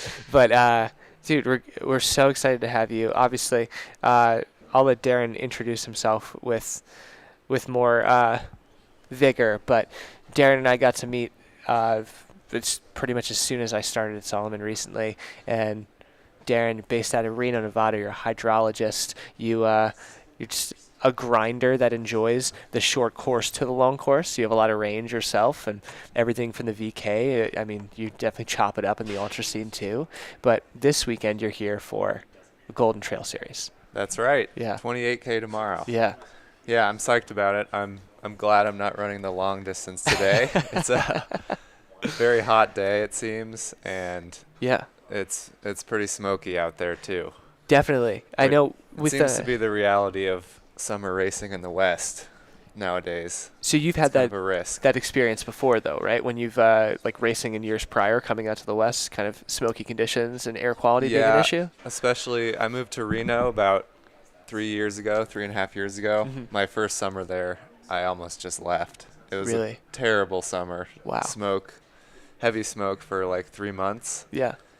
And it just seems to be hit or miss. Yeah. Like these race directors are taking a risk, setting up races in late July, August. Yeah. Just kind of depends on what the smoke does. Yeah. Well, I know it's such a delicate balance, right? Like the way that they're definitely solving for like safety, security, and all of those things to keep that experience high and keep everybody in a good spot. But yeah, it is so up in the air. And I know that like your experience on the hydrologist side, right? Like what you do for a living, it definitely probably dictates your depth of knowledge about what's going on environmentally, right? Like Yeah. I don't do that much work with this, but With a forestry? lot of water rights Yeah. issues are having to do with preserving enough water in the reservoirs to fight these fires. Yeah. So I'm not exactly sure where this one's coming from. Yeah, but yeah. I was flying in yesterday to Portland and saw quite a few fires like north of Bend. Yeah. Pretty close to here. Right. And just sorry to interrupt you for a sec. We just had Nick Hurt just come into the Umbrella Aid Station. And he's running in second? Yes, he's in our second place. So for the folks joining us right now, and for Darren as well, the way things shook up in this first lap was Nick Hurt had a 30-second lead on Matt. So they swapped. At the end of the first lap? At this aid station in the first lap. Okay. So it's definitely been a little bit of a shakeup, and then we saw Matt Seidel kind of take over in first on that out and back all the way up to Mount Hood. So that distance he's been able to maintain, let's say, a few-minute lead from that. So it's been a pretty interesting dogfight between the two of them, with that move being made at about, let's say, 10 or 12 miles in. That's great to see. I'm a big Matt Seidel fan. Yeah? Love him. Yeah. He's very talented. Ran with him a few times, and he seems to not put together the races when it counts, but I'm glad to see he's up in the front. Yeah. now. He seems to race really in a brave way, right? Like kind of putting himself out there, very aggressive. And that, to me, is it's like you said, it's a tightrope, right? It's a knife edge of pushing yourself to the point of, is this sustainable? And yeah, it's gutsy. It makes it fun to watch. Yeah, and we all have to learn that line for ourselves. Well, I sure have crossed it a few times. Yeah, then I guess, to share about your racing style, like how would you describe your racing style, Darren, when you're out there? It might differ from event to event, but it definitely differs. I would say it's really just intuitive when I'm out there. Sure. Depending on who's signed up, my effort level, kind of feeling like if I'm going too hard or not. Yeah. It used to be just balls to the wall the whole time. I think I'm a little older and wiser now. I hear ya. Like to think that. Yeah. So we'll see how it goes tomorrow. There's a lot of fast people in it. Yeah. So let's talk about that. I think about, like, just a note about your racing style. I see the way you race, it was Mount Marathon was recent for you. You were Broken Arrow before that, right? You did the VK and the 23K at Broken Arrow, and you've had great performances this year in building this momentum, especially in Golden Trail. I see you kind of that nose to the grindstone person, but calculated, like you mentioned, but you're also here for like the fanfare, right? Like I saw you come through the absolutely. Yeah, I saw you coming down like if there's a gesture to describe Darren Thomas when you're descending, it's this. Yeah, and I did the same thing at the bottom of Mount Marathon. If you've ever been to Mount Marathon, there's half a mile to go. You're at the bottom of a cliff. Yeah. Hundreds of people cheering. It's just, like you said, fanfare. I love that. And it doesn't matter if you're in first place or 20th. Like, people are going to go crazy. Right. No matter what. The crowd is so deep there. It's really interesting to see that far out, like how well attended that race is, because it's Alaska after all, right? Yep. Small town in Alaska. Super cool. Yeah. It's like it's such an intimate race, and it feels like that township and that area really feels strongly about that race being successful in a great way. The Seward Chamber of Commerce, the town, actually owns the race. That's super cool. So the community's invested in it. Yeah. So looking forward to, like, from that momentum that you built into Golden Trail, right? You mentioned your racing styles being a little bit more calculated, seeing who's in the field and kind of how to gauge the effort. How does it feel coming into this race? Is there any things that you have already in mind of, like, I'm going to try to play it out this way, or is it like you're going to feel it out in the day of the race? I'm generally going to feel it out, but I would like to kind of attack on that steep upper part in the second half of the race. It just seems like that's where a move would be made, whether it's me or someone else. I'd like to follow. Yeah. That's great. Well, it definitely reminded me from the climbing aspect of the out and back, it is pretty reminiscent to Mount Marathon that you just did, right? Yeah, and this course seems to have a lot of variety. I haven't ran here before. Yeah. But it's flat, flowing downhill. Yep. Gradual uphill, and then right in the middle, just monster up, monster down, and then a fast finish. Yeah. Tell me about how you feel, like, with that, right? The varied terrain. There's a lot to solve for, right? There's that single track. There's even some paved sections in that single track, which I've encountered yesterday. And then there's the more like wood chippy, there's rocks, there's roots, and then we get up to this, that scree when you're really climbing. There's some snow crossing. Is there any, things that you're going to try to employ to deal with those different things, or any particular terrain that you're like, I do best on that personally? Yeah, just the training I've been doing this year has lent itself to being best on the steeps. Yeah. Because that's what I've been training on. And I actually really like the variety of this course, and like Broken Arrow, having kind of separate races within the race. Yeah. Because you can race really hard on flat and then just shift your whole musculature to go steep up and down. That's it's so like true. A reset. Yeah. As long as you're not going too hard into it, of course.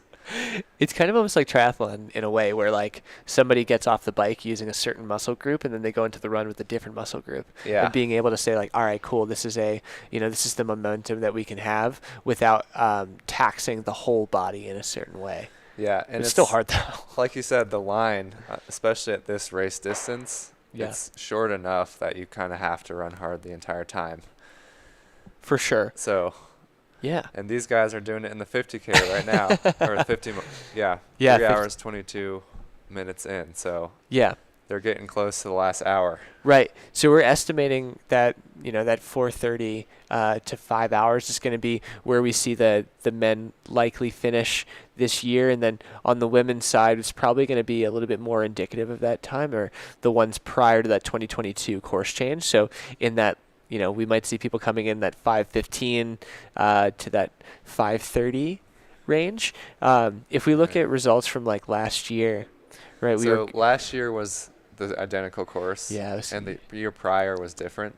2022 was different, and all those times were it was a late I saw adjustment. that course record 3.5 hours. And you're like, so. whoa. Like, doesn't seem right. Yeah, that that's quite an asterisk, if you will, right? So last year we were talking about the winning time being 4:42 to that 5 hour range to that 5:15, and on the women's side, we saw that 5:40 to 6 hour with Lottie last year, a teammate of yours, to that 6:15. So a pretty solid range of what we can expect, kind of judging from last year. That'd probably be more indicative of it. Yeah.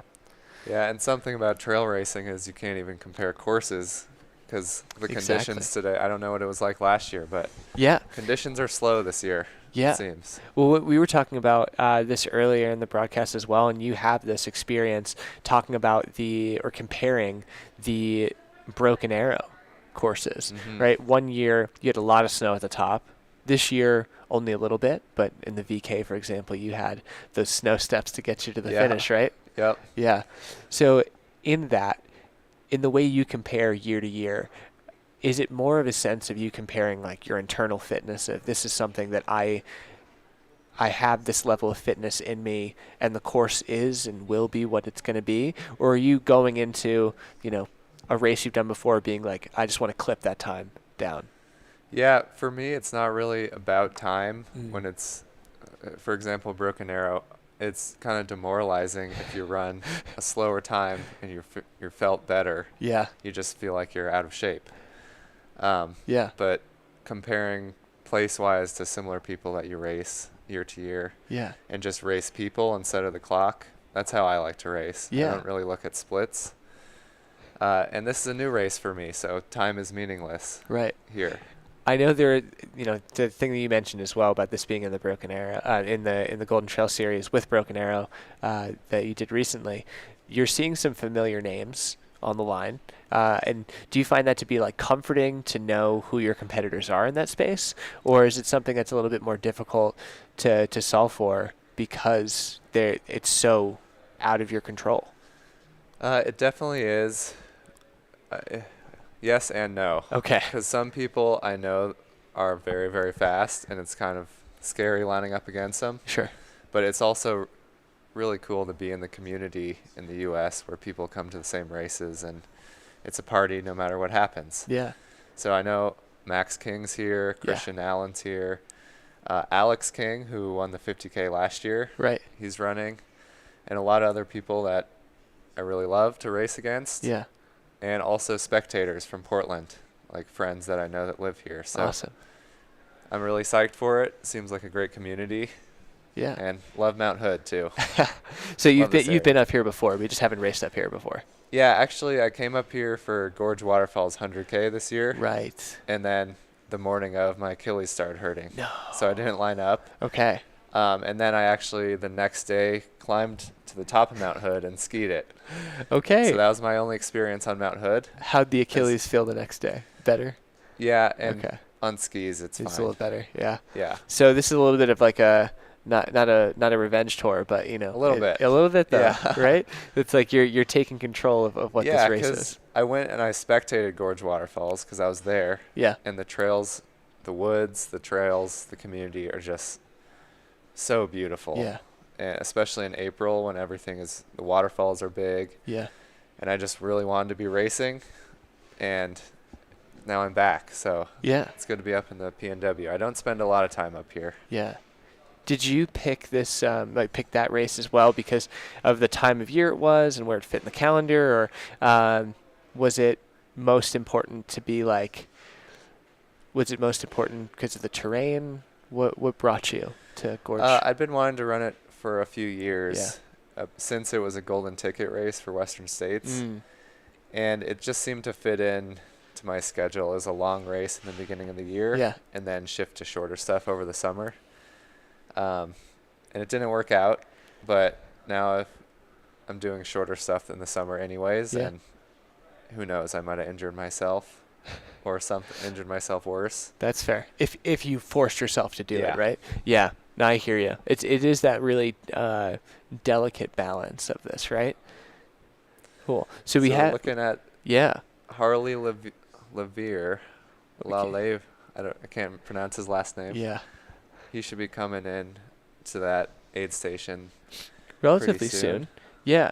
So this, the way we saw Matt Seidel and Nick Hurt come into that aid station at Umbrella, we talked about a 5-minute gap that opened up around Ski Patrol, and that 5-minute gap has stuck around, right? We saw Matt Seidel come in at 3 hours 11 minutes 33 seconds, and we see Nick Hurt come in around that 3 hours 16 low.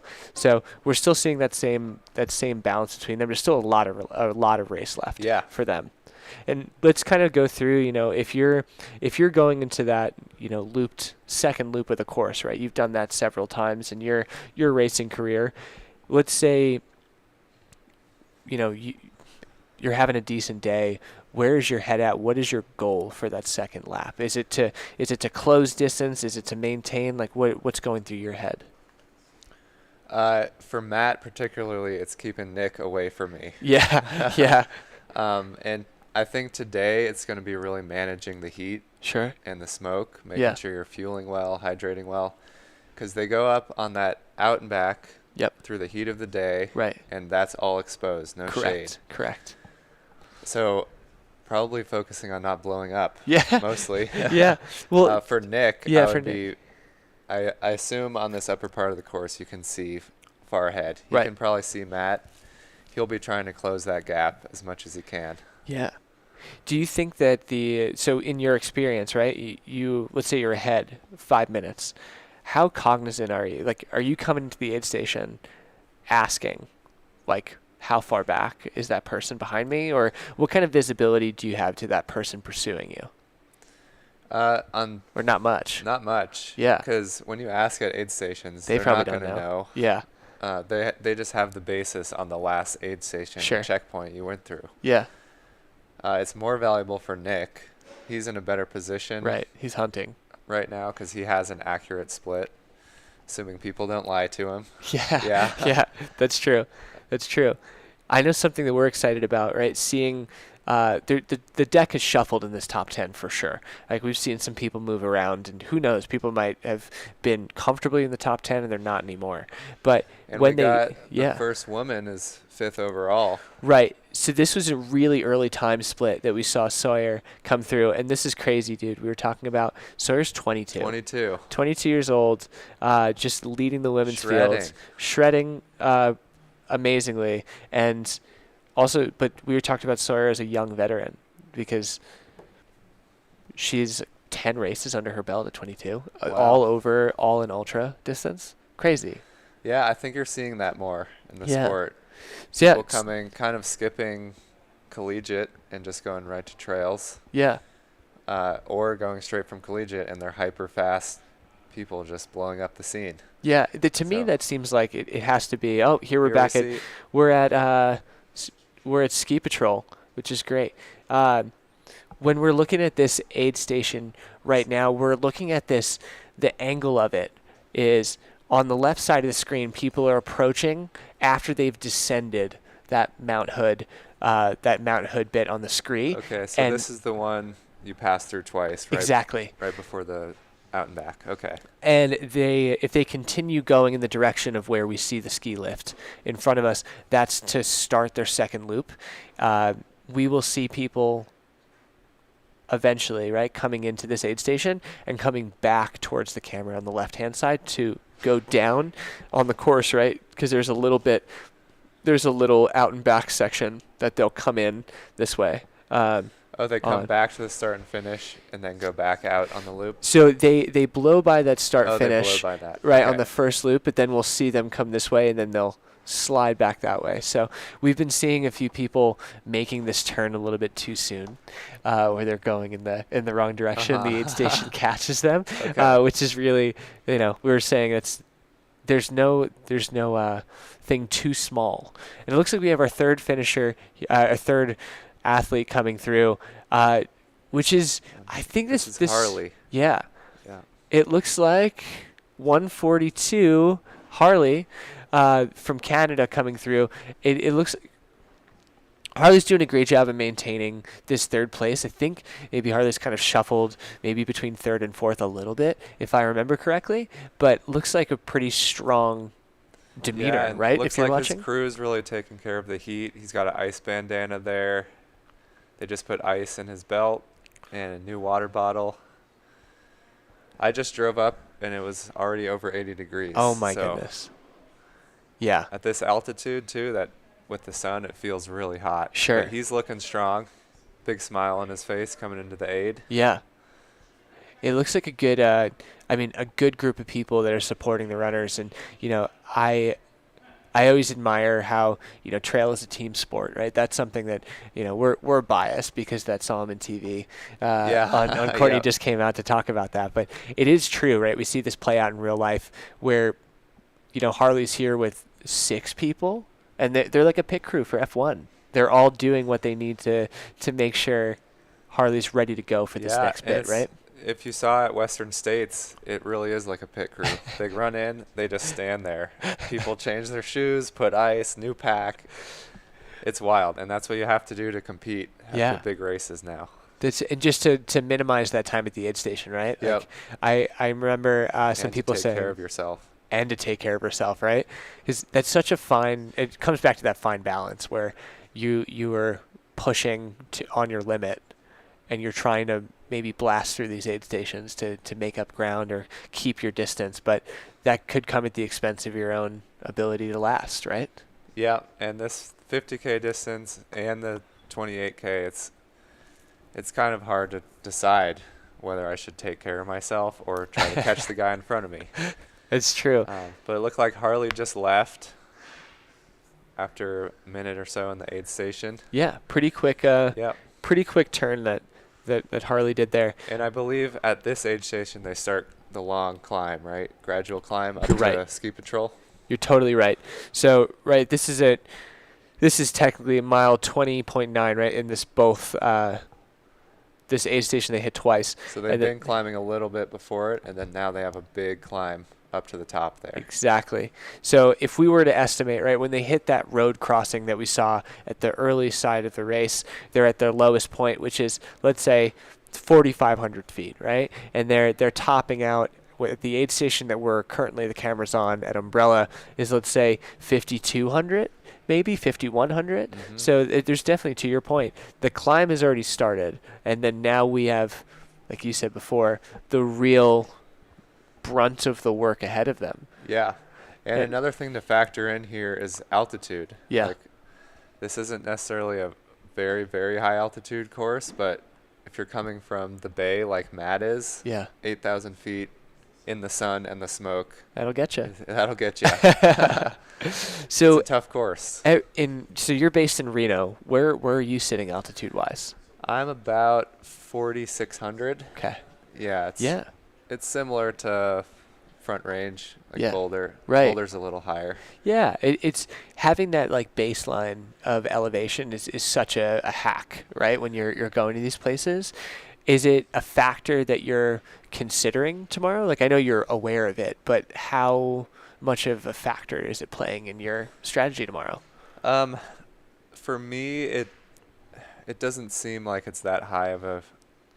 Like, once it gets above 8 or 9 is when it really starts affecting people. Gotcha. And for me, I really love Reno because it's low enough you can train fast. Sure. Kind of like Boulder is. Yeah. But you can get up to 10,000 in Tahoe. Right. So I grew up in Colorado. I'm pretty good in the altitude. And I'm hoping Max King is a little less good in the altitude. You're looking to take the team title from Max. Yeah. I love it. No, it is a factor for sure. Yeah. Especially for people coming from sea level. Yeah. So as you have such a range in the way that you race as well, right? You're doing, you're ranging from ultra or just longer distance things in the earlier part of the season. And then at this part, you're focused on the Golden Trail series as you've done some shorter stuff. What do you like about each one of those things? Like what about ultra attracts you? And then what about like these Golden Trail distances attract you? Yeah, Golden Trail, I would say, is the high level of competition and being able to red line uphill. It's a really special feeling. That is your type. Yeah. Be in 15th place and still feel like you have a good race because the depth is just wild. Yeah. We've seen that at Broken Arrow this year. For sure. Here, every race I've done in the U.S., Yeah. you look at the start line, it's just stacked. Yeah. In Europe, too. Ultras, they are also getting way more competitive. And right. I just really love the camaraderie out there. Mm-hmm. And you're racing more of your own race in the ultras. And it's just more of I would say, psychological, personal challenge to get through those longer distances. And I actually haven't done one, like a really long ultra, in a while. So yeah. It's been a bit, right? It's been a bit. Yeah. I'm really liking where Salomon is focusing on the short distance and seeing how the sport's growing. Yeah. It's really exciting. I'm excited too, man. I think I'm excited for this competition aspect tomorrow, and like you said, the depth of the field. I mean, a quote that will always stand out after you finished the VK. Right? You finished 9th at the VK at Broken Arrow. 10th at the VK, and you said to me, I congratulated you, and you said, I won this race running 3 minutes slower in a previous year.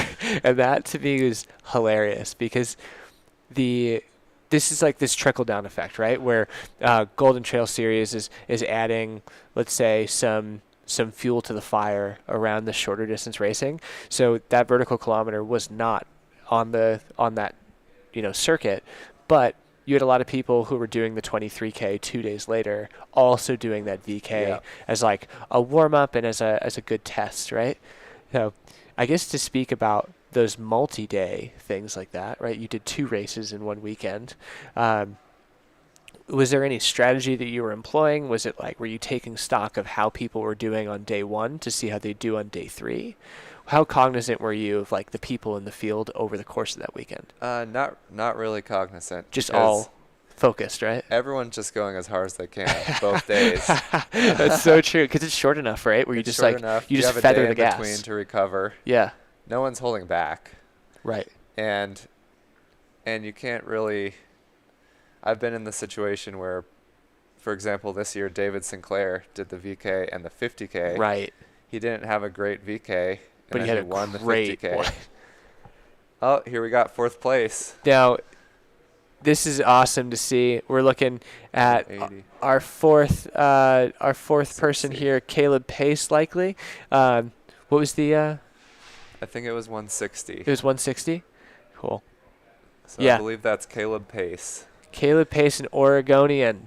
He's looking a little hot. He is looking a little hot, and moving well though. The way that we just pan back for this, so it looks like let's see. The bib is obstructed. If it's 212, it's David Leibowitz from Eugene, right on the tail. They both came into the aid station within seconds of each other. And he looks more dialed. He looks like he's handling the heat a little better. Yeah. Now, have you ever run in a button-down shirt? I have not. Okay, because that's always been a thing that we were commenting on. I was like, I love that. That it's all they're about doing the fashion. That. It's a fashion choice. But something that we saw David Leibowitz do at this aid station on the first lap was early days. They were about an hour in, right? David was an hour and 4 minutes in, and David did a full vest swap an hour in and just like locked it back on. And I wonder if that approach is paying dividends now of being like maybe wearing the belt and suspenders in like the hydration and fueling strategy, doing the big change. And this is an aerial shot we have of that same aid station here. So the congregation of those two folks. So you haven't raced in a button-down shirt before. All good. I haven't raced in a button-down shirt either.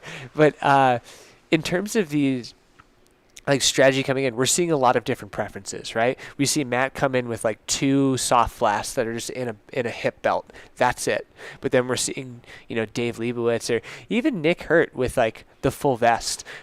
When you're doing your training, I know obviously, right, you're doing the 28K tomorrow, not the 50K, but are you constantly iterating and like trying to dial in those hydration and fueling strategies like in the training block, or are you coming in pretty flexible for the conditions?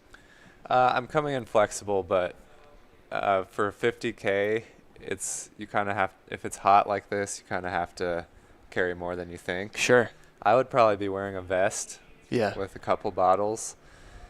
They have this after this aid station. It's quite a while to the next one, and it's uphill. True.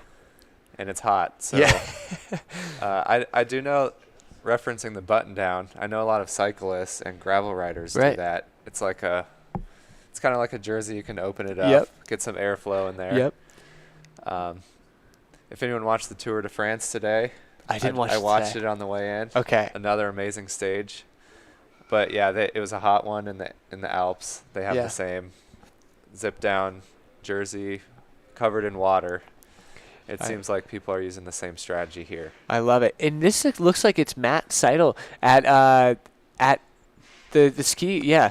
The first at Ski pass Patrol. through. So he has been hammering this uphill. Honestly. Yeah. Now, there he is. Yeah, as a reminder for everybody, right? We don't have timing mats here, so we can't give you stats on Matt's ascent here. Chugging some hydration right there. Yeah. So this is, definitely a longer stop that we've seen for Matt, but a necessary one, right? This is obviously in the middle of that climb. In terms of before you go into the hardest, big steep up and back. Exactly. Up the mountain. So since we last saw Matt, he's climbed, 3 miles about, just aggressively 3 miles up, and then there's that out and back to get the bib punched, which is super cool to see. So Matt's going to go off on that right now. He's probably pretty cognizant of how much time it took him to get there and where that second place is. Little snowfield right there. Yeah, those snowfields, I was speculating, and you know better than I do, Darren, about the state of those snowfields over the course of a long race like this. What it looks like from that you were here hours ago, and like it could have been a little bit more solid. There were fewer people going over it. Now it might be more mashed potatoes. Yeah, I would assume it's probably this morning. It was probably hard pack, especially for the first couple. But you've had hundreds of runners go through it, and it's getting hot. The sun's on it. Could be pretty slippery. Yeah. And as Matt kind of gets out of that aid station, looking pretty comfortable. He does. Right? It seems like, a phrase that Zach used before is kind of taking a few seconds to save a few minutes, right? And not rushing through it, feeling comfortable enough, but saying like, I need to make sure that I feel correctly right now because I have arguably the most important climb of this race right now. Yeah, and he's probably feeling some stress from the guy behind him, so he wants to get through quickly, but for sure, gotta fuel here. It's only a mile and a half to the top or so, but it takes a long time. Very steep. To something that you're going to experience tomorrow is this climb isn't out and back. So the next point of visibility that Matt will have is when you come back down. And when you think about that, right, kind of putting yourself in that situation tomorrow, right, knowing how you said you want to race, like I'm here to be competitive, I'm here to grind on that uphill. You're going to see the fruits of that labor when you come down. What does that feel like when you're coming down, and are you taking stock of how long it looks like they have to go or how long you think it'll take them to get there? Or are you just thinking, I'm just here to work, it's good to know where they are, and they're not right behind me? Yeah, I mean, the longer the cushion, the better. But I usually, if an out and back is like this, I'll look at my watch at the top and see how long it takes me to get down to them. Gotcha. So you will time it out and be like, all right, that took me 6 minutes to descend. Distance, so then you can estimate how long it takes for them to get up and down. Right. Because this course, it's a steep, hard downhill. Yes. And then it's very fast to the finish. So you want to make sure you have a cushion and you're not racing that last half mile of flat. Right. At least for me. Because it is really runnable, right, at that end. And we saw the state of people coming down. And with these switchbacks, like you can get a decent rate of speed as long as you're controlled. So it does look like, you don't want to be so cracked when you get back to Ski Patrol that you just have somebody just run you down in the last bit. Yeah, you can't mail it in. You got to run hard. Yeah. There's beautiful drone footage here. Seriously. Up higher part of the mountain, like pine trees. snowfields. So it looks like we have coverage of, we see Nick in the red in pursuit right now. If you see on the bottom of the screen in the center, really good to see. And that gap is actually tight. That gap is it's disappearing. much quicker than Umbrella. Yeah, that is such a, I mean, shout out to our production staff who just who turned us onto that. We're doing our best to keep up with the the specs of movement here.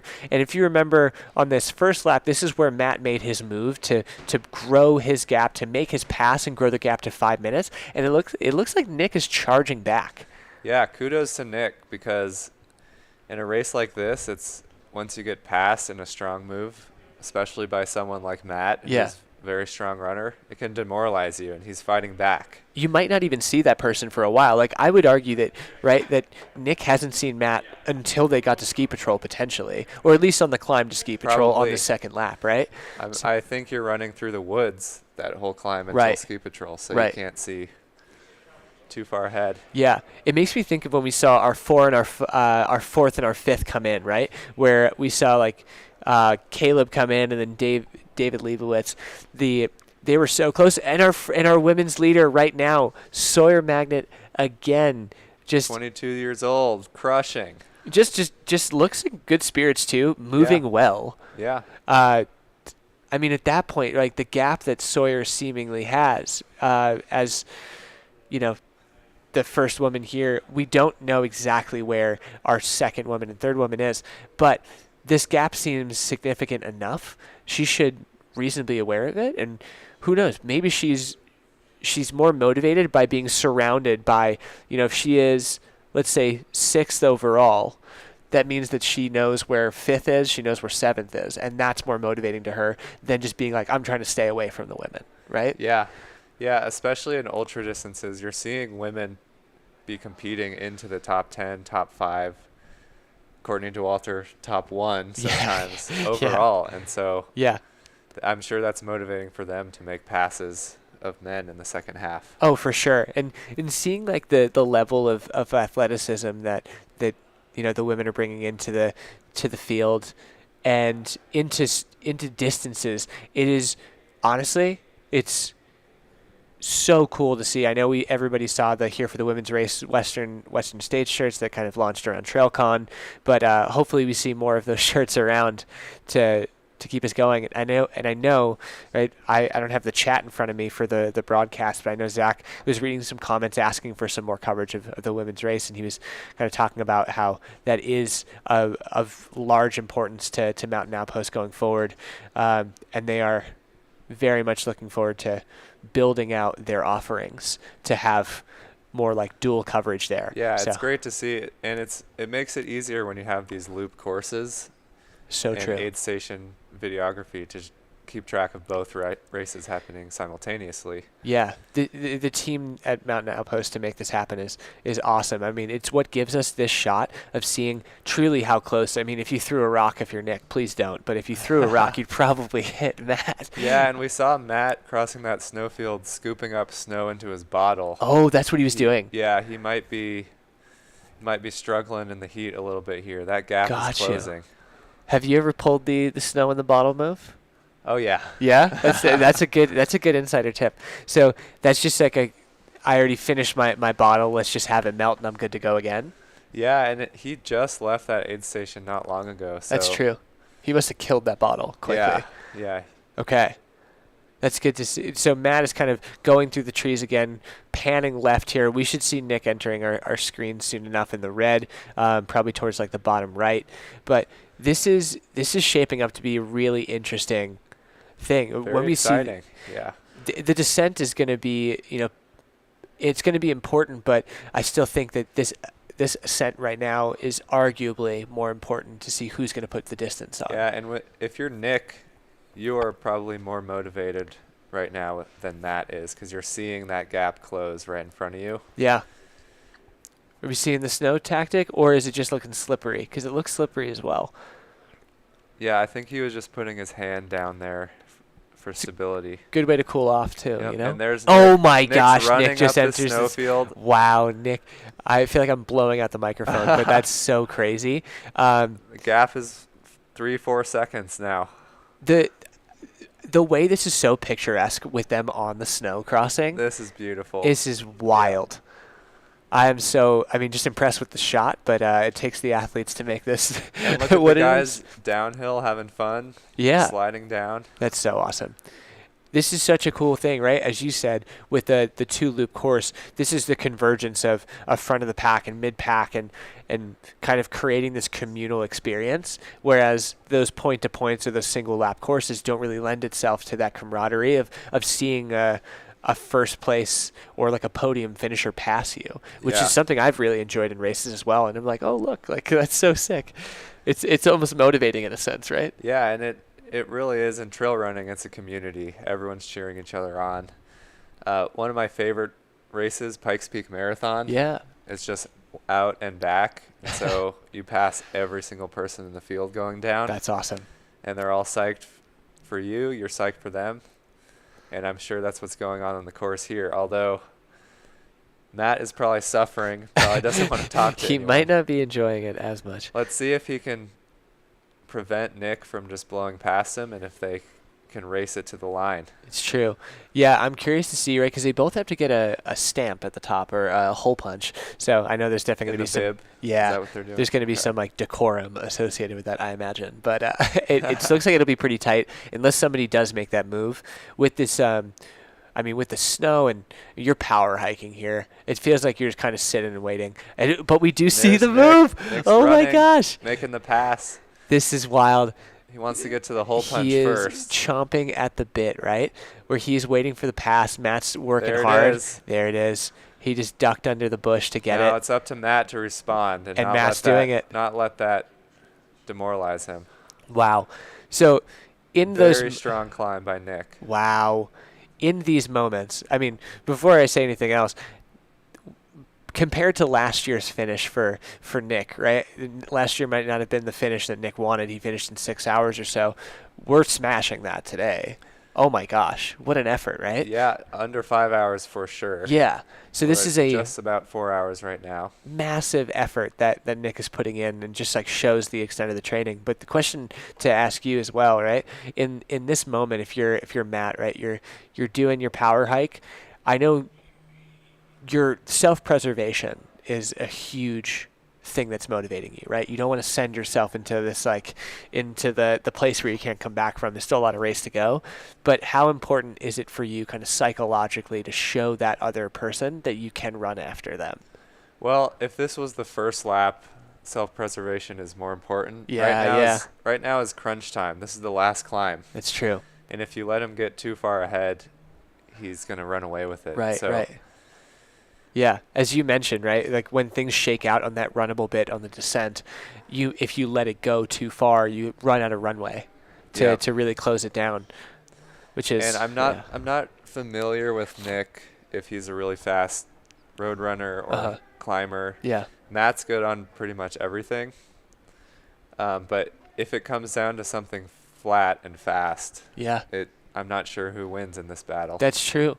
And it's kind of funny to think about like a mountain race like this with so much elevation to be decided by a flat in a way, or just leg speed in general, right? So this is really, really good. Now I want to give an update, right? Because I just refreshed the page, and I know we talked about our women's leader who came through. Currently, right, it's showing Sawyer Magnet as our 5th overall, same way it was on the first lap, which is super cool, meaning that Sawyer came through that aid station 30 seconds behind 4th overall. So really on. Amazing. That is so wild. From Prescott, Arizona. From Prescott.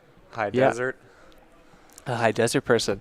So it's super cool to see a 30-second gap from 4th to 5th, essentially, to make that happen. And I'm curious to see, right? At some point, we'll see our during this descent or when this climb is happening, we'll keep an eye out, right, for 3rd, 4th, and 5th as they show up on the screen, because it'll be soon enough. While this gap is currently extending. It is, right? Across that snowfield. Wow. And we're looking for 2nd place female also coming through Umbrella Aid Station. See how much of a gap Sawyer has. Right. Might be Maya. Yeah, it'd be Maya. Washington. Might be Maya, or it'll be Katie Goodwin, who's our 3rd woman. So we're back to Umbrella Aid Station right now. The bib number 150 on this. Looks like that. What? Okay. The he has had a resurgence. He's not even in our list for the first half. It looks like it could have been our 9th overall, Zebediah. Seemingly, right? Our Portland, Oregon. Local. Ready to go. We just we're going off of the bib number here and taking a look at it. The ice bandana is twisted. It's on the neck. It looks like we're ready to go. Seems like we're in pretty good spirits and good momentum. He's got loaded up pack. He just filled up his bottles. Now, I haven't seen, in the way that we've this is pretty quick aid station stop at this point in the race, so bravo. Okay, we're doing a little bit more. This is good. Getting our nutrition in before we go. But something just to note here, right? Or this is Nick we just kind of pan back over to Nick on the ascent in the red here, our leader of the race. But have you ever done something of this distance unsupported, Darren, or no? Like as your own aids, as your nobody in your crew. Have you ever done that? In a race? Yeah. Of a 50K? Yeah. Yeah, many times. How was that experience? Because we saw Zebediah come through with a smaller crew as opposed to our earlier with Harley, who had a big group with them. What's it like to have that smaller? Yeah, in my experience, volunteers are just great people. Yeah. And they really want to help. Most of the time, they're very quick at filling up water bottles. There is that extra bit of time because usually your crew has bottles already filled. Right. You just switch them, and they give you your gels or whatever you're eating. Yeah. So there is a little bit of time, but it's not always possible for people to have crews coming out, volunteer for them. Right. Definitely more likely for us to see our locals, right, from this area have a greater following, if you will, which is awesome. Now, I guess to think about or ask you about some tactics while we're watching, our leaders here with Nick kind of in Nick's this still hammering this ascent. Matt is not in the picture right now, but talking about tomorrow, we also saw our 14K take place today, and we saw a lot of those folks in the 14K.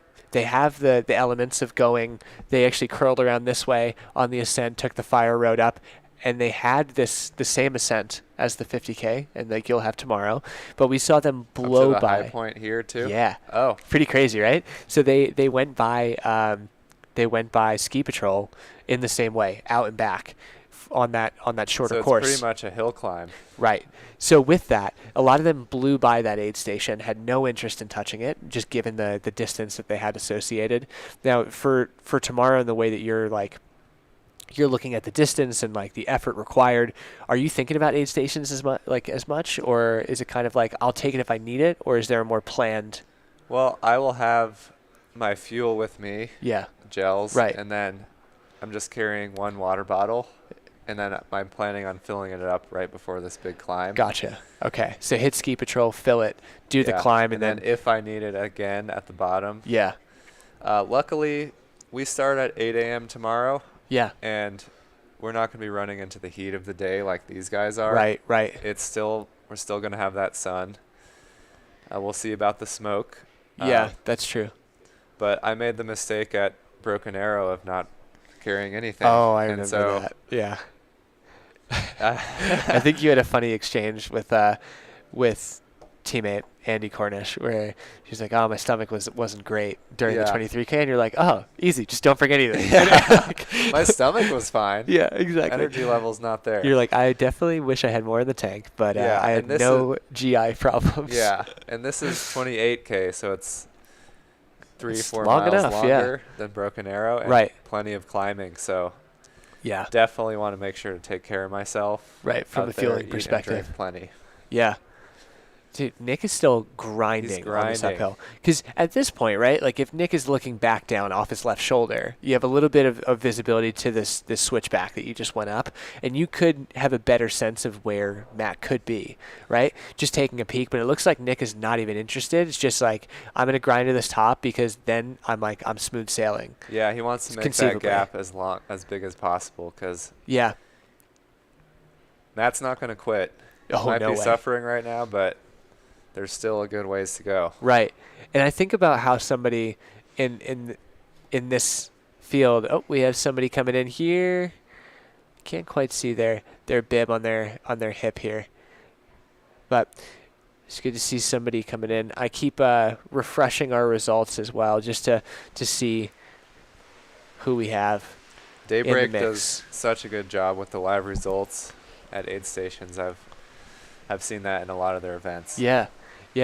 So it helps paint this picture, and it looks like we're panning back maybe for more, or maybe for someone to come out of that porta potty. So on this climb, it's kind of like, this reminds me of this sense of when you're like on the track, right? You're like, don't look over your shoulder when you're doing that, because you get too comfortable. You maybe let off the gas because you're like, oh, I have X amount of meters. Here's somebody coming in as well. Let's see if we can get a peek at their bib. We got some smiles, but we got some grimaces. I think that's a good mix. Smile or grimace, can't tell.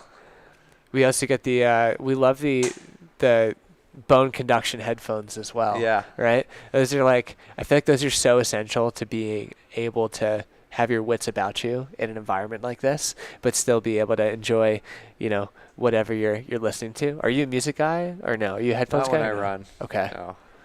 So you're more of a commune with nature kind of guy. Yeah. Yeah.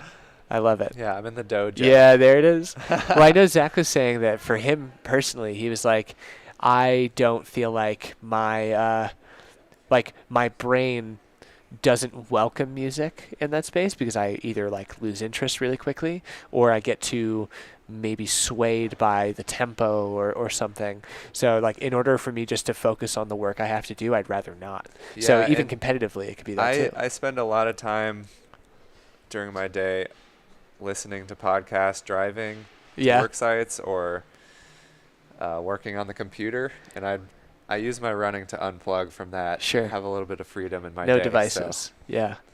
I love that. And this looks like a really steep scree, loose scree part, and Nick is charging uphill still. Definitely a sketchy part for sure. I know. This is going to be fun to watch on the downhill, these leaders. Yes. And it looks like he's taking some really choice steps in a good way of kind of knowing, all right, what's runnable, what's not, and kind of testing the waters when possible, which really shows, to your point, Darren, that he is feathering the gas the entire time. That let's say if he was more comfortable or didn't have a sense of urgency, if it looks like it's going to be a misstep or a weird, sketchy part to put your foot down, he might just walk it instead or hike it. And he's sometimes not it content. Ends up being faster. And the worst possible thing that can happen to him right now is twisting an ankle. True. So true. Yeah. And this is we're knocking on the wood desk here, keeping everybody healthy and safe. But yeah, especially for tomorrow, people are going to be flying down this. Right. And there's a lot more risk involved in the shorter distance. Sure, with the pace that you're running, right? With the pace. And I imagine that's probably why Nick is wanting to make that gap as big as possible so he doesn't have to take any risks on this section. That's a really good point. So coming in here, we got another bib on the outside leg. I wish I could see it just to see which finishers we have going. Again, I'm refreshing our results here just to get a better picture of who's coming through Umbrella. I think we're maybe a little behind right now on who's coming through, but we'll continue to update you as soon as we get those results. But it's great to see, right, all of these different portraits of people coming in, starting that climb like you mentioned, on the way to ski patrol on this long climb to the top. So seeing the different layers of composure. Whoever this is, he looks very strong, just crushed a gel. Yeah. Making sure he's fueling. Yeah, quickly at that too. Yeah. Honestly, those are where the bets Here's could be taken. your second woman. What do we have here for, I'm leaning so far, 180. Who do we have at 180 here? We have Maya. So Maya holds that second place. From Leavenworth, Washington. Yep. So another looking very strong. PNW local, moving quickly in this aid station, huh? This is super impressive to see, right? Washing the hands, putting the ice where it needs to be. There's a big gap, but she's she's very motivated, moving well. Right. And if things have shaken out the way they have, we still need to see things adjust on like the results side. But this is also something we're looking at to see how far behind that third woman is as well. Is there a gap that's closed? But also to the point we were saying about Sawyer, this gap behind her, just to the place behind her, is significant for her, right? So when we see like 185 coming in, right, David Wanser from Washington, from White Salmon, like she's very cognizant of just athletes versus athletes, of who's behind her inside, hopefully that top 10. Yeah, and using them as motivation to move up. Yeah, that's huge. We love to see this sense of urgency. I think is really compelling, just for someone to know exactly what they're doing, and with like just a lot of intention. Very dialed. Yeah. This is the third male. So like this is our boy Harley making the power hike on the way up. This is coming up on this ascent. It looks like Harley's doing the long grind that we all know this feels like at this point in the race, but pushing really hard. So he's almost on that very steep climb once he goes through this aid station here. Right. Yeah, it looks like we're coming into ski patrol, if I had to guess. Cool. So we got the some updated results, right? So Sawyer, Magnet in 5th, 6th with Zebediah, which we saw. David Leibowitz in 7th, and then we have some things kind of shaking up after that. So it looks like the aid station activity really dictated how these played out, right? Because we did see Sawyer, if I remember correctly, coming in after some others. So it was with a sense of urgency that people are moving through. But on the screen in front of us, right, a reminder, Harley is at our first point, like at the ascent to Mount Hood. That's right. He's got the hard part right now. Right. I'm looking outside behind me. It actually looks like the smoke is clearing up a little bit. It looks less hazy than it was earlier. That's really good to see. I know. Keep going. Yeah, keep going. I keep looking behind us in a sense to want to see if I can find somebody like out on the course. And it's just an amazing view. Mount Hood is so impressive.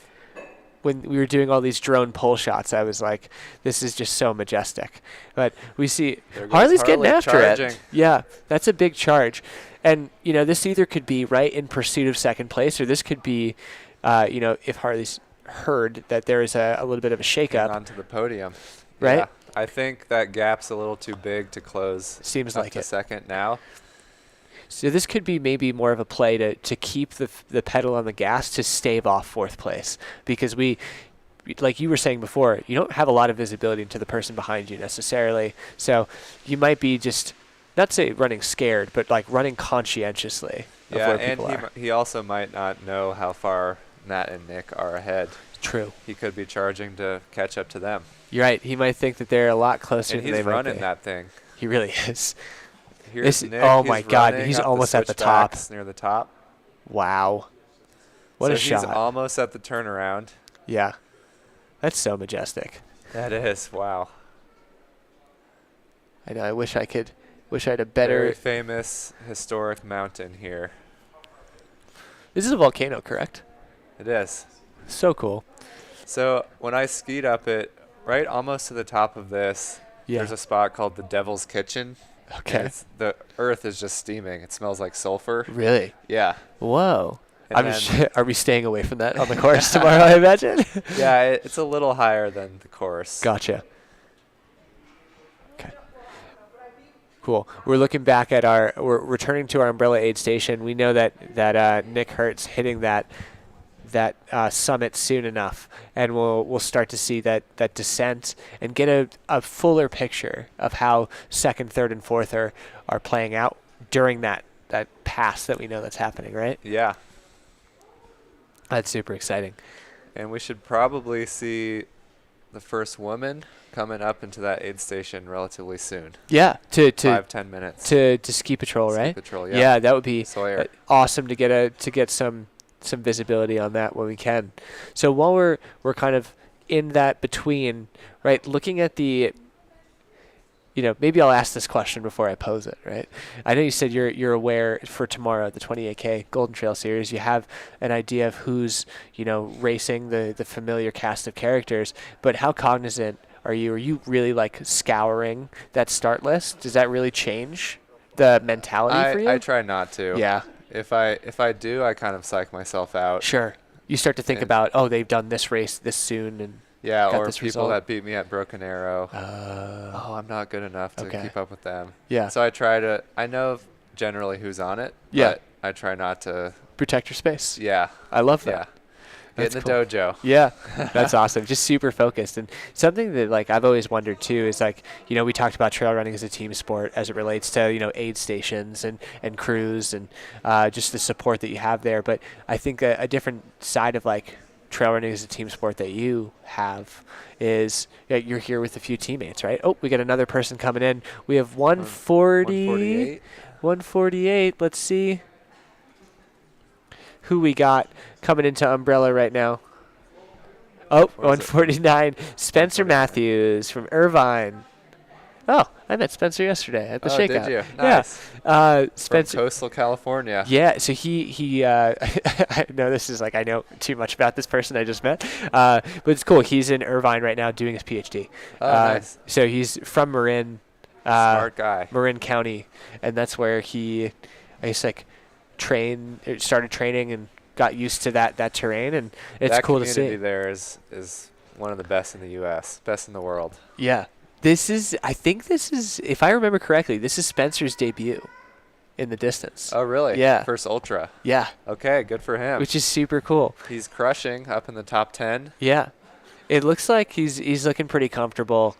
He seemed really calm yesterday as well. It's great to see. Also had the chance to meet some of the familiar faces. I know you mentioned Sawyer a lot, but Sawyer came to the Shakeout run, seemed super calm and collected before this race. It's just good to see people. That's not typical for someone heading into their first ultra. Right.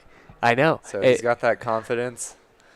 He probably has that sense. He says he's on break between semesters right now. Oh, so yeah. maybe he's just everything whatever. in the world is exactly. great right now for him. Exactly. Everything feels good in that regard.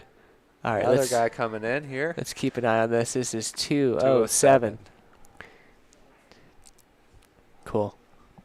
207, Thomas Carlson from Seattle coming into the Umbrella Station. And then there's somebody right behind. It's not as spread out here. Everyone's running together. Yeah. This is starting to get packed up. Some teamwork. His bib's on his outside. Can't quite and another see guy it. right behind him. Wow. We love to see these crowded sections. I imagine it doesn't feel great when you're coming into an aid station and it's crowded because, you're fighting for. He's running with a Gatorade bottle in his hand. Yeah. You see that? That's old wild. Old That's school. so sick, and I think he's in road shoes potentially. This is so sick. Gangster. So yeah, it's an OG.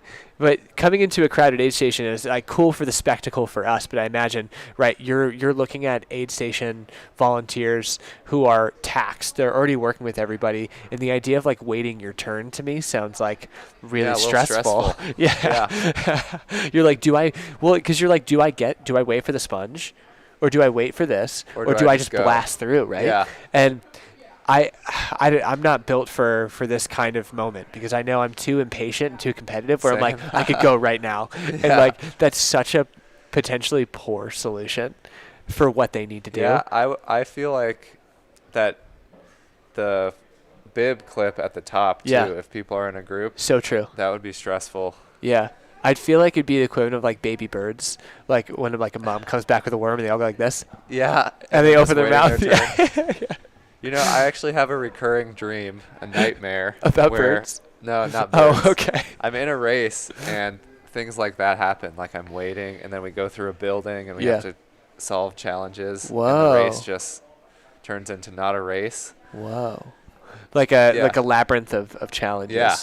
This is I would. And then in the back of my mind, the race is still going, but it's not really. Wow. It happens monthly. Whoa. Does it come in before the races that you do or no? No, it's kind of random. That's wild. That's pretty that's pretty cool. I don't know what that says about my psychology, but is it the same? Is it the same race? Or is it the same is it the same every time or it changes every time? But it's the same The same format. feeling. Yeah. Ah, dude, that's so interesting. So the question I was going to ask you, right? Like, you have a different sense of this, like, of this team sport with trail running, because you are here with teammates, right? You're here with Max, you're here with Andy Cornish as well, which is super cool to see. Oh, we got the summit to the top right now for the turnaround, the hole punch. We're not waiting for anyone. No, It's he's just not us. waiting. It's just us at the top. And now let's see how he's. Once you turn around at the end. Oh, of the there's long Matt. climb, oh, You see him on the right hand of the still screen. Competing. He's right in, there. He's really so this rallying. is gonna come down to the wire.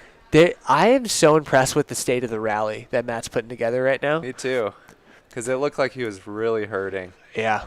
And Nick's gonna see this and see that the gap isn't that big. Right. So he's gonna be pushing this downhill. Yeah. It's really tough at the end of a big long climb like this to switch your legs to the steep downhill. Sure. A lot of times it takes a few minutes to get those legs ready. Yeah. But Nick seems to be moving well. For sure. This terrain is pretty rough. Volcanic sand and dirt. Yeah, you're definitely dusty. I was just walking outside and I saw some 14K people finish. Yep. And they were all like, my shoes are full of dirt. Oh, no way. They came down this. And yeah. Yeah, I did see on the FAQs, the pass just happened, folks. The pass just happened.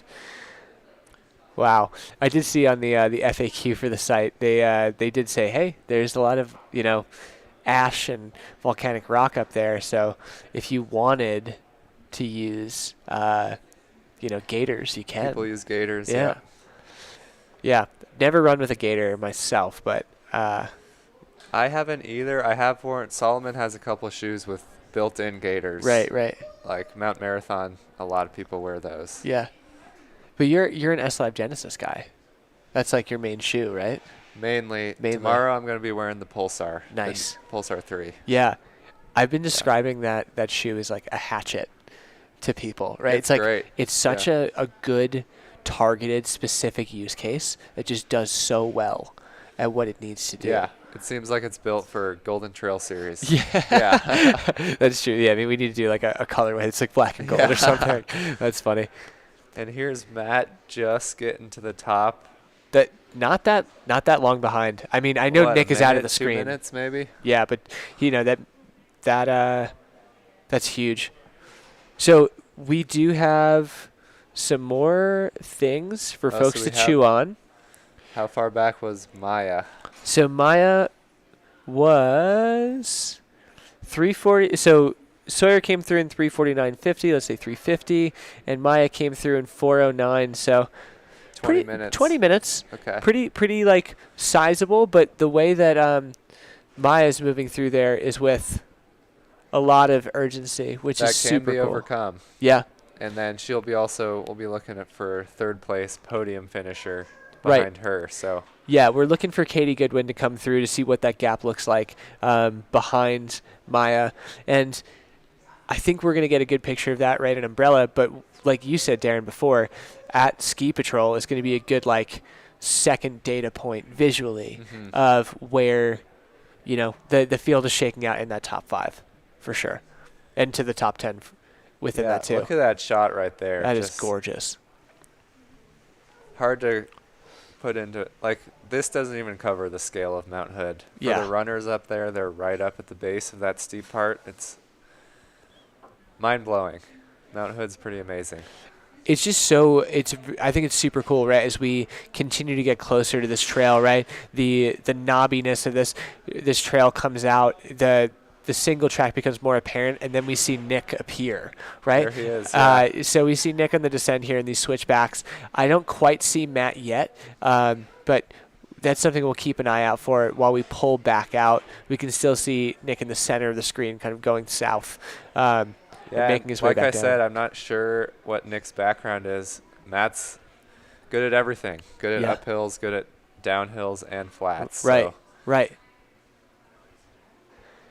Yeah, I did see Matt make that move on this section on the first half. Right. So he might be better at the downhills. We'll see if he can hammer.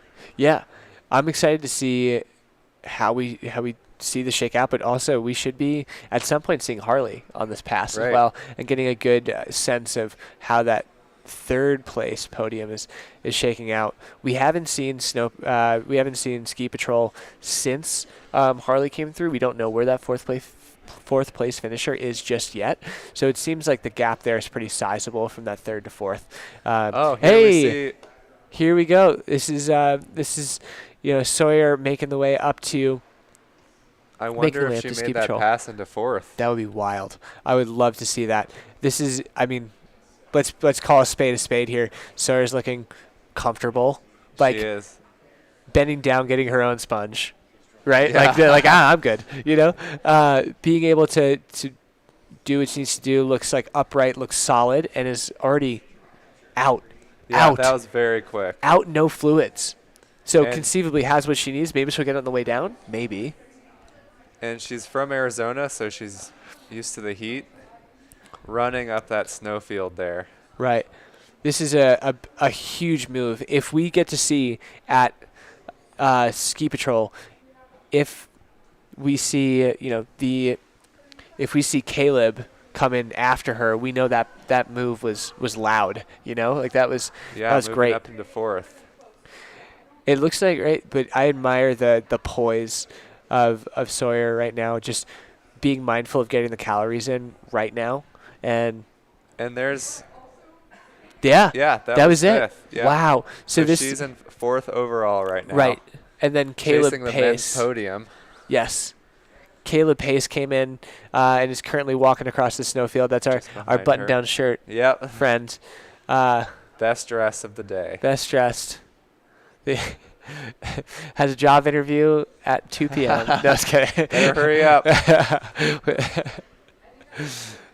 I love it. It's the cool thing here that I'm loving right now is the way that we're seeing the convergence of that first and second lap, just as we saw in that little vignette there, right? Somebody coming off their first lap talking to the aid station volunteers, and we see third, fourth, and fifth place kind of accelerating through that same place. It's super cool.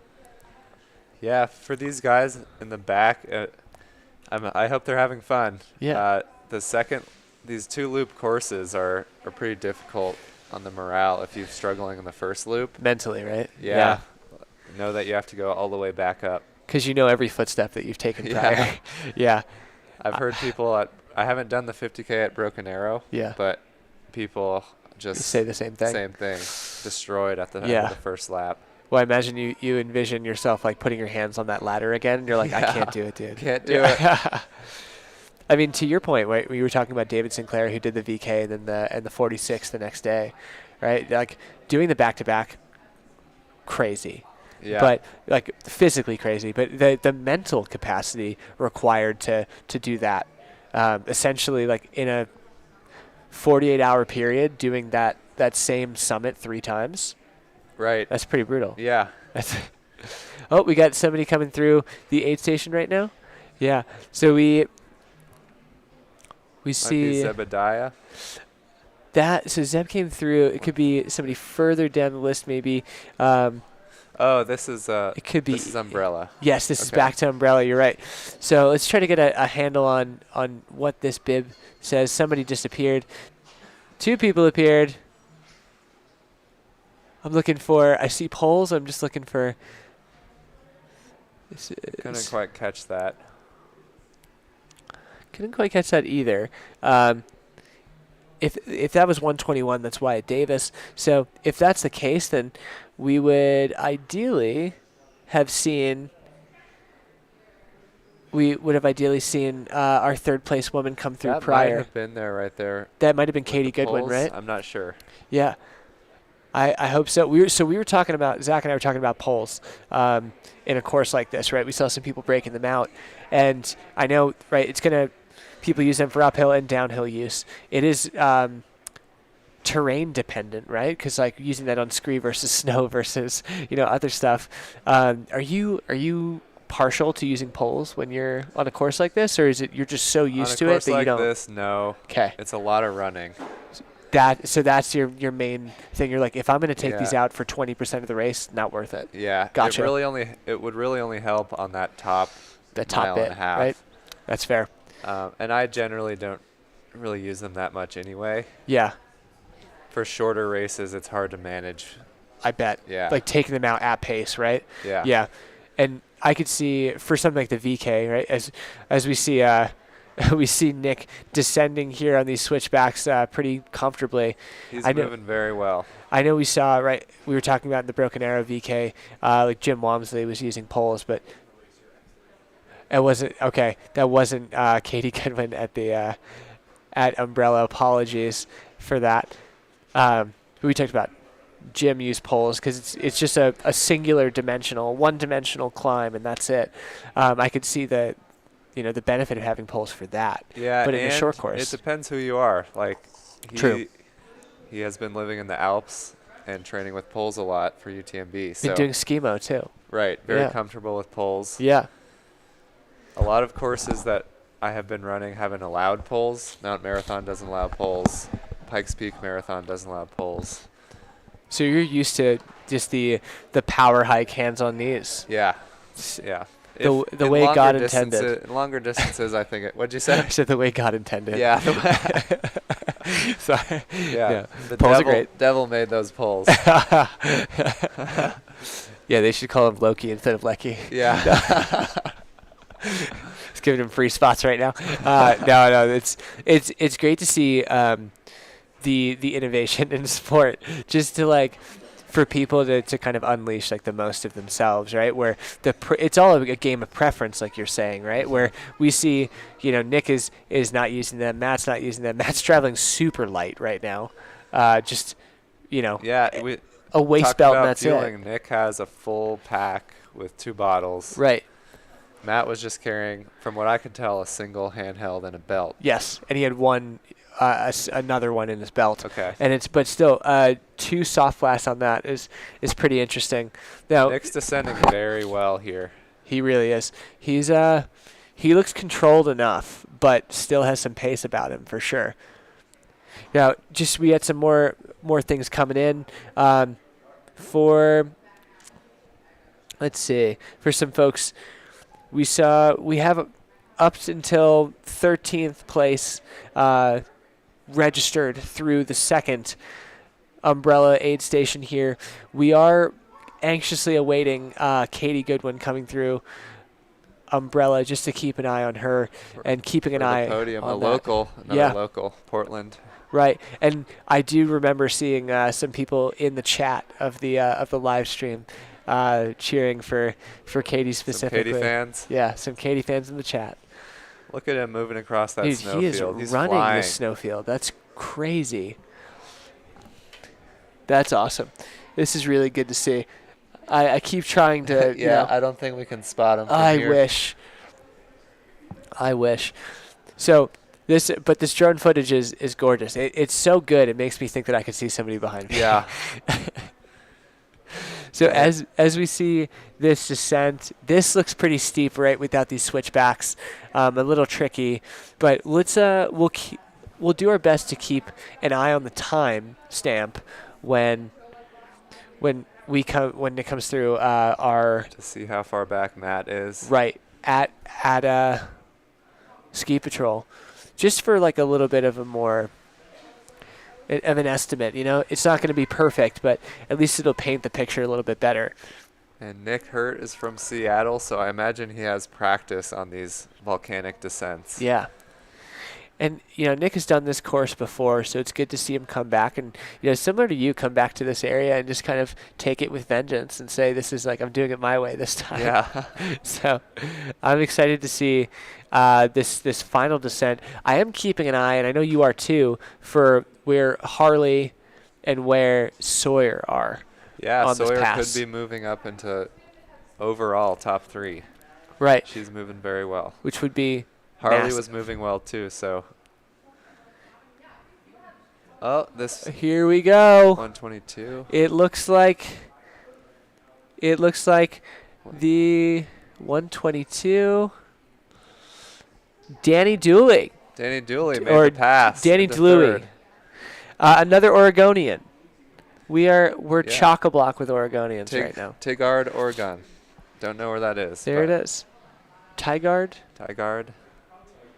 Tigered. Tiger. Oh boy. Tigard. Yeah, you put the two of us. You got Boulder, Colorado, and you got currently Reno, Nevada here. We're gonna make some people angry. But huge move from Danny to move into that space. So we're anxiously awaiting, right, to keep an eye on this gap. That could be the case. Let's honestly give a huge props to the aid station help. Yeah, with dog on the waist, baby in the arm, pouring Powerade in the thing. And is that our fourth finisher, right? Or our fourth runner? So I think we might have just seen Katie Goodwin enter the chat. So this is super tight. Tight for the podium. Right. So I love to see this, right? We saw a glance to the right. She just she left. knows she might where. Be hurried. Right. And then is that I can't see the that bib. Might be third through fifth altogether. Right, which means that Cassie Davis might be in the chat right now. And when I say in the chat, I mean, at the aid station right now. But this is stacking up very nicely. Yeah. Because this could be a shootout for third place. Yeah. And with the hardest section of course right in front of you. We're really going to see how this plays out. Now, we did see the glance to the right that Katie, gave over there, right, in the pink shorts. Just seeing when that person, when Danny left the aid station. So I'm curious to see, right, we clocked it. How are we going to chase it down at this point? But I love the sense of urgency from everyone right now. Yep. I think that's Katie. I could be wrong, but leaving the aid station right now, right behind. And then there's your fifth place, leaving. Right. So that was definitely chugging some Coke and leaving right behind. Danny, who came in, the first out of the three, and that's been recorded in there. So we have a timestamp of Danny coming through Umbrella 2, the second umbrella, at 4:33:10. So we'll keep an eye on when it's registered that the next two competitors come through the space, just to informally keep track of this. And again, Nick is working. A man possessed. Beautiful downhill. Moving very well through this technical section. Right. Now I'm glad to see. This is a long out and back. It really is. It's a big climb. Is it 1,500 feet or so? Yeah. Let's double check on it, right? Because it looks like we're 65 to 8. Yeah. So 1,500 feet up, 1,500 feet down informally. And he's getting back close to that aid station now. Right. This is massive. So, okay, just the update here. Katie Goodwin, second one out of that group that left the aid station. Right behind. A minute behind. 59 seconds to be precise. This is really shaking up to be some interesting stuff. And then we should see we should see potentially Cassie Davis kind of jump up from the previous results at the first aid station at an hour in. That usually means that they're moving the best. Cassie moving up that through much. 5-6 people. Danny was the same way too, which is super impressive. So there's going to be a race for the podium for the women. This is great. So this beautiful shot, we can see Matt is right there. Do you see Matt? Oh my gosh. Flying. I had no idea. Resurgent Matt. I had no idea. This Matt Seidel. This shootout is going to be as good as the women's third through fifth. Yeah. Like honestly, this is going to be. These guys have been back and forth all day. Wow. Look on the snowfield Oh together. my gosh. So if I had to guess, right, it looks like they're avoiding the slippery parts up top, doing their best. And look at this, tried to make the move out wide. This seems like the downhill is Matt's going off course to make the move. He keeps trying to find these avenues just to take a bite out of the apple, right? This is so wild. And he's in a hurry to do so. Yeah. It seems he wants to make a gap on this downhill because he made up 2 or 3 minutes off the top there. Truly. And this seems like the downhill is obviously where Matt excels here. My goodness. This is, with what he was able to do from we weren't even considering him in the conversation in the last few minutes, Yeah, right? and But then it looks like Nick, he's not letting Matt just run away with it. He noticed Matt right behind him, and he's charging down. this really is an F1 race in a sense, right? Yeah. Where like there's some tactics that are going on. You know, there is 95% single track is the quote from the website here. So there aren't too many opportunities to really make that move.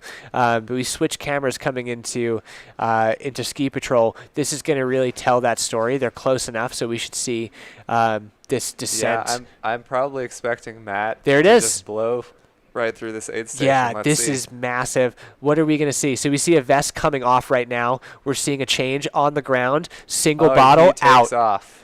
Matt going sponges. Refill.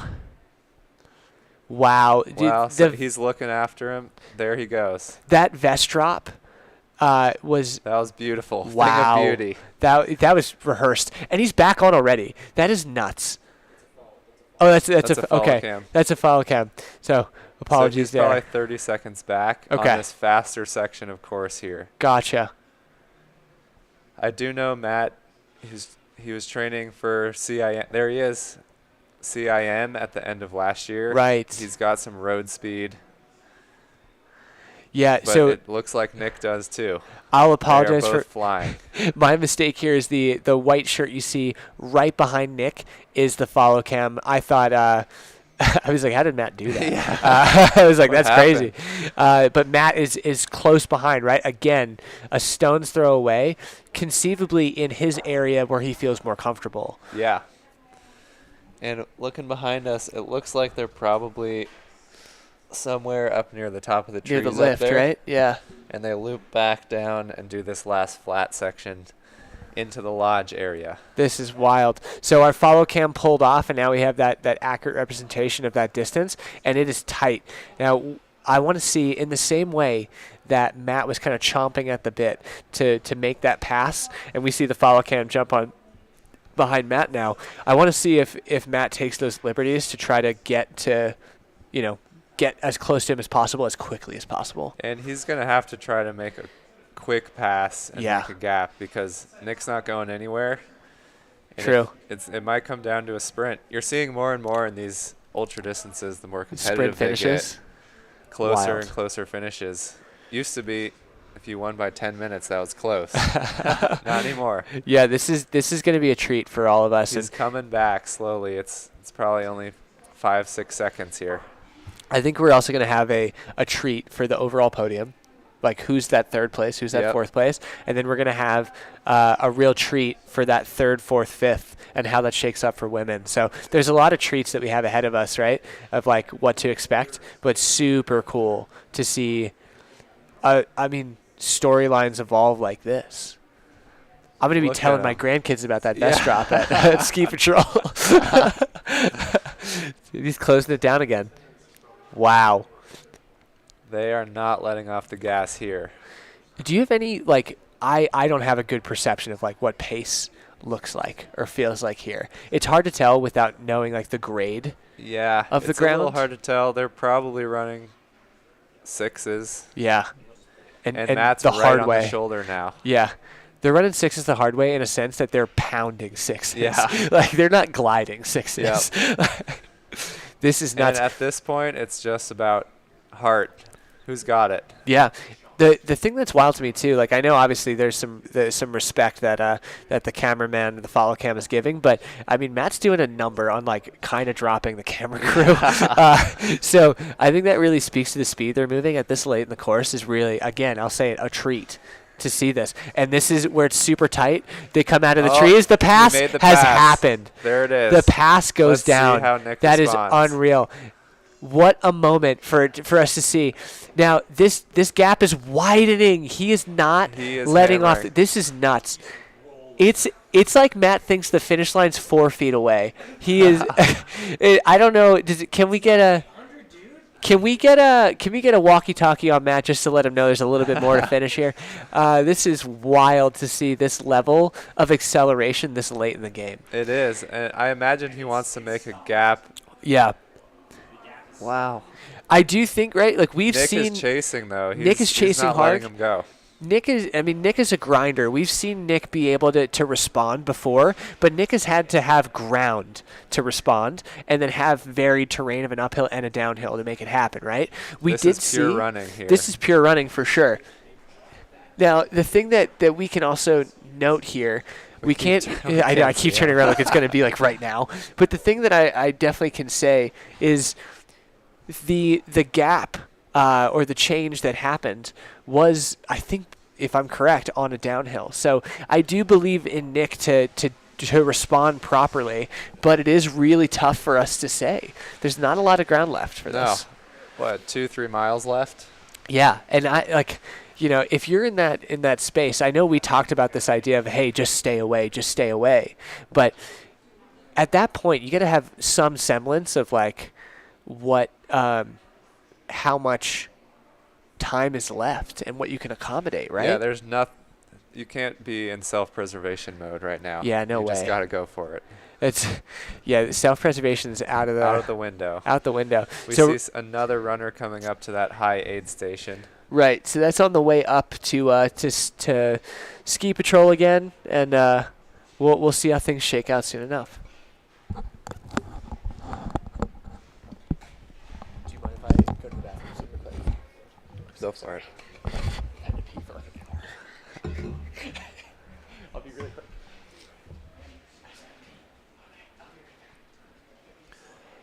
So here we have some aerial footage of Ski Patrol aid station. Another runner coming through. He's about to go up that big exposed climb.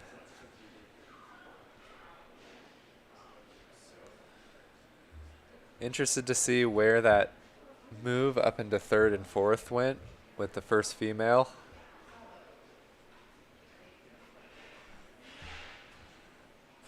There he goes up the snowfield. We should be getting third place back down to this aid station pretty soon.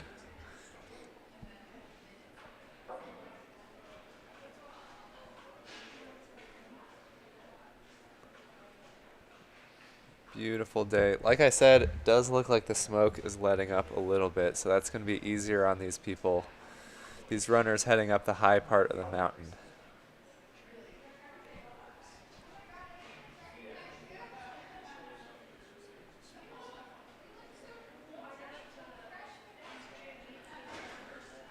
And the leaders are chasing 5 hours, sub 5 hours on this course.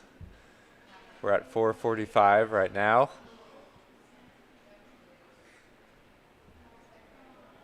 Matt Seidel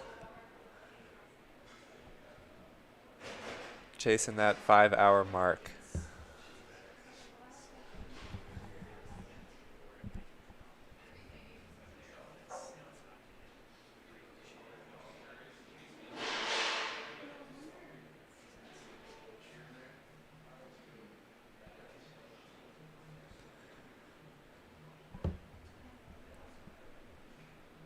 And in the front of the race here, these guys, it is getting hot out there, but they're not running into the heat of the day.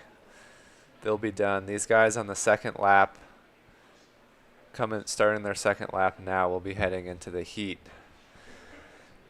Be upper 80s today up here.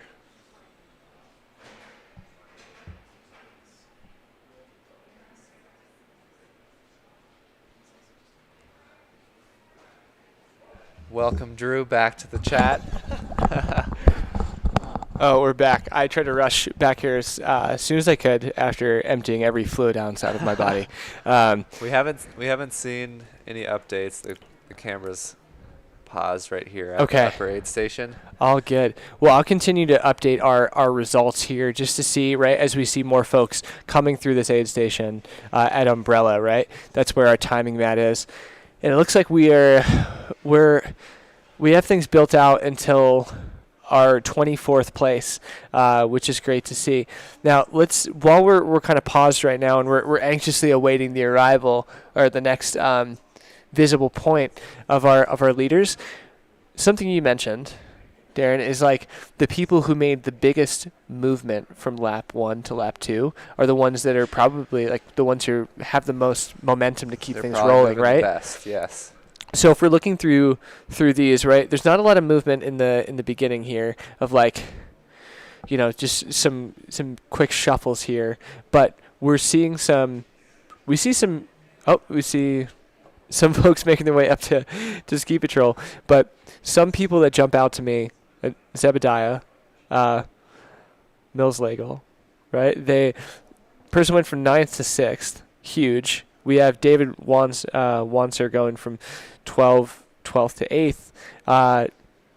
This is definitely not accurate. This one over here, Oh no. To no, that, no. yeah. That's I don't think so. Yeah, same thing with this as well. But some ones that are worth noting as well. Let's say Yeah, they're chasing into the top 10, and there's a lot of motivation to get in the top 10 at a race like this. Right. And what we saw at Umbrella Aid Station, they're all pretty grouped together. So there's going to be a race for top 10 in the men's race. I'm sure for the women's race too. I think this is second woman heading up the climb. So this would be Maya. I think this is Maya here.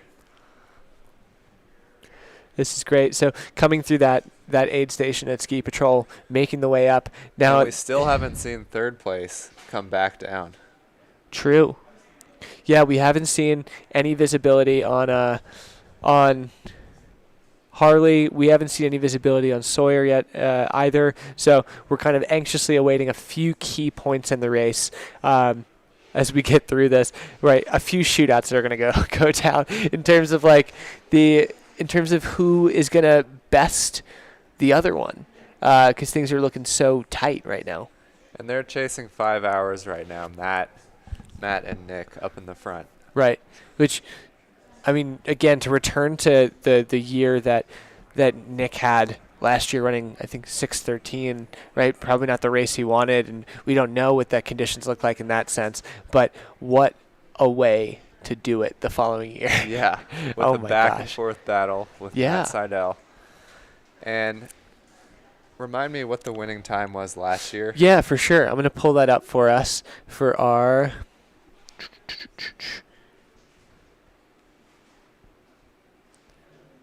Let's pull up our results here.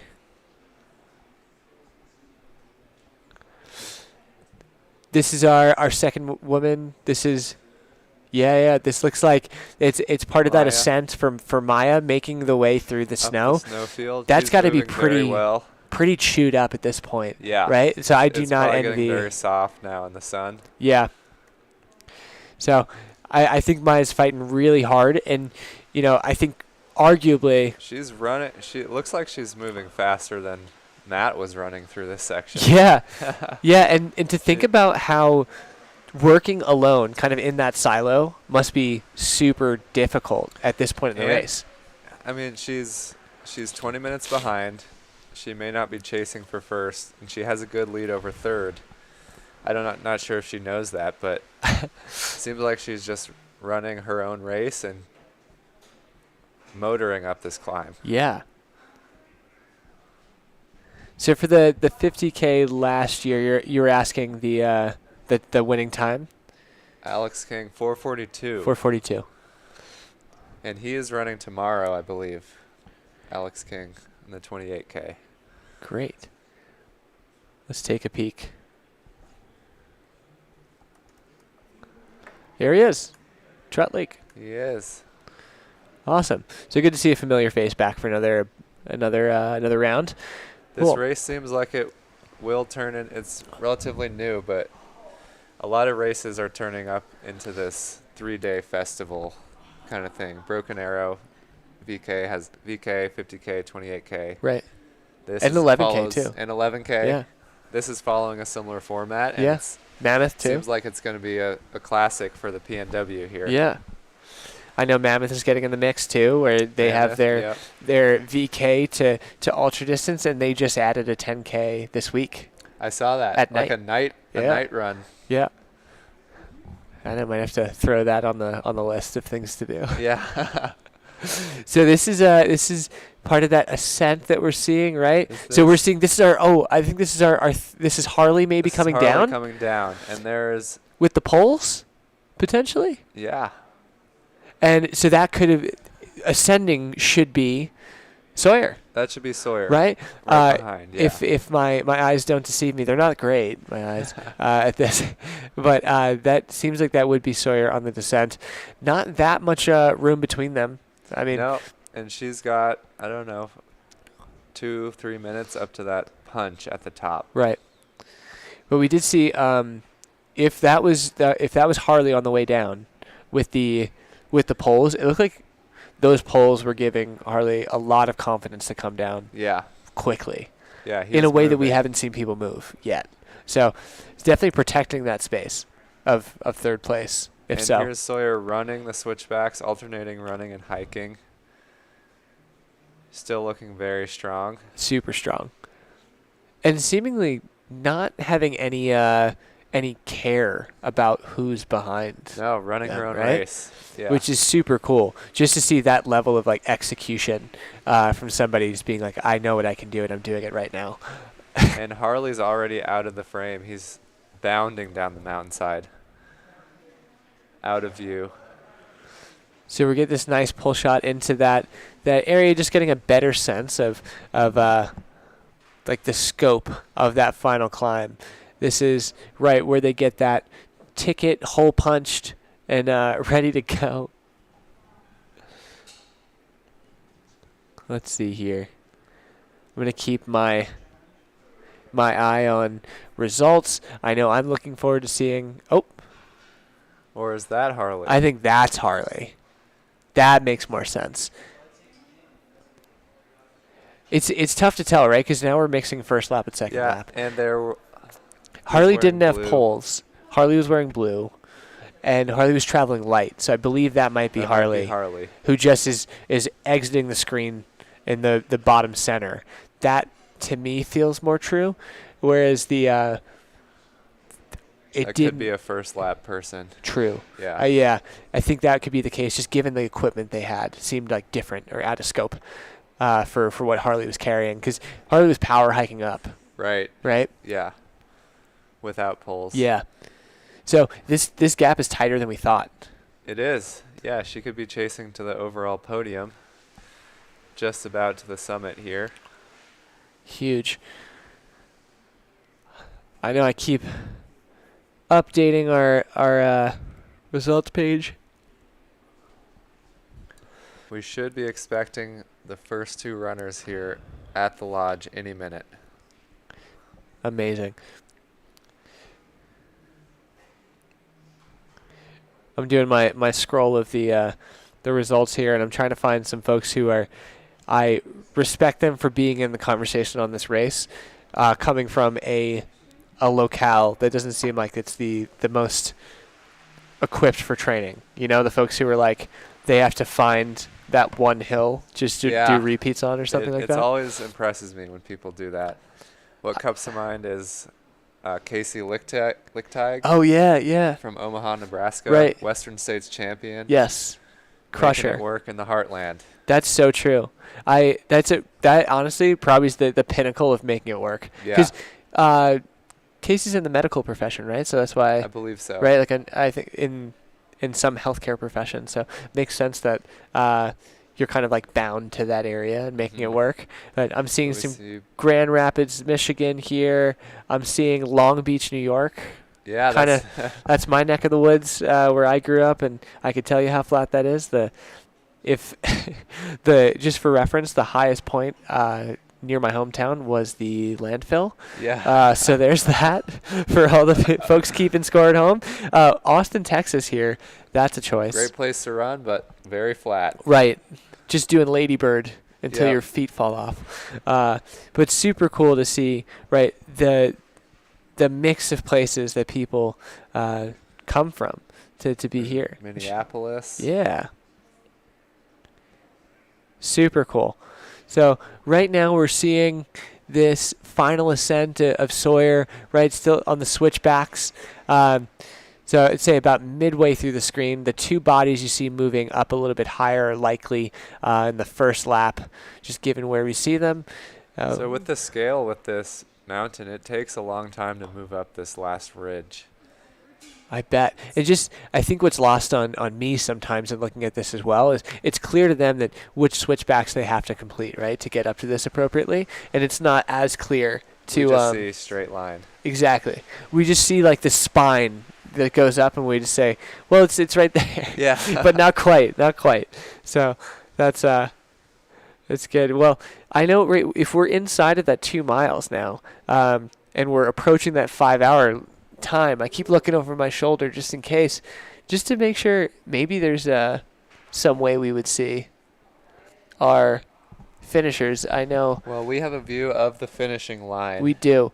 They are coming around a blind curve, though, so it is a short shoot, which is why I'm almost paranoid. That I'm like, oh man, yeah, because the drama that's unfolding, with in the lower part of this race, which is really difficult to see, just given the tree cover and everything. Running through the big trees here. Running through those trees. It does make it tough. So this the anticipation that you feel at home is the anticipation we feel as well. So don't worry. We're all in this boat together, biting our fingernails and looking over our shoulder. And Sawyer is at the summit, so she's about to head down. Amazing. Or she's almost to the summit. Right, almost to the summit. So maybe like 1 or 2 bumps before getting up there, which is super cool. I still keep trying to see a peek of somebody up there, even higher, just to get a sense of where they are coming from. But I believe they run around this hill and then come from here. Oh, right. So we probably will not see them. Probably won't. But it just kind of gives you the scope of, when we look out this window behind us and try to find somebody on that mountain face, there's no shot that we're going to be able to locate them, because it's just the scope of that climb is so massive. Here we are. Yeah, here we are, Mount Hood. So a question that I keep trying to volley your way, but things keep happening for the better in this race. Too much drama. The right amount of drama is relates to like the team element of like you're here with teammates. Like, does that feel any different for you to show up to a race knowing that you have 2 teammates? Yeah, it's more fun. Yeah, it does feel like a team. It's not. I used to play basketball and baseball and things, so you're not with a group of 10 actually competing for a common goal. Right. But it's fun to get food together. Yeah. Share rides and then compete together. Right. I know Max is here. Andy Cornish is running. Right. I'm excited to see, the 3 of you converge for sure. And I think it's so fun a conception that I have sometimes around this sport is that it can be lonely, right? Because you're not in a marathon field with 40,000 people. Yeah. With pace groups and such a density of people that you're always around somebody, and you end up like, I think there's a lot of people who have a story in a road marathon, for example, who say, oh yeah, like I did, like myself included, oh, I met this person like at 5K and we ran hip to hip the entire thing.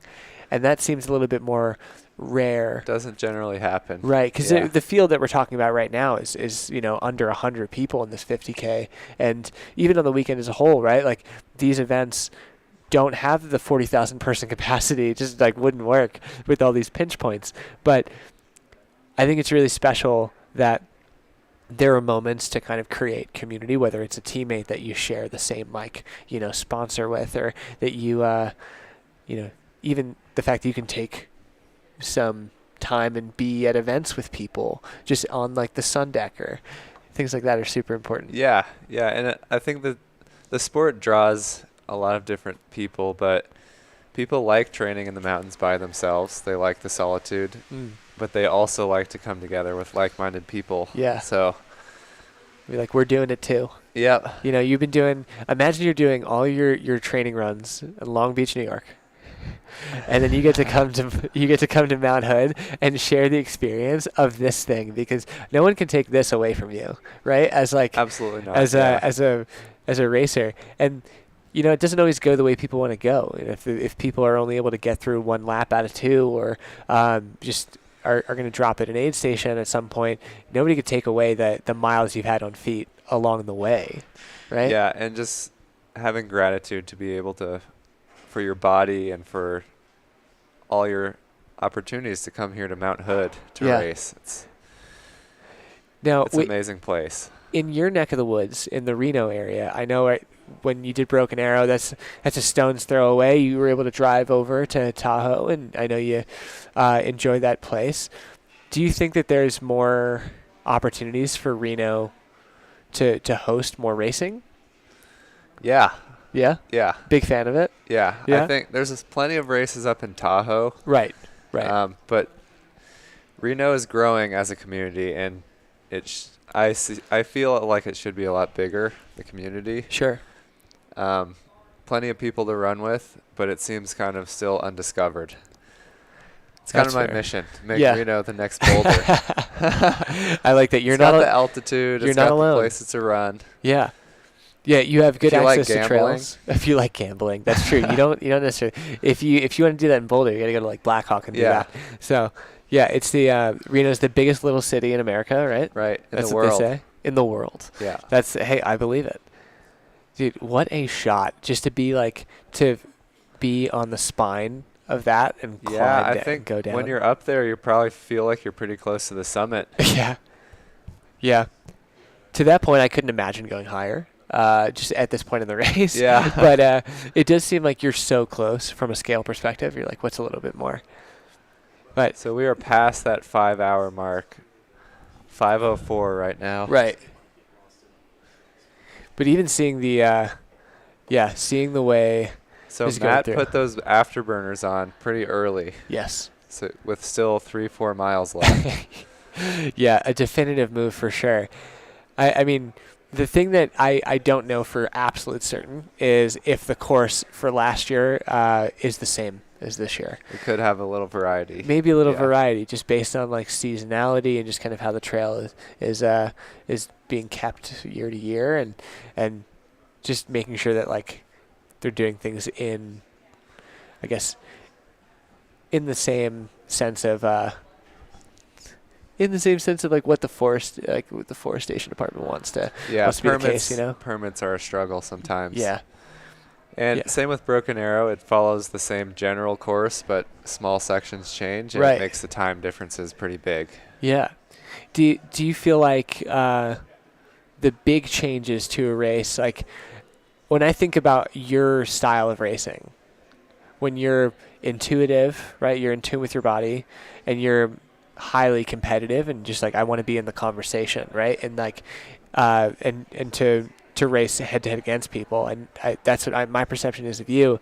So it seems like if a course changes for you from year to year, you're not as thrown by that. Where you might be like, it's odd. I wish it didn't change or whatever, or I'm aware of it, but it doesn't throw you off in the way it could throw other people off. But what would you say? Yeah, I would say I generally, I don't ever look at splits in a race. Yeah. And so I judge my effort based off of what I feel my body is capable of and what the people are doing around me. So it doesn't matter what the course is. Yeah. You choose a course, everyone has to do it the same day. way, yeah. And that's what the beauty of a race. Yeah.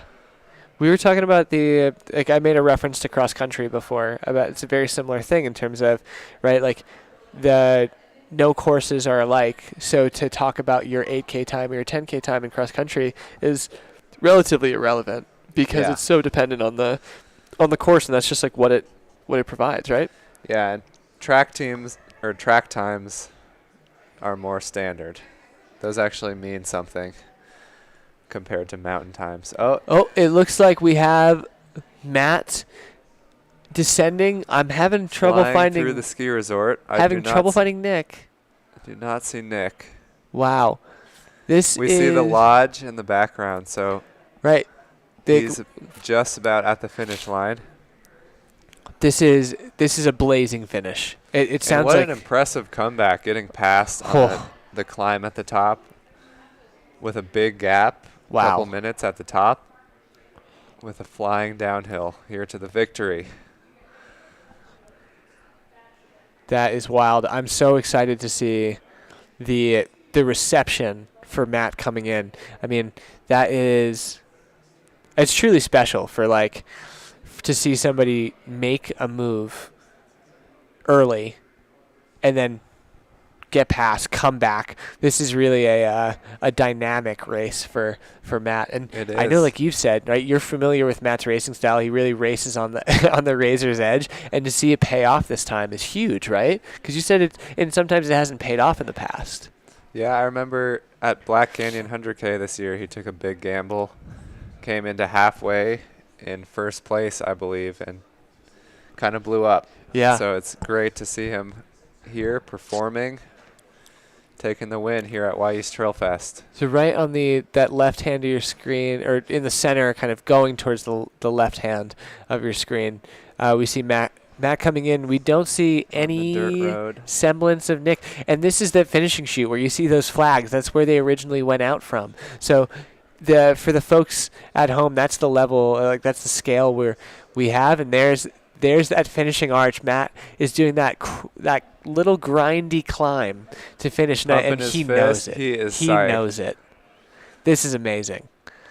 You know, it feels better to win back and forth battle like this than if he was to blow out the field. That's true. He feels great about this. Here he comes. And here he comes behind us. Yes. Wow. What a performance. We saw two little claps from Matt. Yeah. That's all he allowed himself to celebrate. A humble finisher for sure. Something about Matt, he has, I believe it's the world record fastest marathon in a banana suit. That's what Zach kept saying. Okay. He was like, he kept talking about him as the world's fastest banana. He didn't wear it today, unfortunately. He kept calling him a world record holder, and I was like, and before explaining what it was, and I was like, oh man, I didn't know we were in the presence of royalty. I mean, we still are in the presence of royalty. But Wy'east Trailfest 50K champion, Matt Seidel. 5:08 and change. And he made a big gap between Nick and that last couple miles. Nick still hasn't come in. Wow.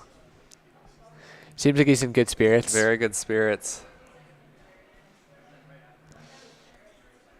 Now I'm curious here, right? I know hear he's what talking he's to saying, the MC Greg down on the deck. I'm not sure if the audio is coming through down there, but I'm curious to see how our second, third, fourth, fifth place are gonna be taken. Here's Nick coming through. There's Nick.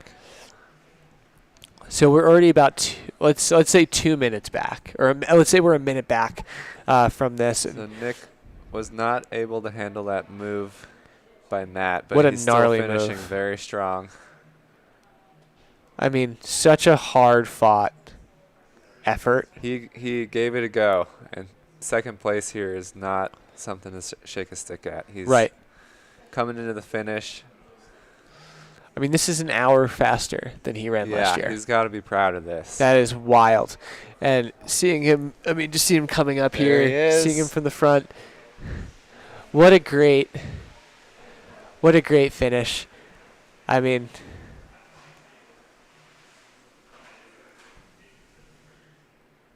what a battle. That was quite a battle. Just what ultimately it came down to, right? Like you said, Darren, we're at a stage in this whole thing of trail racing where that 50K was decided by 2 minutes. Yeah. And that's amazing, right? That's essentially a sprint finish. Completely agree, right? So this is super impressive. I know we'll get some words from there, then we'll pan out to to see where our third and fourth. We want to see where Harley is. We want to see where Sawyer. Harley and Sawyer, they have a couple minute, maybe 4 or 5 minute gap at the top. So. Right. I want to see how that's closing down because we didn't really get a lot of visibility in terms of how they both descend because in that first lap we were kind of locked into the first and second overall. So this will be interesting to see this play out for sure. I know I'm also, again, right, we're interested in Maya and Danny and Katie and Cassie, right? Yeah. All of those finishers. We see some people, we're back at Ski Patrol. I am curious to see where people fly in from, I think we're getting to that place where we'll probably start seeing some movement here. Trying to see who this is with the poles. 127, 121. If that's 121, it is Wyatt Davis coming up with the poles. So we should be seeing that group of women, 3rd through 5th, come in any minute. Correct. They were right behind Wyatt earlier. Right. So we'll see that group of Danny, Katie, and Cassie hopefully soon enough coming through Ski Patrol. And this is a great place for us to sit because this is where we'll see Harley come through. We'll also see Sawyer come through. And then outside of that as well, right? Let's see if there's any movement. We haven't seen anything from Zebediah or David or either of the Davids in a little bit now. So this they're would be on this climb. Right. Or descent. We're not sure. Yeah, we don't know exactly where they are yet, but we're going to keep a close eye on them accordingly. So official times that we're going to make sure that we share with everybody here, right? Matthew Seidel, 5:08:25. Nick Hurt, 5:10:24. So truly 2 minutes that separates them. 1:59 technically, but super cool to see, right? The battle that ensued for sure. Cool. Something I've noticed just as we're looking at this screen here, the amount of dirt and like things that are getting tracked across that snow just kind of speaks to the snow melt that's going on and just the terrain that they're covering. Yeah, they have to be careful on the downhills across these snowfields. They're For probably sure. really soft and slippery at this point. I was getting really nervous when I saw, some of these movements of trying to pass people or trying to descend quickly because, you think. Yeah, I'll bet you Matt took quite a lot of risks on that to close that gap, 2-3 minute gap. Totally agree. I think about and it paid off. Yeah, totally paid off. I just think about the thing that's tough for us to understand in this angle, right, in a two-dimensional screen is how steep these sections are. Yeah, I can't really tell with the aerial footage. I guess I'll find out tomorrow. Yeah. Maybe this would be a really good course preview for you. Yeah. Right? The most in-depth course preview you've ever got in your life, where you'll recognize what it looks like to enter like Ski Patrol, and you're like, oh, okay. Yeah. Now I know. Yeah. So this is training for me right now. Right. This is Zach asked us if we would be on this, but he didn't know that we were selfishly both invested in this. We're just doing the John Madden X's and O's right now on the course itself. But I'm doing the X's and O's on the vest drop. I still can't get over that. Yeah, at the top. Unreal. That was just flying through the aid station, grabbing a bottle, taking care of himself, and getting through the aid station at the same time. We love the risky business associated. That's great. Oh, and here we are. There we are. As you can probably guess, we are not in control of the camera. Yeah, we're not. Yeah, but maybe for the better. I don't know. I don't know if I should be in charge of anything like that. But so yeah, and you can see the finish line behind us a little bit. That's where Matt just came through. Matt and Nick. Yeah. Now the cool thing that I can say about this weekend is this. I know we briefly touched on this idea of the series for Golden Trail, right? It's Broken Arrow. Well, it started off at Breakneck, right? Breakneck in New York for the national series, and then we had Broken Arrow. We have Wy'east, and we have others that are coming up in September, which are really exciting. Now, in the scope of the points system, is that something that's kind of new to you to have this cumulative race structure, or have you been in a space like that where you've competed for those points before? I really have done it unintentionally. Okay. Yeah, so Right. I've done the Golden Trail National Series before. Right. I won it in 2021. Yeah. And I didn't know what the point structure was. I love that you just won it. I finished Broken Arrow, Yeah. and then they had a presentation for the National Series. And then they were like, and they're like, "Can you you come won?" up? And I had no idea. That's great. Yeah. And I'm still a little unclear. It's exactly what the points are Sure. because the National Series are mixed into the World Series. Right. Where we got Mammoth Trail Fest. Right. And Headlands coming up in Right. September. So I'm not sure what my position is or how the points exactly work, but it's a really cool thing for athletes to shoot for the season. Yeah. Keeps them motivated and just get to see a variety of really awesome courses. Yeah, and I imagine that the relationship you have to Salomon kind of guides, like, hey, these are the Golden Trail Series races. Maybe you should pull up to them, right? Or like, put these on the calendar, which is pretty cool. More than that, that's where people show up. True. That's where the competition is, and that's where I want to be. Yeah. To challenge yourself to be the best athlete you can be, period, right? Yeah. Yeah. I think so. It sounds like, right, like in the same way that you're like, I don't look at splits and I'm not, kind of keeping a close eye on, let's say, like the data-oriented side. Like the points, yes, they ultimately dictate the winner. But it seems like your mindset here is, well, if I'm racing hard, I should have more points. And if I have more points, then I'm higher on the list, right? Yeah. Yeah, it's and like just simplified. Race as hard as you can at every event. Sure. And see where you end up. Yeah. And it seems like, right, if you plan to go to enough of them, right, that's the other important part, where if you're doing like one or two of these randomly, I imagine like the idea of the series might be less significant, but doing, a majority or a fair amount of the National Series races, it kind of builds that momentum for you, or even if it's not a focal point, that you're still aware of like, oh, like this is my third or fourth one that I'm doing. Yeah. Okay, so we're up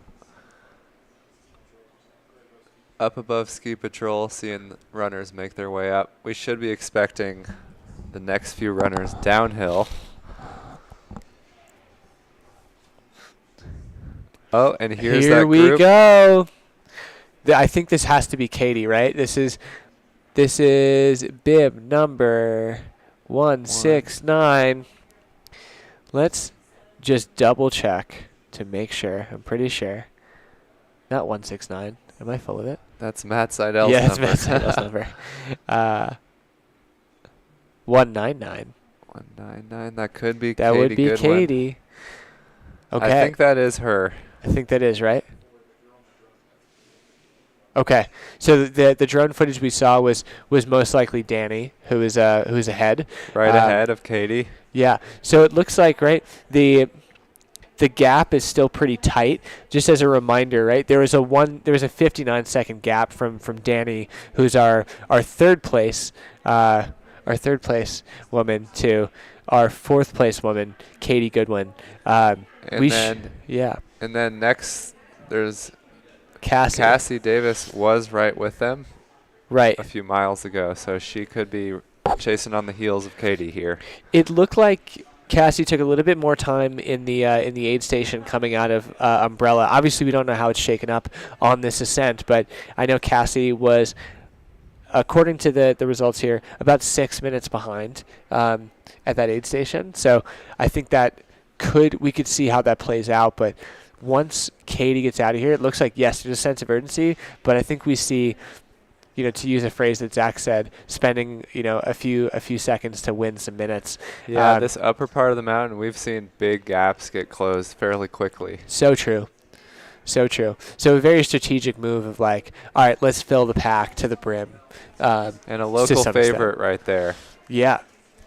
Making her way up to the high point. Similar approach to what we saw Sawyer do here, like maybe a little bit more controlled on this portion. Make sure that you're locked in with your pack. You're taking in your fluids and your calories in this moment, and then maybe opening up, like on the upper half. Exactly. Yeah. So and she'll be able to see the gap up to first place woman. True. Here. She will have those eyes on Sawyer, and then also will have the eyes on Maya as well. Right. So especially when you get out of these trees, she will probably be able to see her climbing still. That's true. The things that feel to something that you mentioned before with these snow crossings, they look pretty narrow. They look pretty steep, right? We've seen a few people feel like they're trying to get their footing while there's a pass going on in the snow. Yeah. And that, to me, just as a person, there's the pass. There's the pass. So we just see Sawyer on the way down coming back into ski patrol. I'm not sure if we saw Harley. That's true. I don't know if we have at this point. But there's your first place female. Just finished the out and back.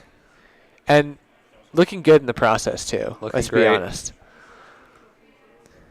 The Arizonian. Yeah. Arizonite. Arizonite. Now it looks ready like to start the fast section of this downhill. Yeah, let's see what this aid station looks like, because we've seen a strong body language from Sawyer this whole time. Walks up. She did see that gap to second, True. which is substantial. So and the substantial gap to third too. Yeah. Right? So she's out. She's out. That was quick. That's substantial. She doesn't have to go that quick out of the aid station, but she's pushing for herself. For sure.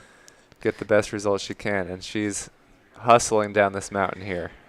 Now towards the finish. To your point on this, right? Like, I know we're speaking in the language of minutes and hours here, right? With time being the main differentiator. But if you're Sawyer, you're at the base of that. You're at the aid station, right? Of ski patrol. That means you have a 3-mile gap on third place. Right. In a race like this, that's crazy. And that 3 miles is a really long 3 miles. Yeah. That is very slow. That's a sizable gap. That I don't know if that does more for Sawyer, if that does more for Katie, right? Like, who does that benefit more? Or actually, that would be fourth place, because Katie's in fourth, ideally, right? Because Danny would have been already on the climb. So second and third would have been up. It doesn't look like Sawyer's letting off the gas, though. No. It's easy when you have a big gap to mail it into the finish and win, but she is pushing all the way through. Yeah. And to your point, it's great to see. We don't know if we haven't seen any footage of Harley yet. Right. We don't know if he's in front or behind Sawyer here. Right. So this could be the fight for third overall. Which seemingly could be, and for that to be a solo mission, right? Not to say that the first and second place had it easy, but to have that tethered to each other and being so close, it does really stoke the fire the entire time. But this is tough. You are working your way by yourself down the hill, hopefully gaining enough ground to keep somebody away or swallow somebody whole. And she is definitely looking at under 6 hours. Yeah, that's so impressive. Fast. And for reference here, right? Comparing this to last year, our leading women's time was 5:40, and then 6 hours was our second women's time. So she's right on par with winning time last year. Again, we don't know if the courses are the same. True. But she's having a very, very strong day here, flying down these switchbacks. Wild. So cool to see. Just this solo mission, seemingly, that Sawyer's been on this whole day. And yes, there's been some moments of of passing here and there, given the way the course is designed, but this is really impressive to see. And what a cool event to have in the Golden Trail National Series. To have a 2-lap course with an out and back makes it very competitive. And for footage, the footage we're getting right now is amazing. You can see that pass by Matt late in the race, and you get to see the whole big climb and descent. I know. I mentioned to Zach cool before, race. If any of this, if they want to license any of this footage to the tourism board, I think they, it's gorgeous. Now, to me, just from the outside looking in, right, for any of these athletes, descending quickly, especially anybody, you're so tired at this point in the race. You've been descending for so long. This is the time to maybe keep the mental switch on to make sure that you're not making any mistakes. This is the time where you can get a little lazy, a little sloppy, your ankles get a little sleepy. Yeah, I don't want to fall here. Yeah. That to me is like paramount, and I feel like that's not something I've taken for granted before. Like, oh, I can relax. I'm going downhill. It's like not quite. There's still a lot of mental acuity required. That's when ankle rolls always happen. It's like the sidewalk. Yes. Outside of your house at the very end. That's so true. Yeah, that's where the carnage happens, right? Oh, in your own backyard. Now, these spots that look, more straight and not as switchbacky make me like more nervous. I don't know the grade of them, but the idea of picking up that much speed in a straight line on a descent after all that time. Yeah, and terrifying. It's a smooth trail too. It looks like it. Yeah. And I'd be grateful for these switchbacks again. Yeah. I know, a little bit of an optical illusion here, right? She's very much descending. Yeah, very fast. Yeah. She's really like in a league of her own in that sense. I'm excited to see where her career goes. She's 22. Yeah. Just demolishing the women's field here. And the men's field. Yes. Yeah, the here field. At Wy'east. just demolishing the field. Every field. Yeah. I was telling Zach before I met Sawyer at the Shakeout, and Sawyer was like, oh, I just started working with a coach in January. Oh, and yeah. I was like, sick. Nice. That's super cool. Where like, I think of, young athletes have raw ability, and it's cool to see the value that a coach can add to maybe dial in things in the periphery. Like, what does cross training look like? What does nutrition look like? What does hydration look like? Recovery. Yeah, and recovery. Like, what is your, I guess, in the education of trail that you've had over the years, and like understanding those things, what does that look like for you? Has it been like you learned through racing and through like trial and for me and it was error? very much trial and error. Okay. Yeah. Okay. A lot of error. Yeah. And that's just how I like to learn, because sure, you're I'm doer. pretty hard-headed. Okay. And I don't like to listen to people generally, so I have to learn it for myself. It's one of those things where it sounds like the trial and error to me sounds like it's a nutrition hydration trial and error, or is it more things? Is it like even making your schedule of the day to day is trial and error? Yeah, it's schedule, it's pacing, it's everything. It's everything. Sleep. Gotcha. And do you feel like through that trial and error you're at a place to feel like it's more dialed now over time? Like, or do you feel more confident in certain spheres than others? Yeah, I hope so. Yeah.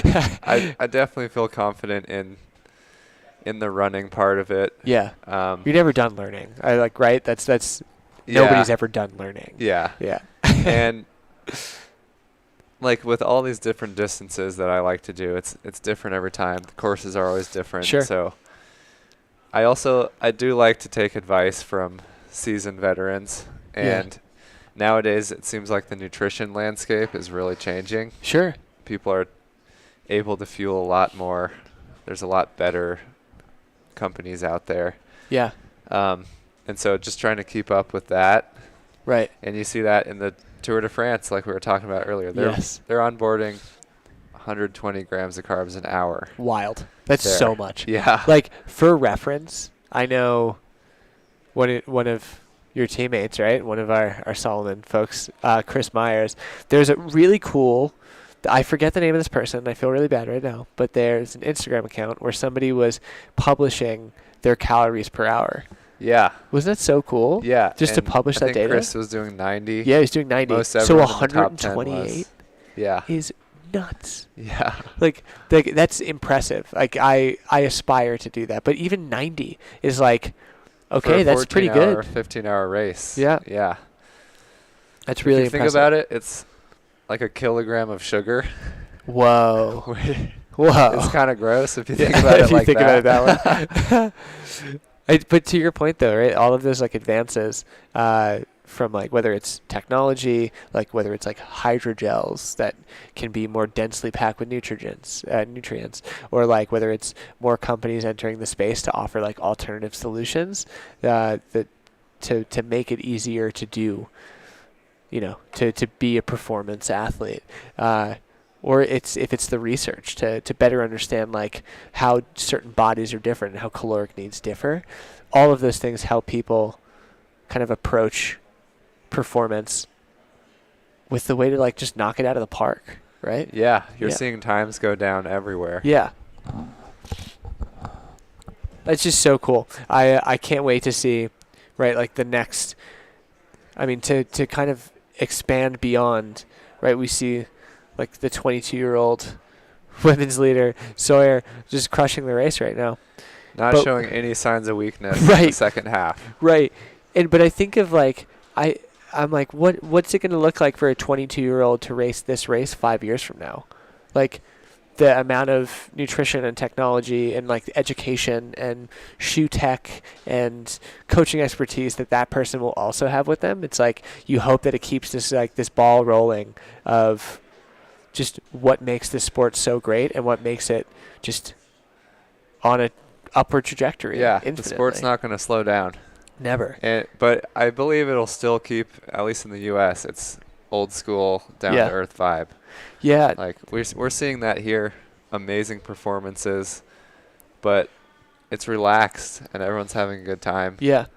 And you find that to be a difference with European trail yourself? Yeah. Well, I've only been out to a few races out there, but it's fanfare. It's like going to an NFL game. With the Zagama tunnel, right? Yeah. Like that is crazy. Yeah, I have ran Zagama. Yeah. And it's as crazy as it looks. That's so cool. I think my hearing went out for a few days going through that. Have earmuffs in. Yeah. That level of energy is really reminiscent to me for like the Tour de France, right? Like when they're doing these mountain climbs and everyone's like banging on the sideboards just to make noise. And I guess I love the idea of bringing that level of fanfare and energy to strategic points on course. I mean, if it could be end to end on a course, amazing. Impossible. Yeah. But something about building that fandom up feels important, you know? Yeah. And as this race goes into the future, there might be people that go hike to that high point and have a crowd up there. Yeah.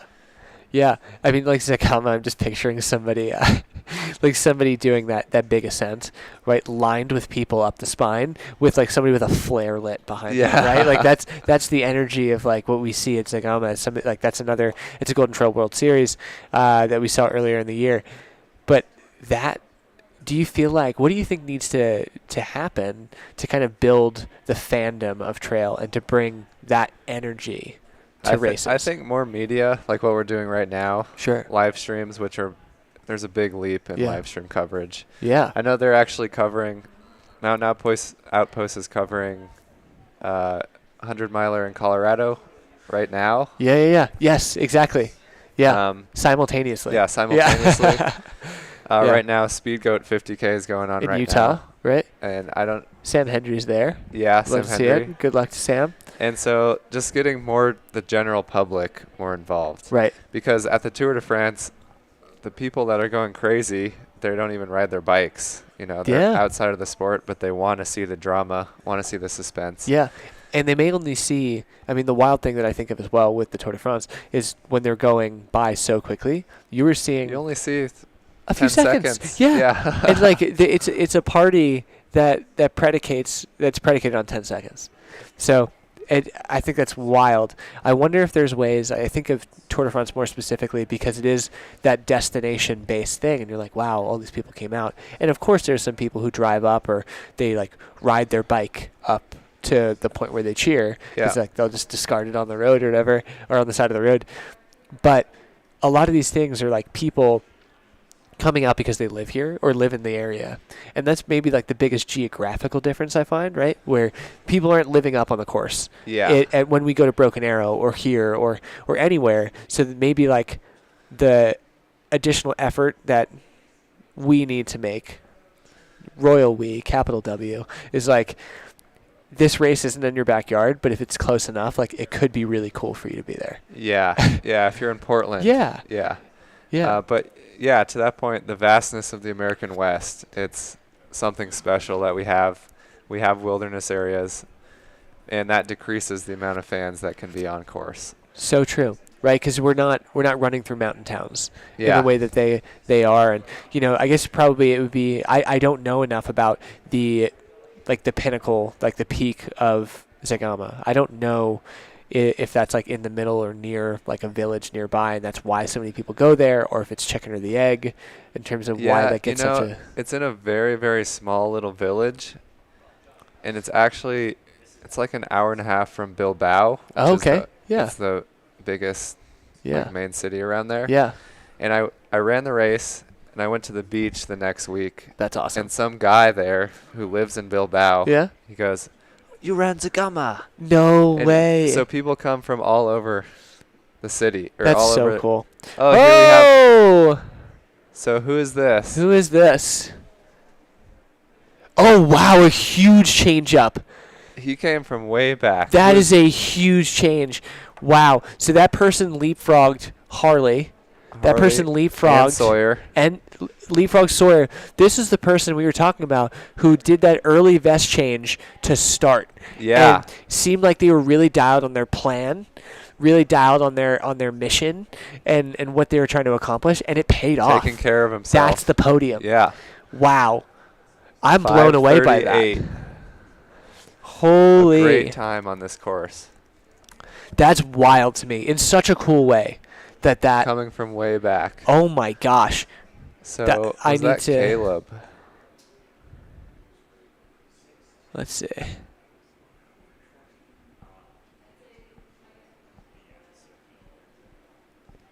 It looks like it could be Caleb. I can't see a bib on Caleb. It's under the vest, but it seems like it would be Caleb in there. Which, honestly, what Very a way. strong-looking guy. Yes. Really solid. I'm just so impressed with how that developed over the last and hour. You're right. So he's got his vest and two That's handhelds. Ian. Oh, that's okay. Ian Wildermuth from Clackamas, Oregon. Thank you, team, for letting us know. Cool. 5:37.41. That's Ian Wildermuth. But so impressive to see, right? Like, that seemed like a game plan executed. Yeah, absolutely. Right? Just well done.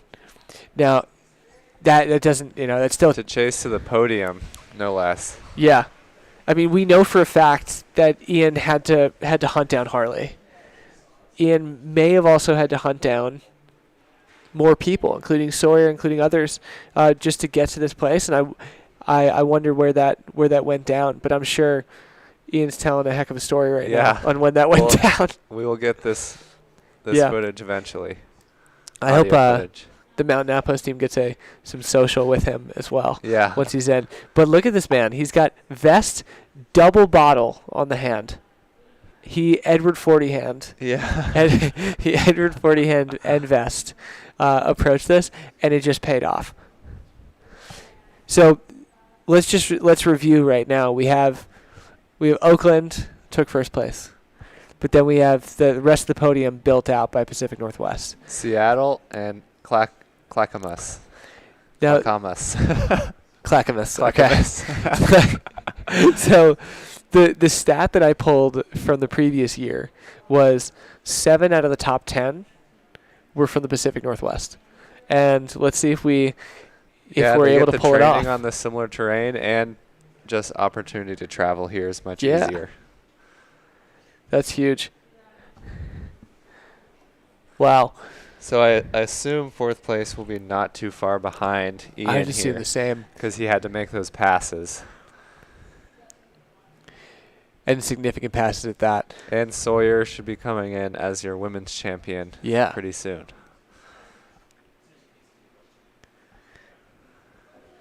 What a day on Mount Hood. Oh, my goodness, Beautiful day. That's amazing. Look how lush that looks. I know. I've been running in the pretty hardcore desert. Yeah, this is foreign. Yeah. To see that much green. This is going to be really nice to run through wildflowers, pine trees. Is that... It looks like we have some hikers. Okay, there's a dog. Okay. I was like, coming in fourth. I don't know. I remember I ran a Georgia Death Race one year. Yeah. And a guy ran the whole thing with his dog. Get out of here. 67 miles. That's so sick. Yeah. What kind of dog was that? It was like a pointer. Oh, wow. Yeah, very athletic. Yeah, like a hunting dog. Yeah. Oh, we see somebody coming back through. 180. Right? No, I'm off again. I believe that's Caleb. I thought Caleb had the button down. 160. All right, we're doing self-sponging right now. We love to see it. I just love how auto body shops are just getting put out of their materials for the race this weekend. He looks very hot. We're heading into the hottest part of the afternoon here. Yeah. 12:45. But I appreciate right, Caleb taking the time to actually cool off and be maybe a little bit more like cautious in this approach. Yeah, even though you could say, it's all downhill. It's close to the finish, but it's not really that close. What, yeah. 5 miles? Yeah, I agree. This is going to be a bit of a grind for them to get from there to the end. Looking at that, they would be, right now they're at 27 miles. They're going to 31. So 4 miles downhill. Yeah. Which really puts it in perspective the pace that our folks were putting down for this first, second, and third in that absolute dogfight to the end, which is super cool. Seems like the vibes are high at the aid station. They're having a good time up there. They're having a good time. Snacks are out. Spring Energy is out. So we have all right, so now Caleb has left the aid station, coming home. I would place that bet that Caleb is now in 4th. Because we haven't seen either. Harley. Could be 5th. I don't know. 5th. Harley might. I think Harley might be ahead. probably. Oh, ahead right. You're correct. My bad. With around Sawyer. Right. So okay. Caleb is probably 6th overall, 5th man. We love to see it. Oh, and we are back in. This looks like our descent this looks into like Harley home. in the blue shirt. Yes, you were right. Harley coming in, seemingly holding that 4th place spot. Moving well. I'm sure he wanted that podium spot, but Ian just ripped that downhill. Wow.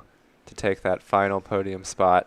Yeah, just put that in perspective, right? Because we didn't see the ascent or the descent for Mount Hood for the two of them, right? Right. We were kind of blind to that, and I think everybody else was too. But it went down somewhere. That distance happened somewhere. And, I mean, what do we probably have inside of 10 minutes to go, right? But to think that Ian put 10 minutes on that. Right. Right? Like minimum. That's a lot of time to put in on somebody this late in the race. Must have been that fueling and hydration strategy that we noticed. Yeah. A lot of trial and error, I suppose. Yeah. So and how old is Ian? Ian is, let's click on Ian. 23. 23, so oh my another gosh. young guy. Oh my goodness. So he did that without a lot of trial and error, probably. Yeah. Let's look this Ian guy up. Yeah, because I think of, right, we were talking about Sawyer's ability to race often, and that kind of like built things out. There's a good amount of races under Ian's belt. Gorge right? Waterfall 100K this year. Yeah. And he ran this last year, Wy'east Trailfest 50K. Right. In 6:25. So again, a gigantic improvement there. Huge. That's massive. We love to see it.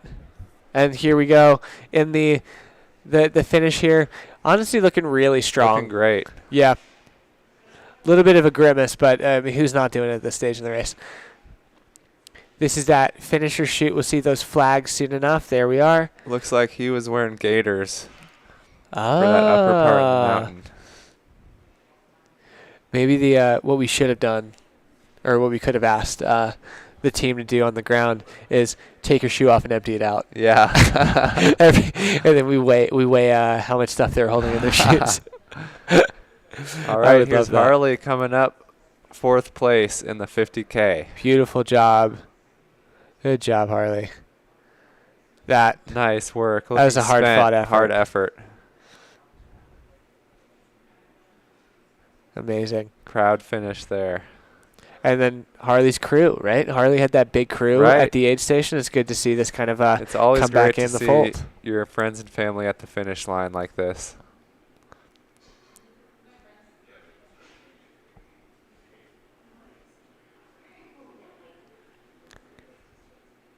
He looks well supported, going down for a lie down in the shade. I don't blame him. This is the ever popular seated interview. Yeah. Have you done any of those before? Yeah. So when we were at Broken Arrow during the 46K, Jessie Diggins, one of Salomon's Nordic athletes, did so it's 2 laps as 46K. She did another one. I saw that. Right, she did 69K, and I made a point to say hi after Jessie was done, and she just ran over. She crossed the finish line, ran over into the shade, sat down, and just kept her eyes closed against the wall.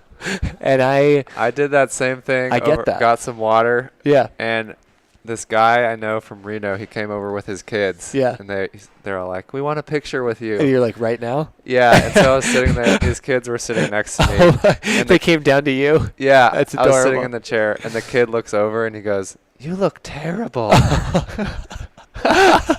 Because I just had white, sweaty face.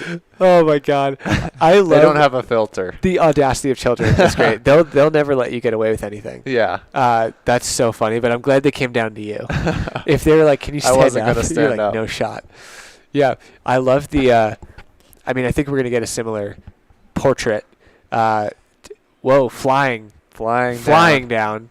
I think this is your 2nd place woman. Oh yeah, that's Maya. That's Maya there. Still looking so good. Dumping water, ice. Moving well. About 4 miles to the finish line here. This is a great aid station captain leading them through, you know, or crew person doing that. 180. And Maya, there she goes, out of the aid station. That's awesome. I wonder, right, again, being aware of that ascent and descent. All good. So that kind of ascent and descent, we've talked about it so many times, but having the visibility as to where that person is on your back, I'm sure Maya's aware of that, but Maya's had that sense of urgency at every aid station, right, for sure. And she just... Oh, here's a guy right behind her, 758 or 158. 158. Maybe it's 156. Zebediah there. Okay. 156. A little bit of a shake-up. Yeah.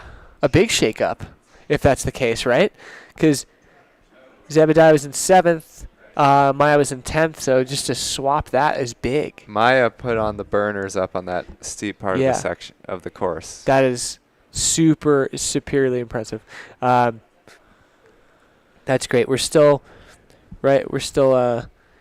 refreshing whenever we can, just to make sure we have visibility on this stuff. But super impressive. I think at some point, right, in the near future, we'll be seeing, right, Caleb and Sawyer coming in to the finish line, so we'll keep our eye out for that. But I think Sawyer first. Yeah. She had a big gap on Caleb there. Right. And then being able to say, see this particular aid station, right, this crux, this elbow of the course, who's coming flying off of this this descent, because right, we did talk about how that 3rd, 4th, 5th for the women is going to be highly contested. It's going to be great.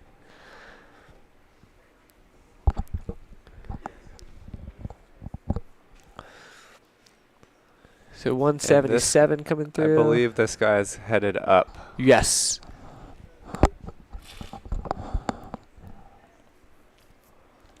Now I don't know if you've boxed before, Darren, but I feel like our aid station hydration captain. It's very similar to doing the boxing gloves up here for a while, and I don't envy that. I feel like my arms would hurt so much. But that's really the tough gig in all of this. Shout out to the volunteers sacrificing their time to be up there. For sure. Hyping up the runners, taking care of the runners. Keeping them safe as well. Cool. I'm excited to see, right, what we anticipate at the finish line soon enough. Yeah, our female champion should be here any minute under that 6 hour mark. Yeah. How's that haze looking to you back there? Darren, looking a little better, looking the same? Looking about the same. Yeah. At this time of day, right, it seems like it's something that kind of holds true. Here's somebody coming down. Pack in hand. It looks like this could be Katie. Nope. This looks like a hiker. That's somebody cheering. Or a volunteer. I thought that was a pack in hand, and I realized it looks like I'm like a I was megaphone gonna say, of some if that kind. was third place woman, then I was she like, made oh my a gosh, huge yeah, comeback. Yeah, I was gonna say, and also she's doing this in the way to the aid station. Who does she think she is? Darren Thomas. With a big backpack on. Yeah, too. that's so true. Yeah. I hope we get to see another aid station multitask with dog on the waist. Dog on the waist, baby in the arm. Pouring Powerade into the That's awesome. Well, this will be good to keep an eye on, right? In both directions, right? Our heads on a swivel. These chairs don't, but we do. We'll keep an eye on both as we get into this right now. Cool.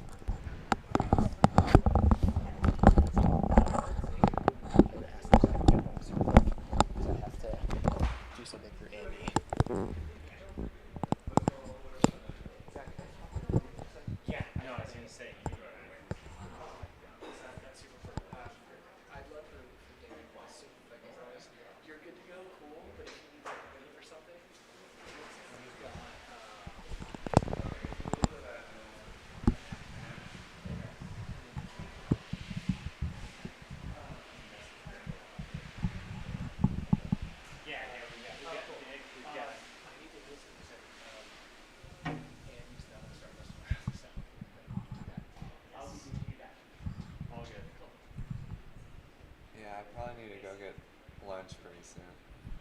Yeah, if you want to give me just a couple minutes with me, Yeah. and we'll swap you out. I'm gonna get that cycle on right now.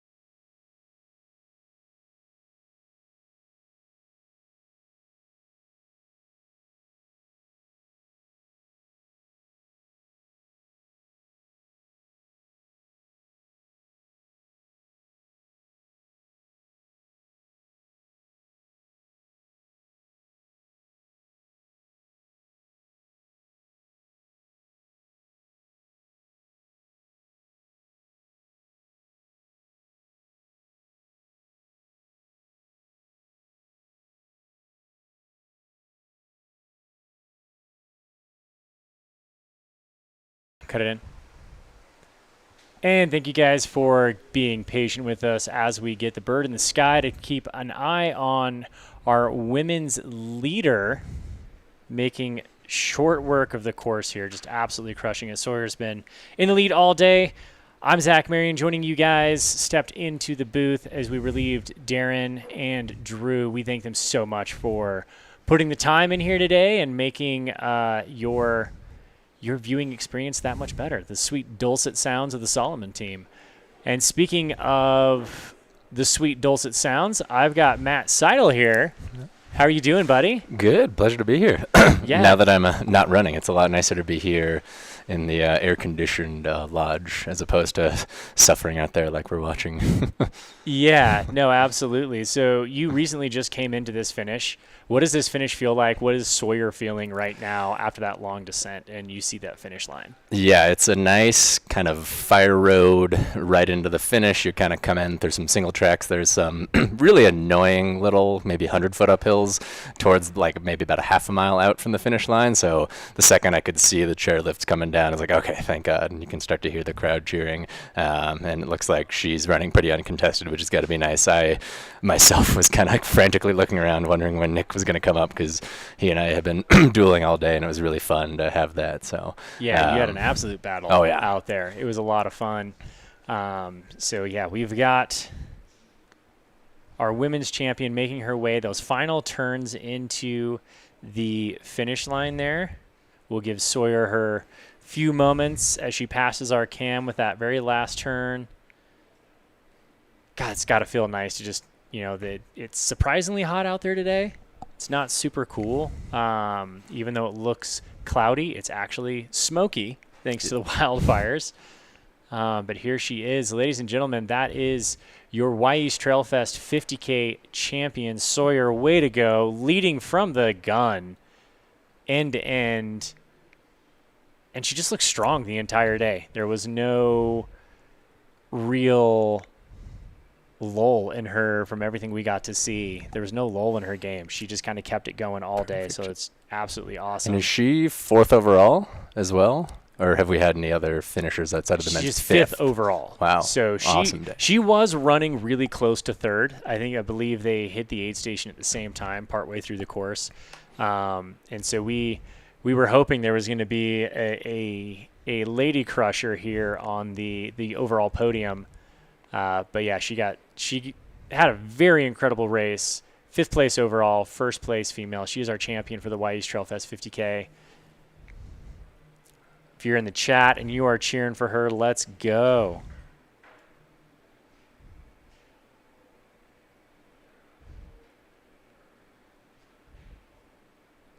I'm reading the chats right now, and I absolutely love Denise over here letting us know that covering this race lets her follow her daughter-in-law from far away. People aren't going to come out and see this, and there's a lot of stories to be told on these courses.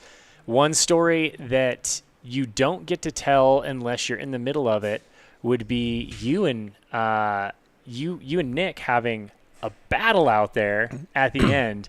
We're going to dive into that, but first and foremost, Matt, I'm joined here, for those who can't see, I'm joined here by Matt Seidel, our men's champion here at the Wy'east Trailfest 50K. Had a phenomenal day, led pretty much from the gun. It led from the gun, but there was constant movement. I think I switched between 1st and 2nd maybe a good 4 times during the day, which makes for really exciting racing. I think whenever you have that kind of back and forth, that's really when racing is the most fun to me. Yeah, we were talking about it earlier today, and what you and I have spent a little bit of time around each other.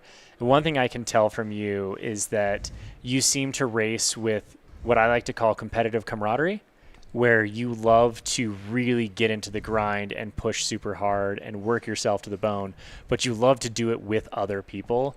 You don't necessarily just want to win as much as you want to just throw down with everybody. And that's something I admire greatly about you, and it was evident today with you and Nick just back and forth. Thank you. I think couldn't have said it better myself. Tell me a little bit about what your strategy is when you come to run a race like this. Are you obviously, you're a very competitive athlete. You're someone who has won a number of races. Do you come looking for the win, or do you come looking for the competition? A little bit of both. I think it's kind of catch as catch can as far as competition goes. I think one of the beautiful parts of kind of the growing nature of trail running, especially in the United States, is that really you're finding pretty much any race you toe the line at is getting competitive. I myself am kind of used to throwing myself into golden ticket races and to maybe UTMB style races, and those kind of, it's a given that you're always going to be swamped with a ton of competition. But today, I think I wasn't really familiar with a lot of people who were signed up, so it's always nice when you kind of go at the pace you feel comfortable doing and there's people going with you. I think I'm not a big fan of trying to like time trial off the front, and assuming that's possible. I mean, I think you sign up for a race to race people to compete, and right. Having that back and forth, having people to push you is what makes it a race. I think otherwise, I'm more than happy to just go out in the woods for hours by myself. But when right, it comes those are called here, training days. Yeah, those are just training runs. Yeah, today was awesome. That kind of back and forth nature was really kind of why you do the sport. So I want to hear about that. Tell me, how did it go out there? Obviously, we got to see quite a bit here in the studio with our drones in the air and with all that. But kind of tell me a little bit, like, how did the race play out? Did it play out as expected? You had a fairly significant gap at one point in the race that disappeared. Can you touch on that? Yeah, for sure. Maybe coming into the race, I had really no clue what to expect. I myself kind of am using this race as a training run for longer races. I am actually racing CCC out in France in about a month's time, so I like to use maybe about a month and a half out, which is roughly where we are now. These kind of like 50K mountainous runs to really get training effort in the legs, to practice nutrition, practice pacing, et cetera, et cetera. And so coming into this race, without really knowing the competition and without tapering, I was kind of training straight through it, so I didn't really know what to expect. But I fancy myself of the caliber to be like, okay, I expect to be towards the front, just because you don't know who's there. You never know what could happen. And so, right. At the beginning of the race, I kind of went at the pace that I felt comfortable. I didn't really have a time goal in mind. I think I had loftily thought, maybe chasing the course record would be fun, but I know this course has undergone a few changes over the last few years from what I could tell. And I think with chasing course records too, you have to take into account the multitude of factors going on that day. What's the temperature like? What's the competition like? You have kind of unknown things today, like it was very smoky, and that just, I don't have asthma or anything, but I definitely don't like running in smoke. So keeping all these factors in mind, it's like, okay, the goal eventually throughout the day just kind of becomes to run the best effort you can, and I think at a race like this, like the goal is always to win, and it's just kind of what effort will it take to do that. And so maybe within the first 3 or 4 miles, I had kind of taken what I thought was a comfortable lead, and then I was really happy and surprised that because the course is like 2 loops with a little out and back to the start/finish, and so it kind of gradually goes downhill, and then that long uphill that ends with, I think, the Wizard climb. But on that kind of gradual, I would say runnable uphill, I saw Nick charging from behind me and just taking the lead, and I was like, oh heck yeah, like I wanted someone to push me and to not just kind of run in my own head. And so I think from that moment on, we got to the kind of the steepest climb, maybe at around mile 9, mile 10, and I felt very comfortable. I've been doing a lot of really steep training runs lately, kind of building up to more mountainous races, so I felt very comfortable. It turns out that I just looked on Strava, and it was like the 3rd fastest time returning from the aid station, so it was a good, honest pace. I was very happy I retook the lead, and as you kind of had mentioned, coming on that long downhill, that kind of the end of lap 1 into lap 2, kind of thought I had gapped people, kind of felt I was in no man's land, didn't really know what was going on, but I didn't feel good. I had foolishly kind of foregone aid at the mile 10 and a half or 11 aid station at the kind of back of the out and back, and that really came back to bite me. I was definitely starting to feel nutrient depleted, and I just kind of had only had 12 ounces of water on me for about an hour of the race, which is not a situation that I really want to put myself in, but hey, that's lessons learned for CCC, that's the beauty of these races, or any race really. It's an opportunity to try something, to learn something, and then to learn from it. And so coming up the steep uphill the second time around, I saw Nick charging right back to me, and I was like, awesome, we got a race. and kind of he had eventually passed me again when we were going up that steep wizard climb the second time. And in my head, I was like, okay, I know I don't feel good. My legs just aren't there. It was the first lap I was running this whole climb, and now I'm power hiking it, but it's okay. Just stay in contact. And I know that once we hit the summit and come on that long downhill, I know what I'm capable of on downhills. I know that if I can just keep my legs fresh, take a gel, and keep going, I fancy my odds of catching anyone. And so it was just kind of staying in that mentally positive space. It's like, it's okay. Get through this lull.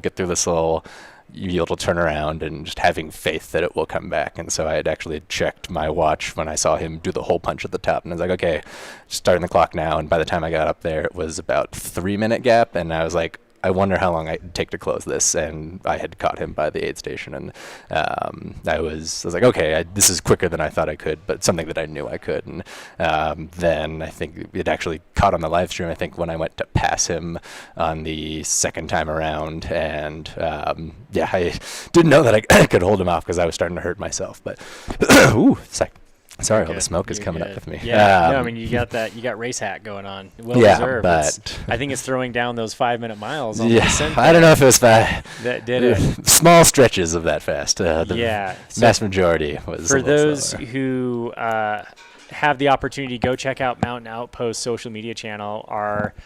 Our social content guy, Sean, was out there chasing you guys. Oh, yeah. And he got the last pass on camera. So if you guys want to see something absolutely stunning, amazing, some great racing, some tactical racing, go check out the Mountain Outpost Instagram, where we have posted that on there. It's going to be absolutely amazing. But yeah, Matt, I mean, you had a pretty solid race. You learned a lot. You pushed hard to that finish. You did end up creating a decent gap. I think when you passed with enough authority to where Nick didn't.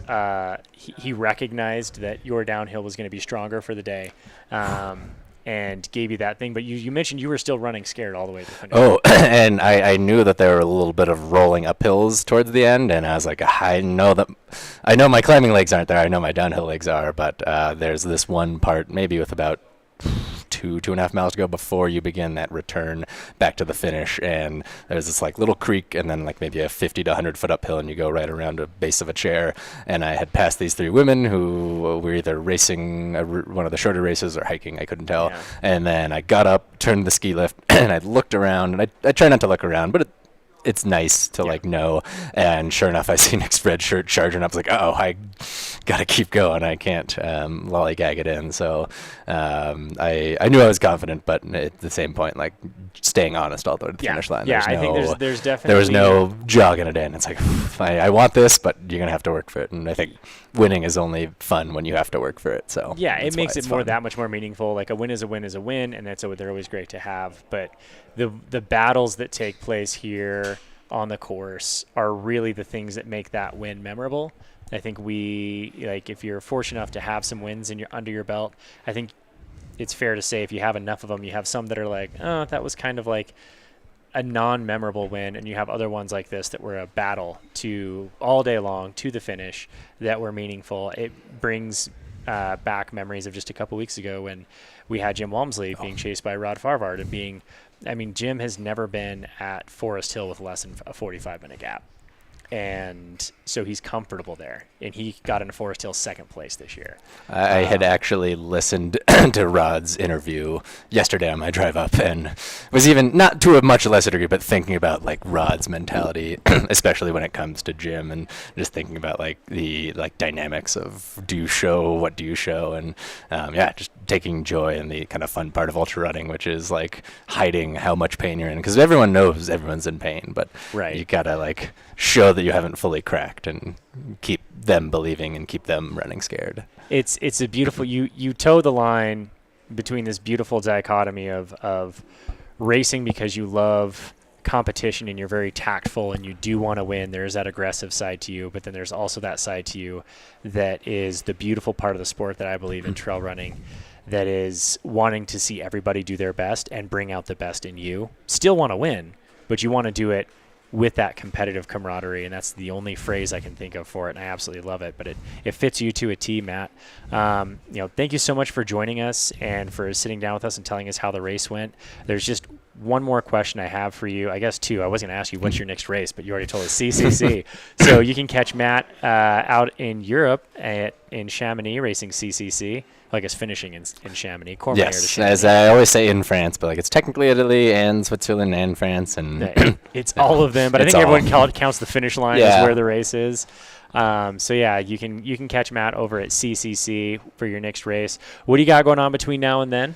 Nothing much. Just really kind of settling into rhythm and kind of hitting that training. I think one of the fun parts of this race is that it went so well despite really ramping up training rather than tapering, which is what you would expect for a race. So just trying to really savor the moments, savor the training in between now and then. I get the chance to kind of travel over the next few weekends to some fun places. I'm going to Salt Lake City next weekend for a big block, and then I'll be hopefully getting up to Mammoth in a few weeks' time. Just kind of today also taught me that, hey, altitude is a factor, and getting used to that is good.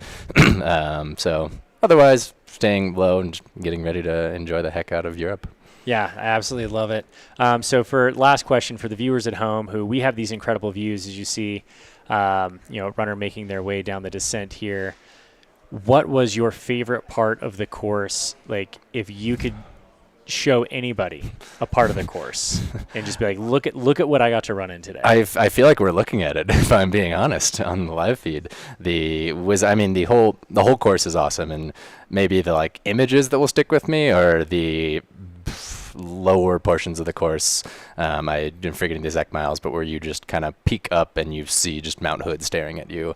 I will say, on top of just being really fired to be out here racing, today really made me want to come back and ski here. Like, I have never skied on Mount Hood, and I'm like, the inner ski bum in me is like, this would be so beautiful and so nice. But honestly, I look at a ridge like this, and it's just, it's kind of the type of terrain that like really gets me fired up. Is that long exposed ridge with huge sweeping views. Obviously, in an ideal world, it would have been a little less smoky, so you could really see. I think it's the beauty of the Cascades to me, is that they're different than the mountains like that we have in California. They're just large volcanoes that have kind of sweeping views for hundreds of miles in every direction, and it's being towards the top of one of them and just kind of getting to bomb the single track down while appreciating everything around you is just what makes this race and other races like it amazing. Yeah, no, awesome. We want, if you're interested, definitely sign up next year. Come have your go at Mount Hood. Matt Seidel, thank you for joining me here in the studio. Go get yourself a little bit of recovery nutrition, get ready for CCC, and we'll see you out there. Sounds great. Thanks for having me. Awesome. See you, buddy.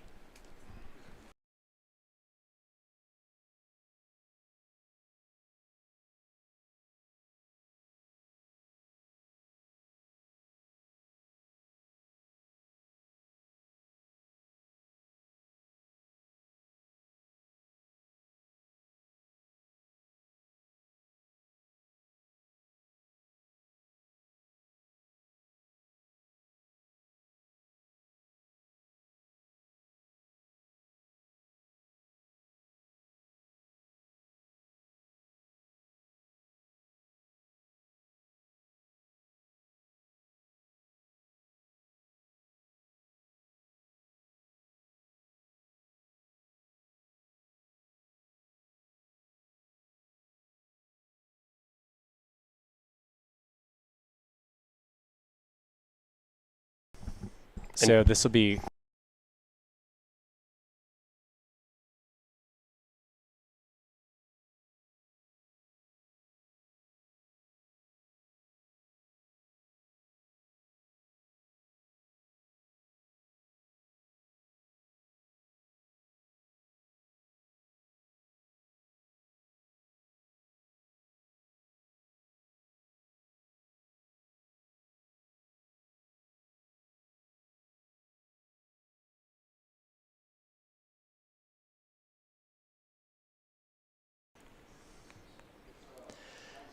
awesome. We're back in the studio with men's second place finisher here at the Wy'east Trailfest 50K, Nick Hurt. Nick, how's it going? Thanks for joining me. Doing good, yeah. A lot of fun out there. Really fun battling with Matt. Sounds like you guys had a heck of a battle. We heard Matt's side of it. I can't wait to hear your side of it. But, you've been out here before. Yep. You've raced this course. I think last year was a 6th place finish? 10th. 10th place. Yeah, it was pretty rough. Place. Yeah, it looked like it was a little bit of a rougher day compared to what you did today. Yeah. What was the major difference between races? There's a lot of things in this course that kind of target a lot of my weaknesses. I typically don't handle altitude super great, don't handle the heat really super well, don't handle extremely technical terrain super well. And that's kind of why I chose this race last year, and that's kind of why I struggled. So had a lot of issues last year and kind of came back in this year and really focused my training on like making sure I'm getting in runs up above 7,000 feet every weekend, really having my nutrition dialed, hydration dialed, and really, made a difference. Well, I mean, it clearly made a difference because you had a fantastic race out here today. You raced one of the best in the country, Matt Seidel. I don't know if you know, he's the world's fastest banana. He's got an incredible marathon record in a banana suit. I did not know that. So yes, he's a very fast little dude. Loves to shred these trails, but he does it with such a joy and camaraderie. Like, obviously wants to win, but he also does it with the joy of competing and, sharing some time out there with competitors. Did you get that sense with him while you guys were out there, or was it all business? No, I definitely got that sense. I think it was interesting because I think he seemed to really dominate the descents, and I think I was able to make up some more ground on some of the climbs. So I think we had really complementary races today where it let us battle a little bit and trade off, and it's a lot of fun. It definitely showed because you guys were able to do it and trade places throughout the day, and it wasn't someone went out in the lead and maintained it all day. It was definitely, there was some battle back and forth. Did you guys exchange any words out there? Was it just, fist bump, get it, and go on about your business? Early on, not much. I think on the Wizard climb the second time, there were some words of just checking to make sure we were both okay and kind of communicating with some of the passes and stuff. Like, even on the lower section of the course, the trails are pretty tight. So I think, Yeah, we actually got one of those passes, and I mentioned it earlier. If you go onto Mountain Outpost, we got both of you to making the final pass of the day, which ultimately was Matt making the pass on you with a couple miles to go. And I don't know if you recognized what pace you were going. I know the pace because the camera guy had the pace you guys were running. Do you know what pace you were running on those downhills? I would guess 6:30s. Faster than that. Oh, wow. You were sub 6. Wow. You guys were definitely running some sub 6 sections through that. Maybe not the total mile was a sub 6, but when you made that pass, he looked at his watch and you guys were running at a 5:50 pace. Wow. So you guys were cruising out there. And you were a really strong climber for the day.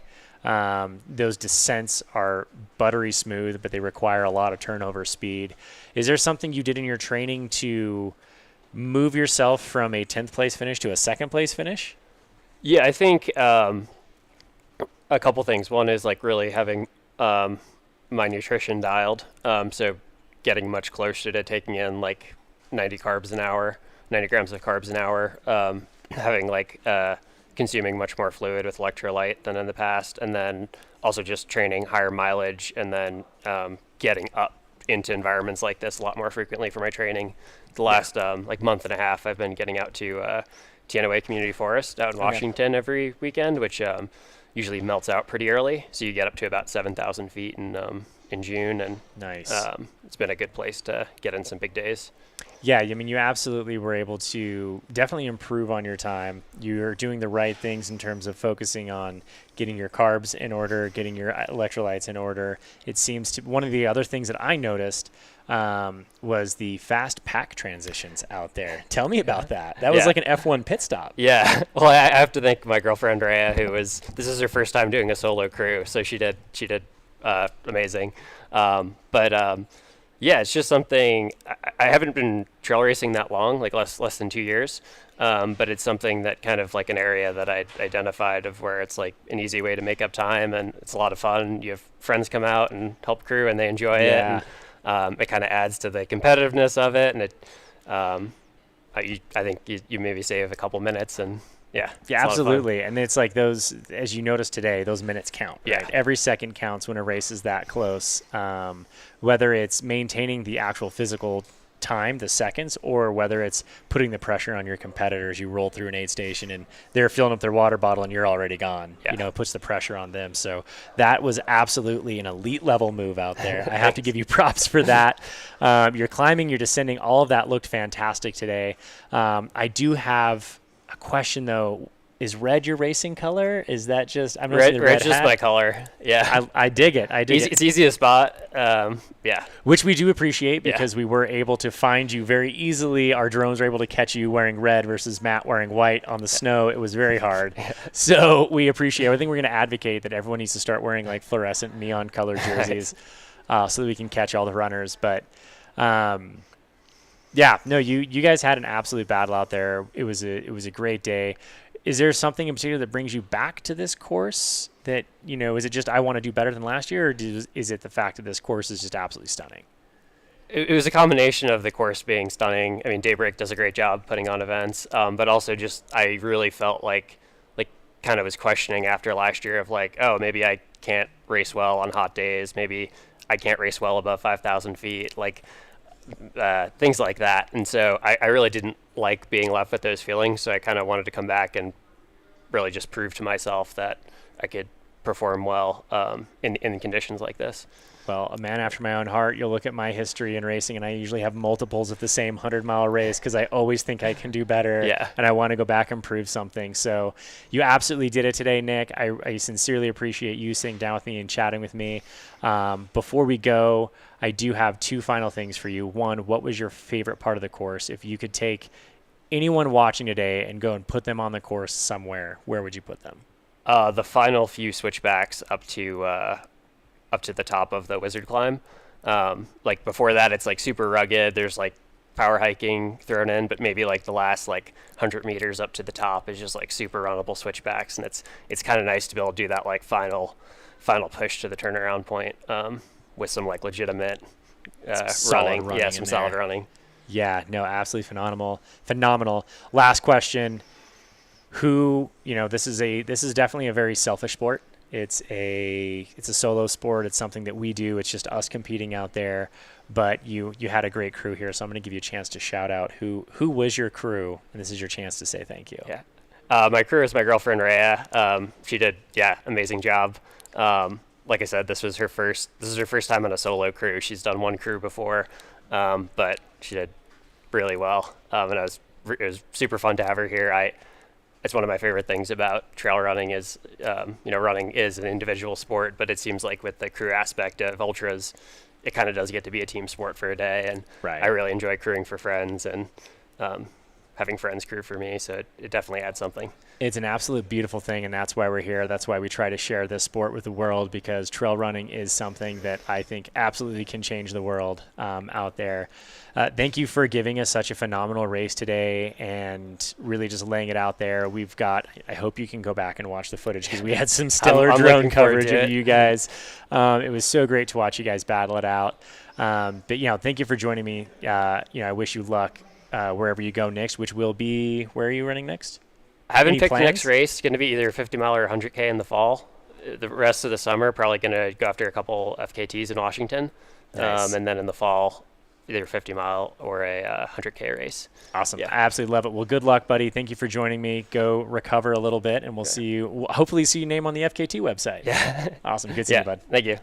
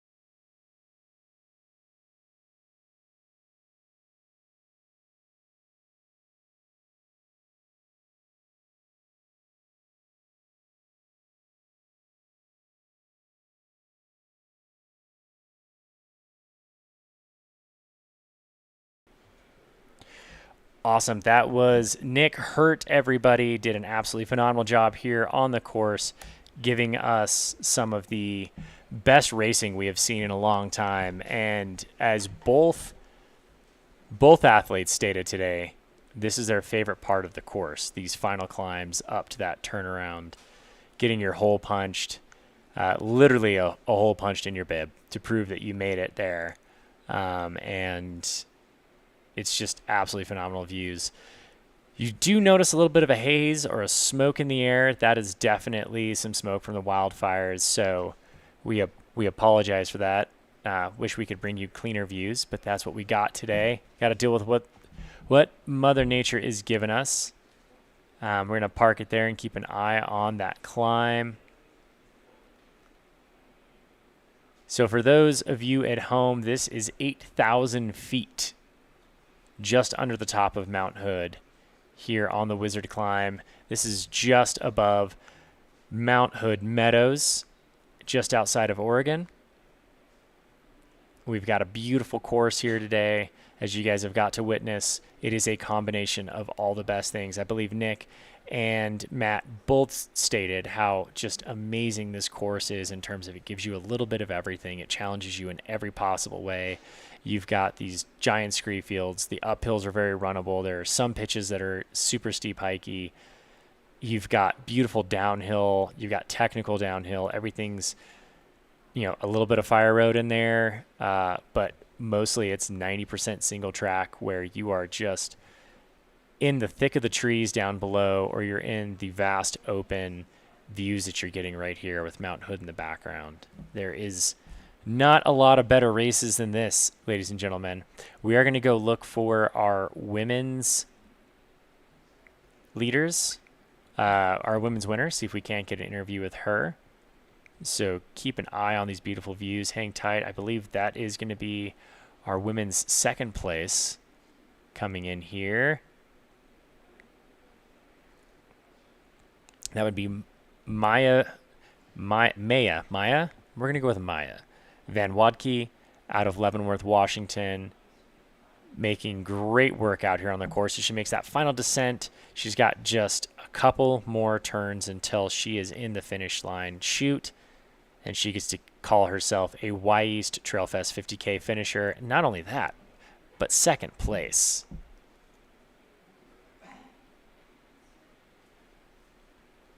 I believe there's some hikers out there. There she is. Got that white hat on.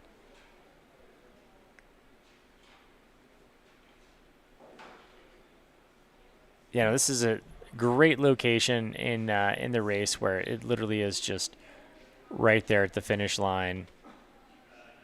We'll see her momentarily making her way into the finish line chute here with Mount Hood in the background.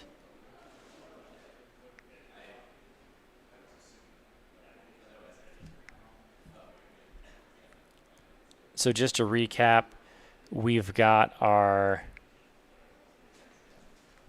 men's podium is going to be the one and only world's fastest banana, Matthew Seidel. You've got Nick Hurt, Ian Wildermuth, who we are trying to round him up right now. We're going to get him in here to talk about his day out on the course, kind of sitting as far back as 7th place and then ultimately finishing in 3rd. Made a really solid move at the finish there. Put in a very strong descent off that last climb to make up a few places and put himself in a position to finish 3rd overall. And then we move on to the women's side of things, where we have Sawyer Magnet from Prescott, Arizona, made her way in to the finish line chute. And right now we have Maya Van Wadke making her way in from Leavenworth, Washington. Congratulations, Maya. You are Wy'east Trailfest 50K 2nd place on the women's podium. And looking like she just kind of had an easy day about it. You just chatting with her friend now, catching a drink, nothing too crazy. that giant red shirt in the background, we know that can only be one person. That's going to be Nick Hurt. So she's going to get a quick interview there with our finish line MC, and then we're going to try to see if we can't wrangle her up here and get an interview with her.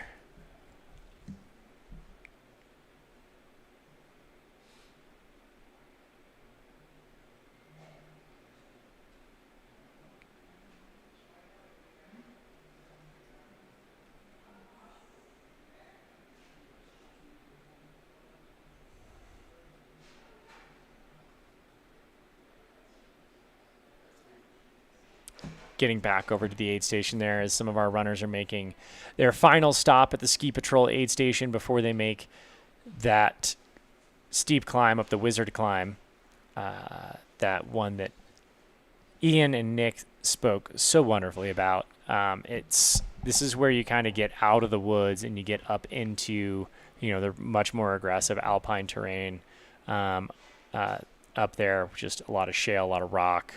Very open, very exposed. As we saw, there's still some snow up there. So this is your spot to get a few supplies, get hydration, get nutrition before you make that big climb. And these runners are nearing the end of their 50K. They hit this aid station, make a climb for a couple miles. It's a very short, few mile up, few mile down. And then they roll their way right on into the finish line there. We got another 50K finisher coming in there. Believe that is going to be Spencer Matthews. Has been running very consistently in that 10th place position all day. This will make him in 11th place.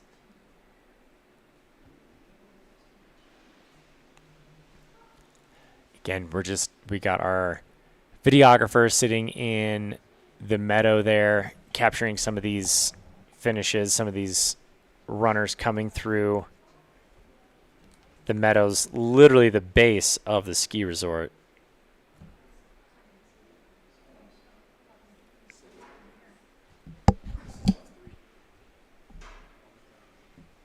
And this is our 3rd place female,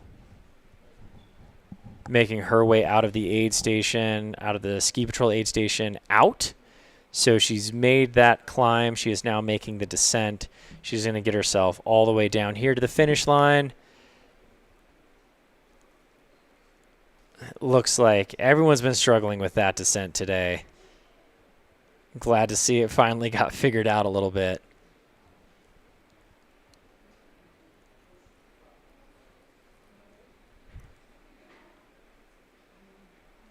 Yeah, this is just absolutely like a super steep, super technical part of the course.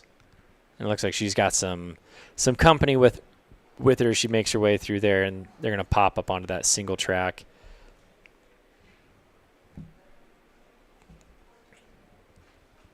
One of the more fun sections of the day. For those of you who like technical and like fast, this is absolutely it. And it looks like I've got a guest here in the studio with me. Ian, go ahead and have a seat. Throw those headphones on.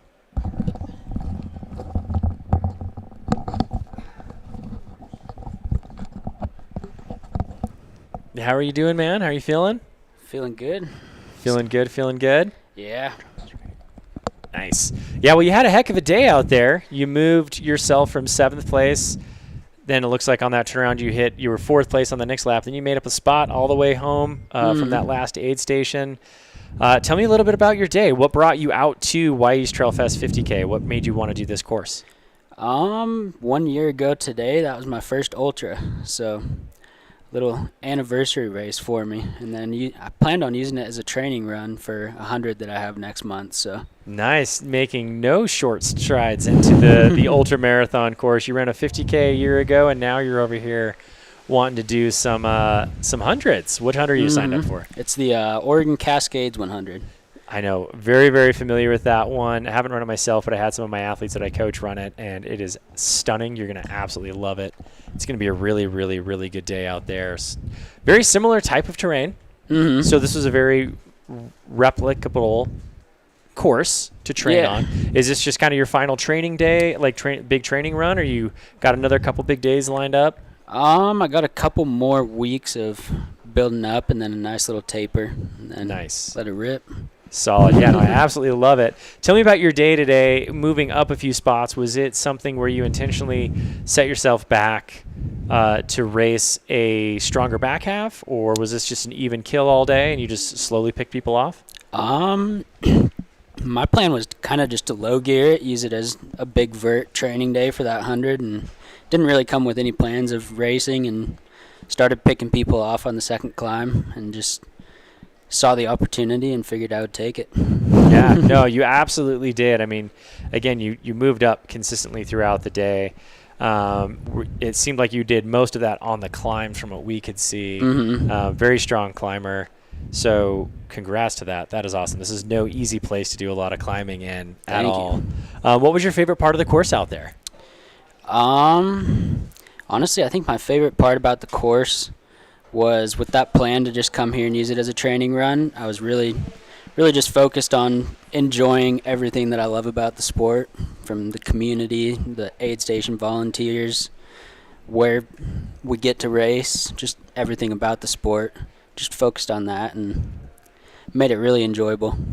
Yeah, no, it looks like you had a great time out there. What part of the course particularly was your favorite part of the day?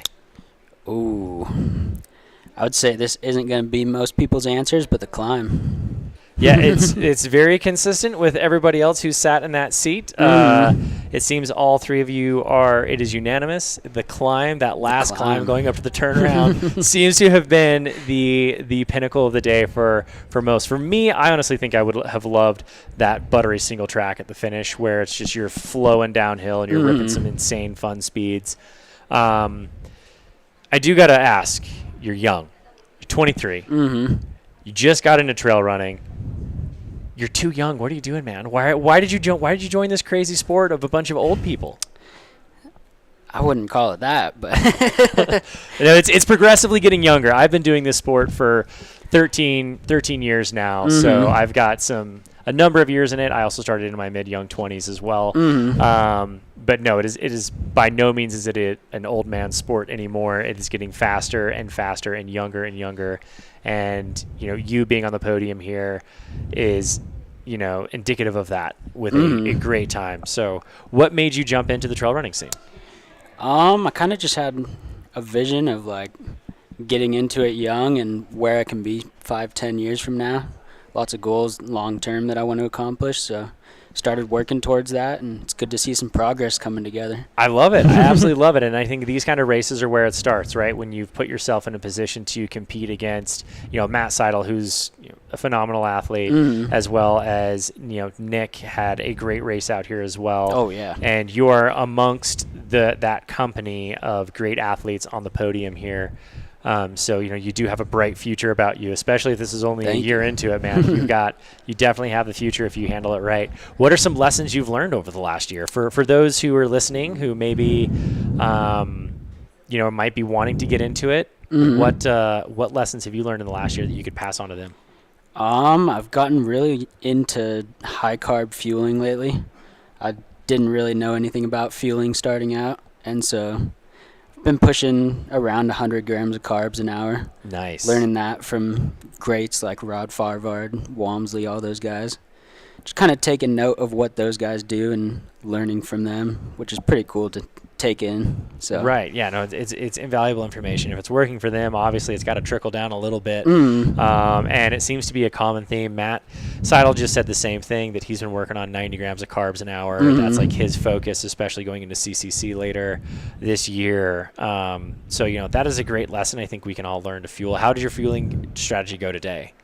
It went very well. It was going down easy. I actually added in today. I wasn't taking in as many electrolytes as I probably should be, and so I did the little precision fueling test online and said to take around 1,500 milligrams an hour or so, and so started dropping some element in there in the bottles, and nice. That really seemed to help.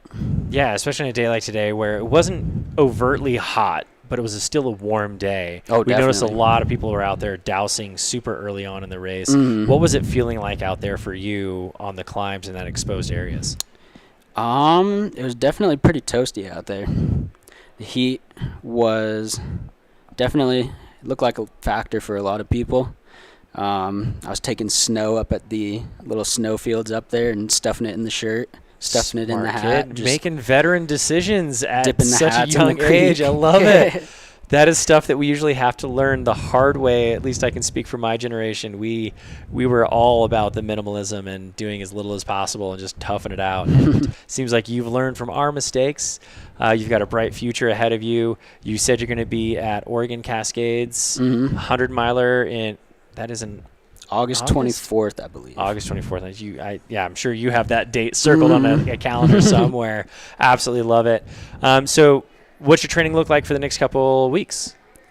I think I'll probably take a little bit of I have a shakeout run tomorrow. Then probably a little bit of a easier week, and then push a couple peak weeks out and hit that taper. Freshen up. Love it. You got to do the work, but you got to also let that work do what it needs to do inside the body. If you just keep tearing down the house, you're never going to rebuild it. So I love that wisdom. I think that's something that at a young age we can kind of forget that we do need to recover more than we just need a hammer all the time. So I love to hear that wisdom. Ian, you are years above light speed ahead of your years in terms of the knowledge that you're dropping. The race that you've had today is pretty phenomenal. Thank you. I think you've got a bright future ahead of you. I'm excited to follow along at Oregon Cascades 100 to see how you do. This is your opportunity to tell everybody how awesome Wy'east Trailfest is and why they should come. Why would someone come to this course? Everything about it, honestly. We have amazing aid station volunteers out there working the course. Daybreak puts on amazing events. Salomon also, the presenting sponsor. That gorgeous mountain that I can look at back there, obviously. Right, no shortage of views, that's for sure. A pretty fun climb. The buttery trails, like you mentioned, just everything about it, honestly, is fantastic. You get everything here. I absolutely believe it. Well, thank you for joining me, buddy. Congratulations on a third-place finish here, topping off that podium against some really great athletes. You had a great day. You moved forward all day. You earned yourself a spot to not only enjoy this, but then get back to work and get ready for Oregon Cascades, man. Thanks for joining me. I appreciate it. Thank you.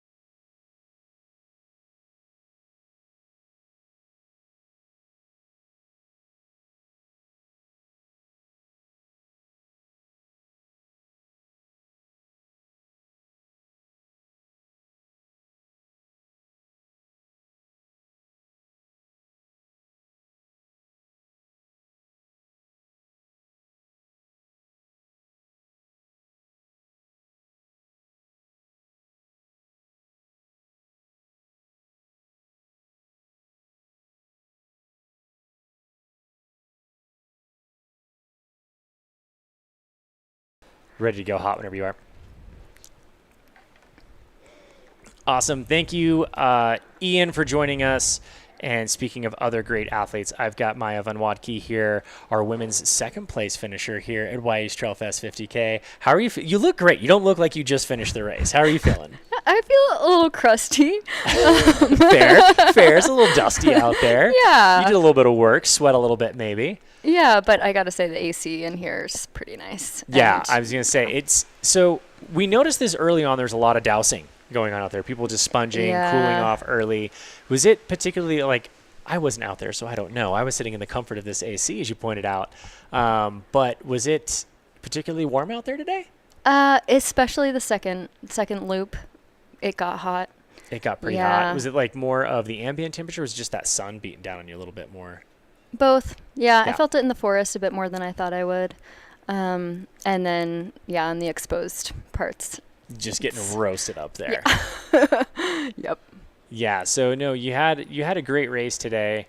Really, I mean, it was pretty awesome to see you round off our top 10. We've got 2 women in the top 10 overall here. Sweet. Putting in some great days. It looks like you kind of maintained the same placement all day. Just a nice little smooth effort. How did that feel out there? Was that your game plan? How did you race according to your game plan? Oh, good question. My game plan, well, usually I do the keep it really chill and then try to speed up towards the end, but I wanted to push the first climb a bit since I've been working on my climbing in training. And so things were going really according to plan. And then I had a notable departure from the course, which kind of changed my game plan. And then I felt like I was just kind of fighting to get back to where I was the whole time. Explain that to us. What was this departure on the course? I had just come down the technical descent and was really fired up because that was my favorite part. Yeah. And I was cruising with some of the 14K women, and we just kind of kept going down the access road instead of getting onto the single track. Yeah, that second lap. You almost cut it short today. Yeah, and then I put it together and hiked back up the access road. Nice. Yeah, nothing more defeating. I think we've all been there. We've all had that experience of oh no. Yeah. Now I have to hike all the way up this. It's so terrible. That was really fun going down, but it might not be as fun going up. It's always when you're thinking to yourself, man, this downhill is great, that you've made a wrong turn because you know you're going to have to turn totally, and you're just kind of jinxed yourself. Cruising. Yeah. So that kind of changed the plan, and I had a bit of a low just kind of being alone in the forest for a while, whereas I felt like before then I was surrounded with some good people, good vibes. I was getting a lot of energy from that. And then had my forest chapter and just was trying to catch back up to the people who I had been with before. Nice. Yeah, well, it seemed like it worked out really well for you today. Obviously, second place on the women's podium is a great place to be. Sawyer, who our women's winner, had a great day out there. Yeah. Did you get to run with any of the other women out there today, or was it No. just you and the bros hanging out doing work? Yeah. Nice. I absolutely love it. That is something that is always fun to see when we've got some of our female talent just mixing it up with the dudes and really throwing down. What was your favorite part of the course out there? Oh, I mean, ascending that, the little technical bit, and then coming up to the wonderful volunteers and their sequence who were just full of good vibes and very encouraging. That was a total highlight. Good views from there, and it was really fun to get to see so many wildflowers. Yeah, no, it looks absolutely stunning up there, and you can't see now because we've got this, awesome footage of that more scree area, top of the mountain. But down low, I think what people are missing is you get beautiful single track through some really dense pines, and the meadows here are just full of the wildflowers right now. Yeah, that was awesome. So since we can't see it, I need you to walk me through what was kind of that lower section like. So the lower section, I mean, the first lap was very notable because the light was so beautiful. It was just kind of a really flowy trail through lots of wildflowers. Do you know what those white ones are? I don't. Yeah, I don't know what those ones are either, but there were a lot of paintbrushes in there, and the best. Yeah, it was really special. Where I train a lot at home is called Ski Hill, and it's super similar trail, but right now it's all dried out and crispy, so it was so Right. refreshing to be amidst the flowers. Yeah, and you guys have had a little bit of a heat wave this year out there in Washington. Yeah, we have for sure. Yeah, no, it makes days like this like slightly easier because you could be a little adjusted to it, but also you do miss the wildflowers. Yeah. I grew up in Salt Lake, and running out there was very similar. It was like you have 1 month of quality like wildflower time, and then it just turns into crusty brown, and you're like, oh, it was so beautiful like 2 weeks ago. Yeah, felt a little bit like going back in time, which was great. Which is, I mean, I guess that's why you come to these places and race, because you get not only a great course with a good challenge and also a lot of great running, but you get beautiful wildflowers, you get awesome single track. I think really, this is a course to me that I would enjoy just because it seems like it has a mix of everything. Yeah. You get a little bit of everything, never too much of one thing. When you're sick of that, you get something else. Yeah, I enjoyed that for yeah, sure. It was fun to like peek out into the Alpine after the forest section, and yeah, that was really nice. How does this compare to back home in Washington where you're running out there? In some ways it's kind of similar.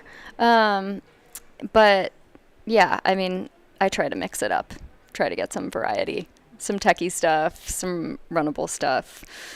This year I've been trying to work on runnable stuff, which has been a journey. It's always interesting to, when you've been out in the trail running scene, to get back into I'm going to push myself on some flat runnable stuff.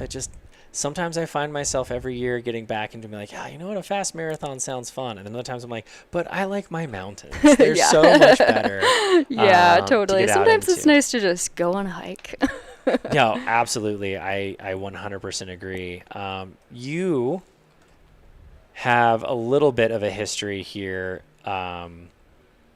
trail running, not much.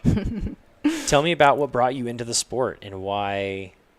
It seems like you really like the 50K distance. Yeah, well, I guess I started running longer distances when I was in college. I had the best summer job that there was, working in the White Mountains of New Hampshire, and I worked in the huts, and running was just sort of a way to see friends and get around and explore. It was your mode of travel. Yes, and that was awesome. So another great athlete, Zach Miller. Yeah. Lived up on Pikes Peak, and it's only accessible, or not on Pikes Peak, but he lived up in the mountains up there, and only accessible by foot. So his grocery store runs were little runs. It's a great way to just fall in love with it, and you're in great company. Yeah, totally. Yeah. It's funny. There are several people who are now crushing the trail running scene who also came from that background, and I didn't start racing until, later after that chapter, and have kind of been pushing hard on the career side of things. And so 50Ks have been the thing that I've been able to fit in. But I did my first 100K last year, and that was really fun. And I'm doing another 100K and enjoying doing a little bit longer races and looking towards doing more of that too. Yeah, so are you using this for a training run leading up to anything in particular, or was this just a test in and of itself? It was a test in and of itself, but it's part of the broader plan of training for CCC this year. Well, you definitely got a beautiful course ahead of you. Yeah. Also, Matt Seidel, our men's champion, is also going out to CCC. Oh, awesome. So this seems to be a great place to go. If you're at home and you're running you're going to plan on running CCC, get out here, come to Wy'east Trailfest. It seems to be a great place for other athletes who are running it to really test themselves. I think it's low enough in elevation that it's not like you're out there running Telluride mountain run that's going to be up to 13,000, 14,000 feet, and you start at 10,000 feet. It's very much replicates that CCC elevation profile in terms of you're not really getting above 8,000. CCC doesn't get that high, but the climbs are also very similar in that they're very runnable, but also nonstop. So you got a lot of fun. What type of course are you mostly drawn to? I think I'm still figuring that out. I like vert. I like mountains and being in the Alpine. I'm excited about CCC, of course, for like the vibe and being around so many people who are excited to be out there. But I think in the past I've gravitated towards more, like, probably one of my favorite ones I've done is the Helena Ultra Runners Elkhorn 50K, which is just like in Montana through a bunch of alpine meadows. And I like being up high. Yeah, you can't really beat that. I think, to me personally, it just offers this perspective that you can't really get when you're just focused on running fast, flat, lower profile miles. When you get up here, you realize that, this is a pretty amazing place, and you get to see just that much more of wherever your running journey takes you. And so for me personally, that's my draw to the mountains, is I like to feel small. I like to feel like there's so much more to this world than just me and my problems and my life, but it's just a great way to just see the expansiveness of and the beauty of the world around us. So I definitely think I might be coming back next year to race, because this is just too beautiful. So for those, if you were to take the viewer at home and transplant them and put them anywhere on the course, where would you want to take them? Where would you show them? I mean, it probably depends which viewer I was taking. But I really feel like you can't beat being up above the ski patrol aid station, kind of descending through these tiny little wildflowers and looking to the side, seeing Mount Hood, and then looking down at the single track and forest ahead. Oh, yeah. No, that sounds absolutely amazing. Absolutely beautiful. We're going to let you get on about your way. I know they've got the awards ceremony coming up soon, so you've got to go rightfully take your place as the second place female on that podium.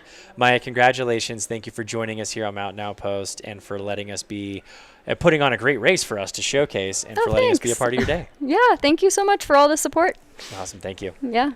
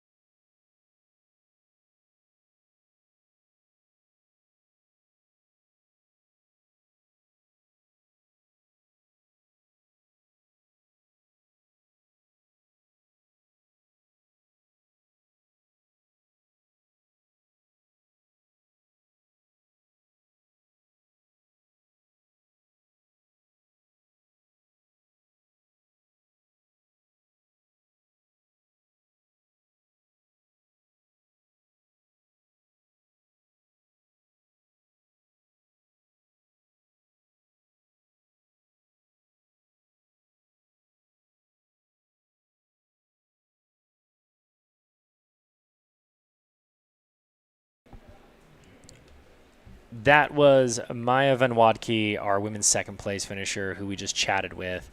We are enjoying some amazing views here of Mount Hood. We are going to get ourselves set up and positioned for the awards ceremony.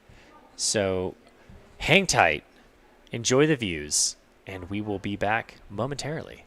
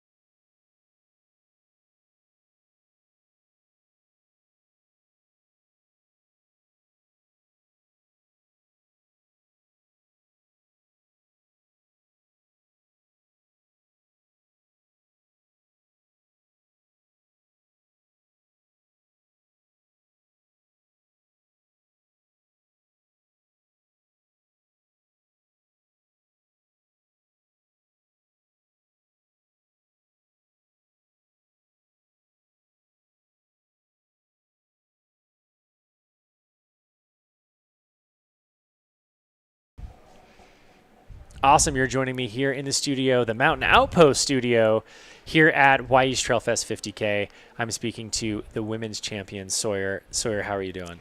Doing good. Feel good. Yeah, no, it looks like you had a fantastic race out there.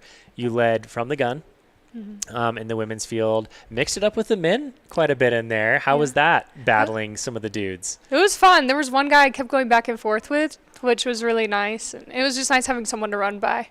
So that was good.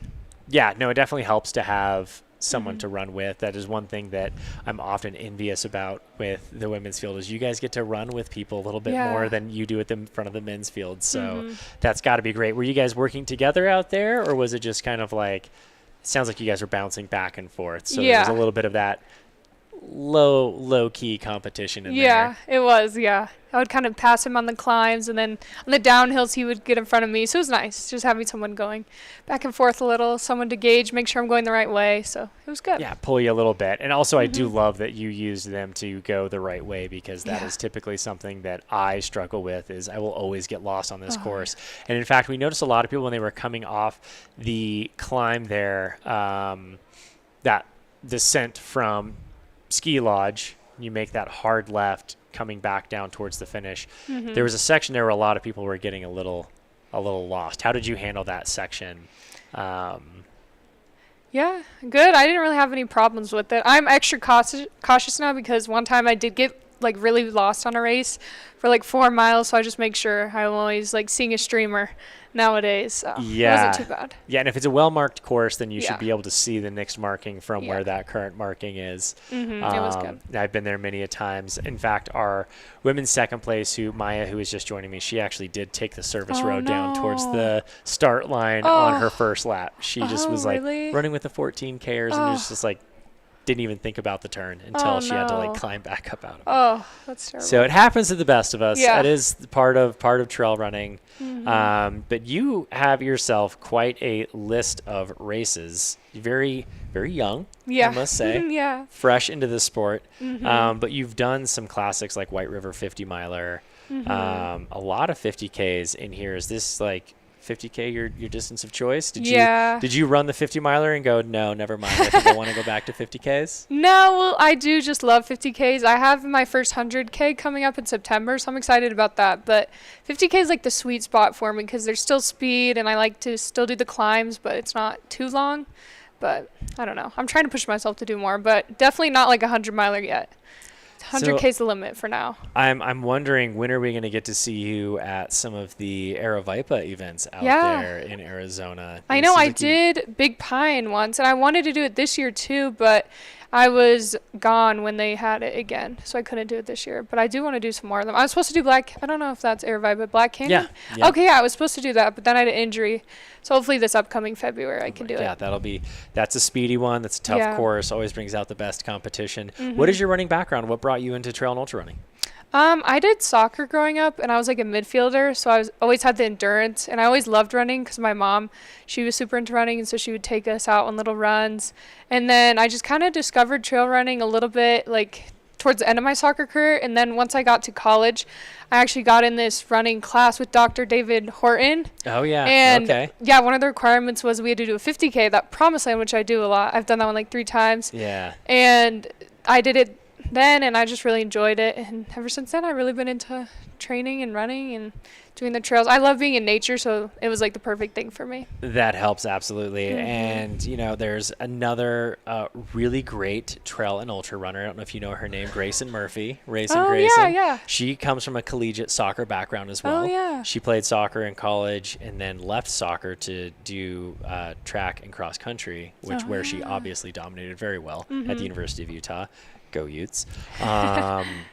And made a really successful transition into trail running. And so I think there's something to be said about playing soccer or being a multi-sport athlete and coming into trail and ultra running. You find a little bit more success as a multi-sport athlete, where I think you don't get just the miles on your legs where you've just been pounding for years and years and years, but you get, for you, soccer specifically, you get the strength. And you get that added benefit of the strength training of soccer and what it takes to do that.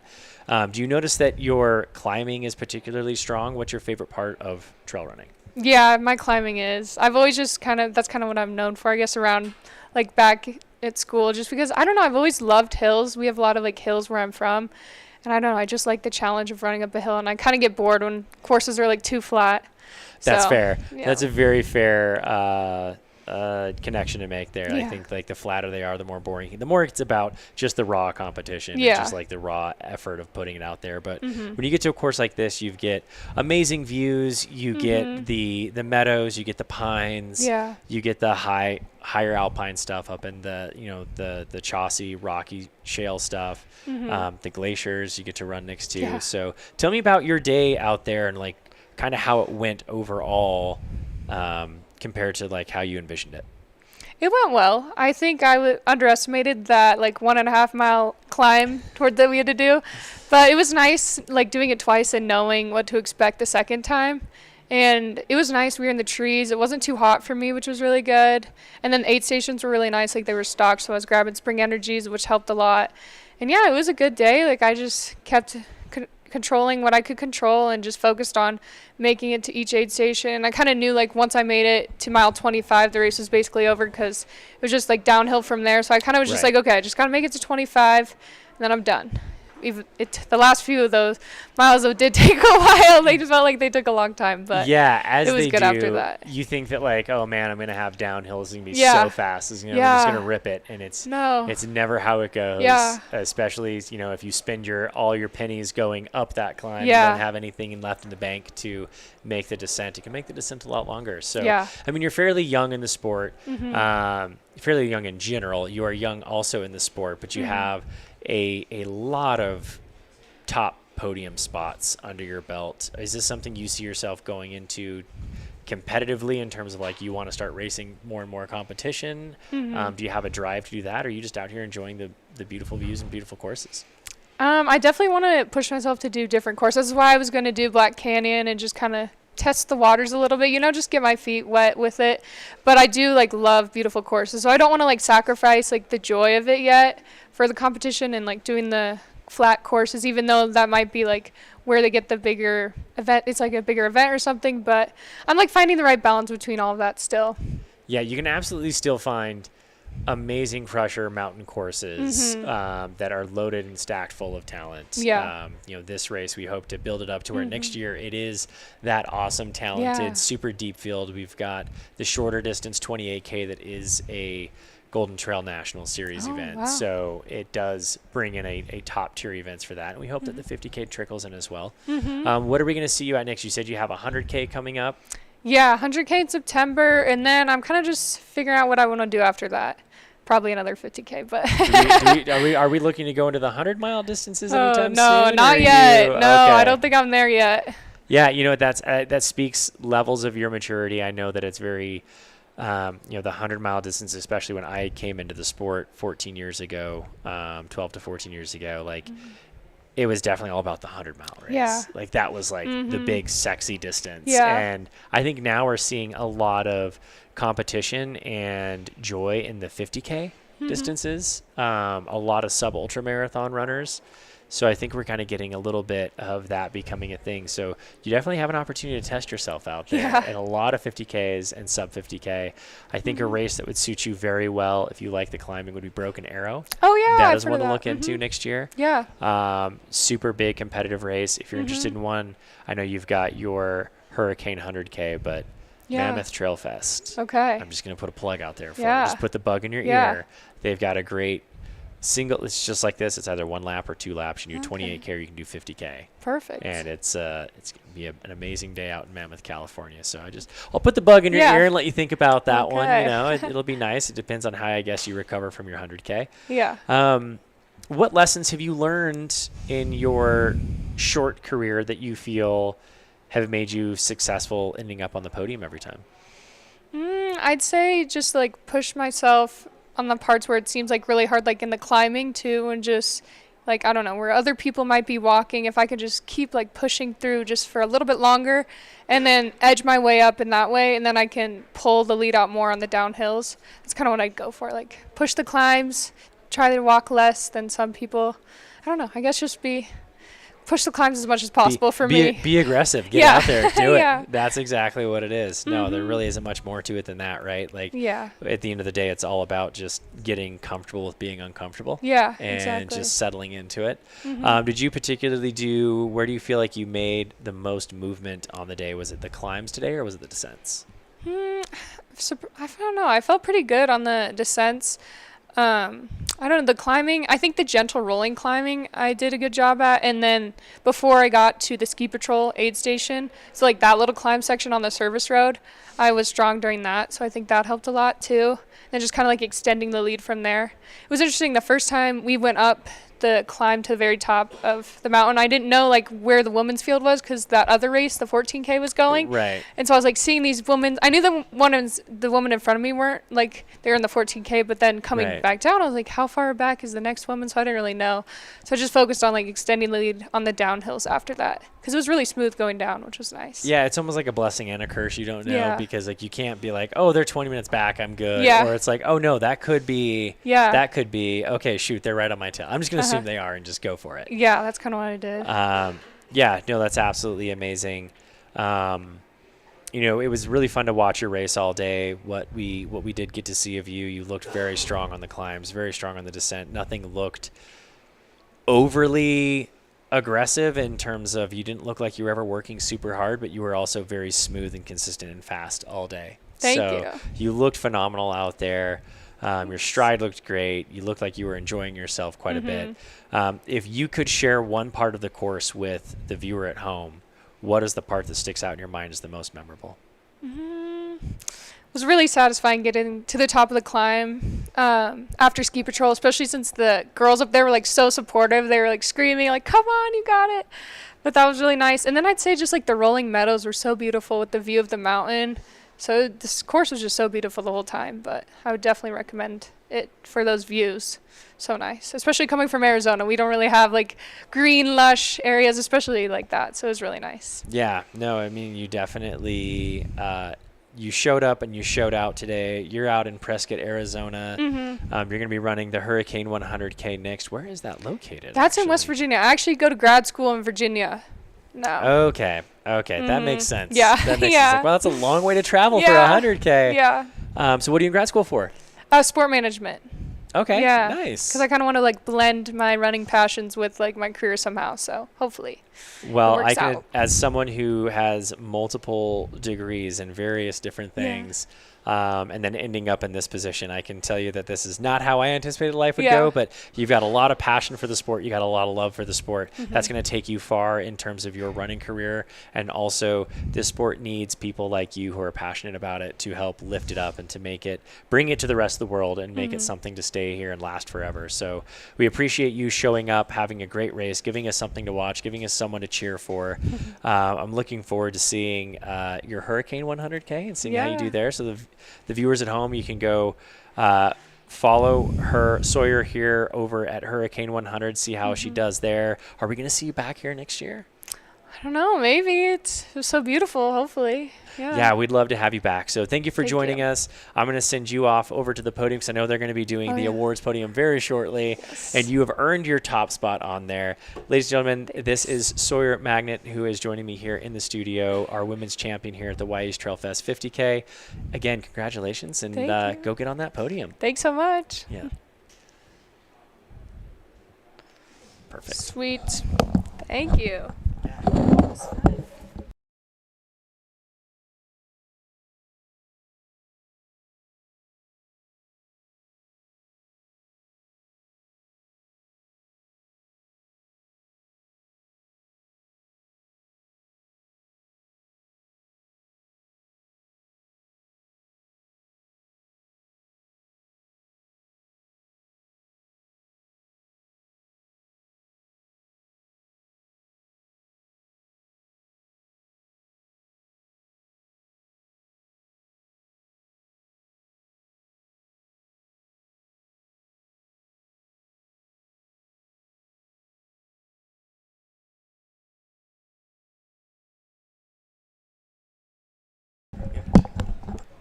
And we've got eyes on our women's third place. This is the final spot on the podium here.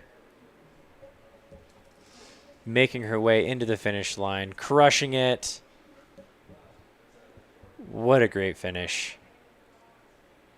Oh, there's absolutely nothing better than that hands on knees. Looks like she's going to get a little bit of a welcoming party here. We've got a pup who's just super excited to see her. And a little family action there.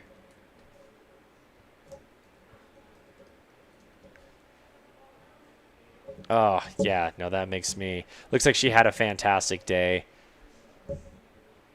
That will be Danny Dooley out of Tigard, Oregon. Tigard. I'm going to announce every single name where you are from wrong. But Danny, congratulations. You are our women's third place finisher here at the 50K, the Wy'east Trailfest 50K. Putting down a great race.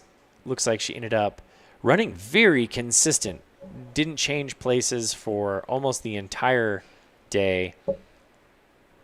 And with that, I know that is going to conclude our men's and women's podium. So as a recap, Matt Seidel, Nick Hurd, Ian Wildermuth, that is going to be our men's champions, our top three there in that order. And then for our female podium, we have Sawyer Magnet, we've got Maya Van Wadke, and we have just coming through Danny Dooley, just having made her way over into the finish line. It was great to chat with both Maya and Sawyer, just kind of recognizing, the youth that's in this sport.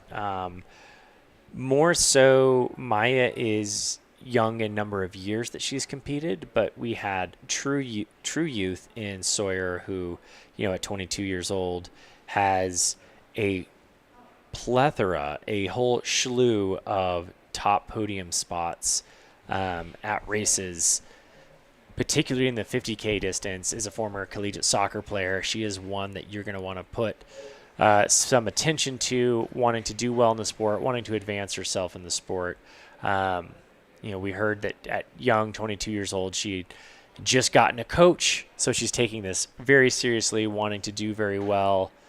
It's going to be super exciting to follow her in the sport here.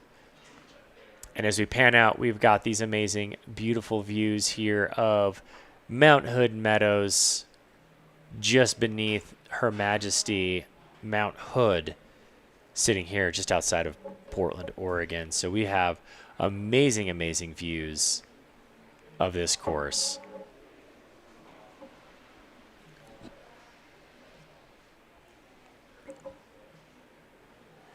We're going to keep eyes out on the field, keep watching some finishers come through. We're going to check in with the race directors and see kind of how that podium is going. Oh, it looks like they're announcing it right now. We've got eyes on that. Maybe not announcing it. Maybe she's just sitting in it.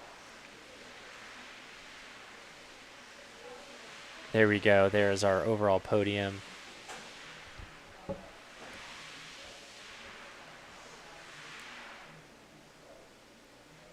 Again, that is Danny Dooley out of Tigard, Oregon. I'm being corrected here. Running a fantastic race to third place there. She'll be joined on the podium here by Maya Van Wadke, who is our women's second place finisher, who is not present, but that is Sawyer Magnet walking into first place there, top spot on the podium. Danny catching her breath a little bit, having literally just finished.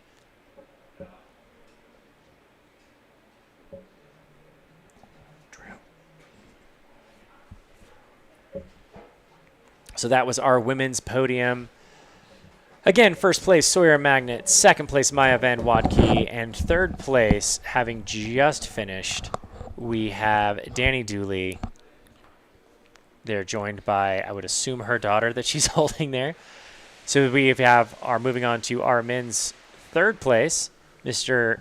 Ian Wildermuth, young gun out of Clackamas, Oregon, really taking to this sport and learning a ton, absorbing as much information as he can. I mean, already at just having run ultras for 1 year over here, talking about making sure he gets 90 grams of carbs every hour, just really acting like a professional in the sport. He is followed by Nick Hurd in second place. Last year, 10th place finisher. This year, definitely improved, moved himself up considerably, racing one of the speediest dudes I know in the mountains is Matt Seidel, and they actually put on one of the best races I have seen in quite some time. So it's amazing to watch them duke it out. And again, there is Matt Seidel making his way to the top spot on the podium. Ladies and gentlemen, those are your men's top 3, our champions here at the Wy'east Trailfest 50K. Congratulations, gentlemen. You put on a heck of a show. You gave us something to watch. But really, the real show is tomorrow. It is. Drew. Yeah. We've got the Golden Trail National Series tomorrow. The 28K. We are spoiled. We are truly spoiled. We had some amazing views today.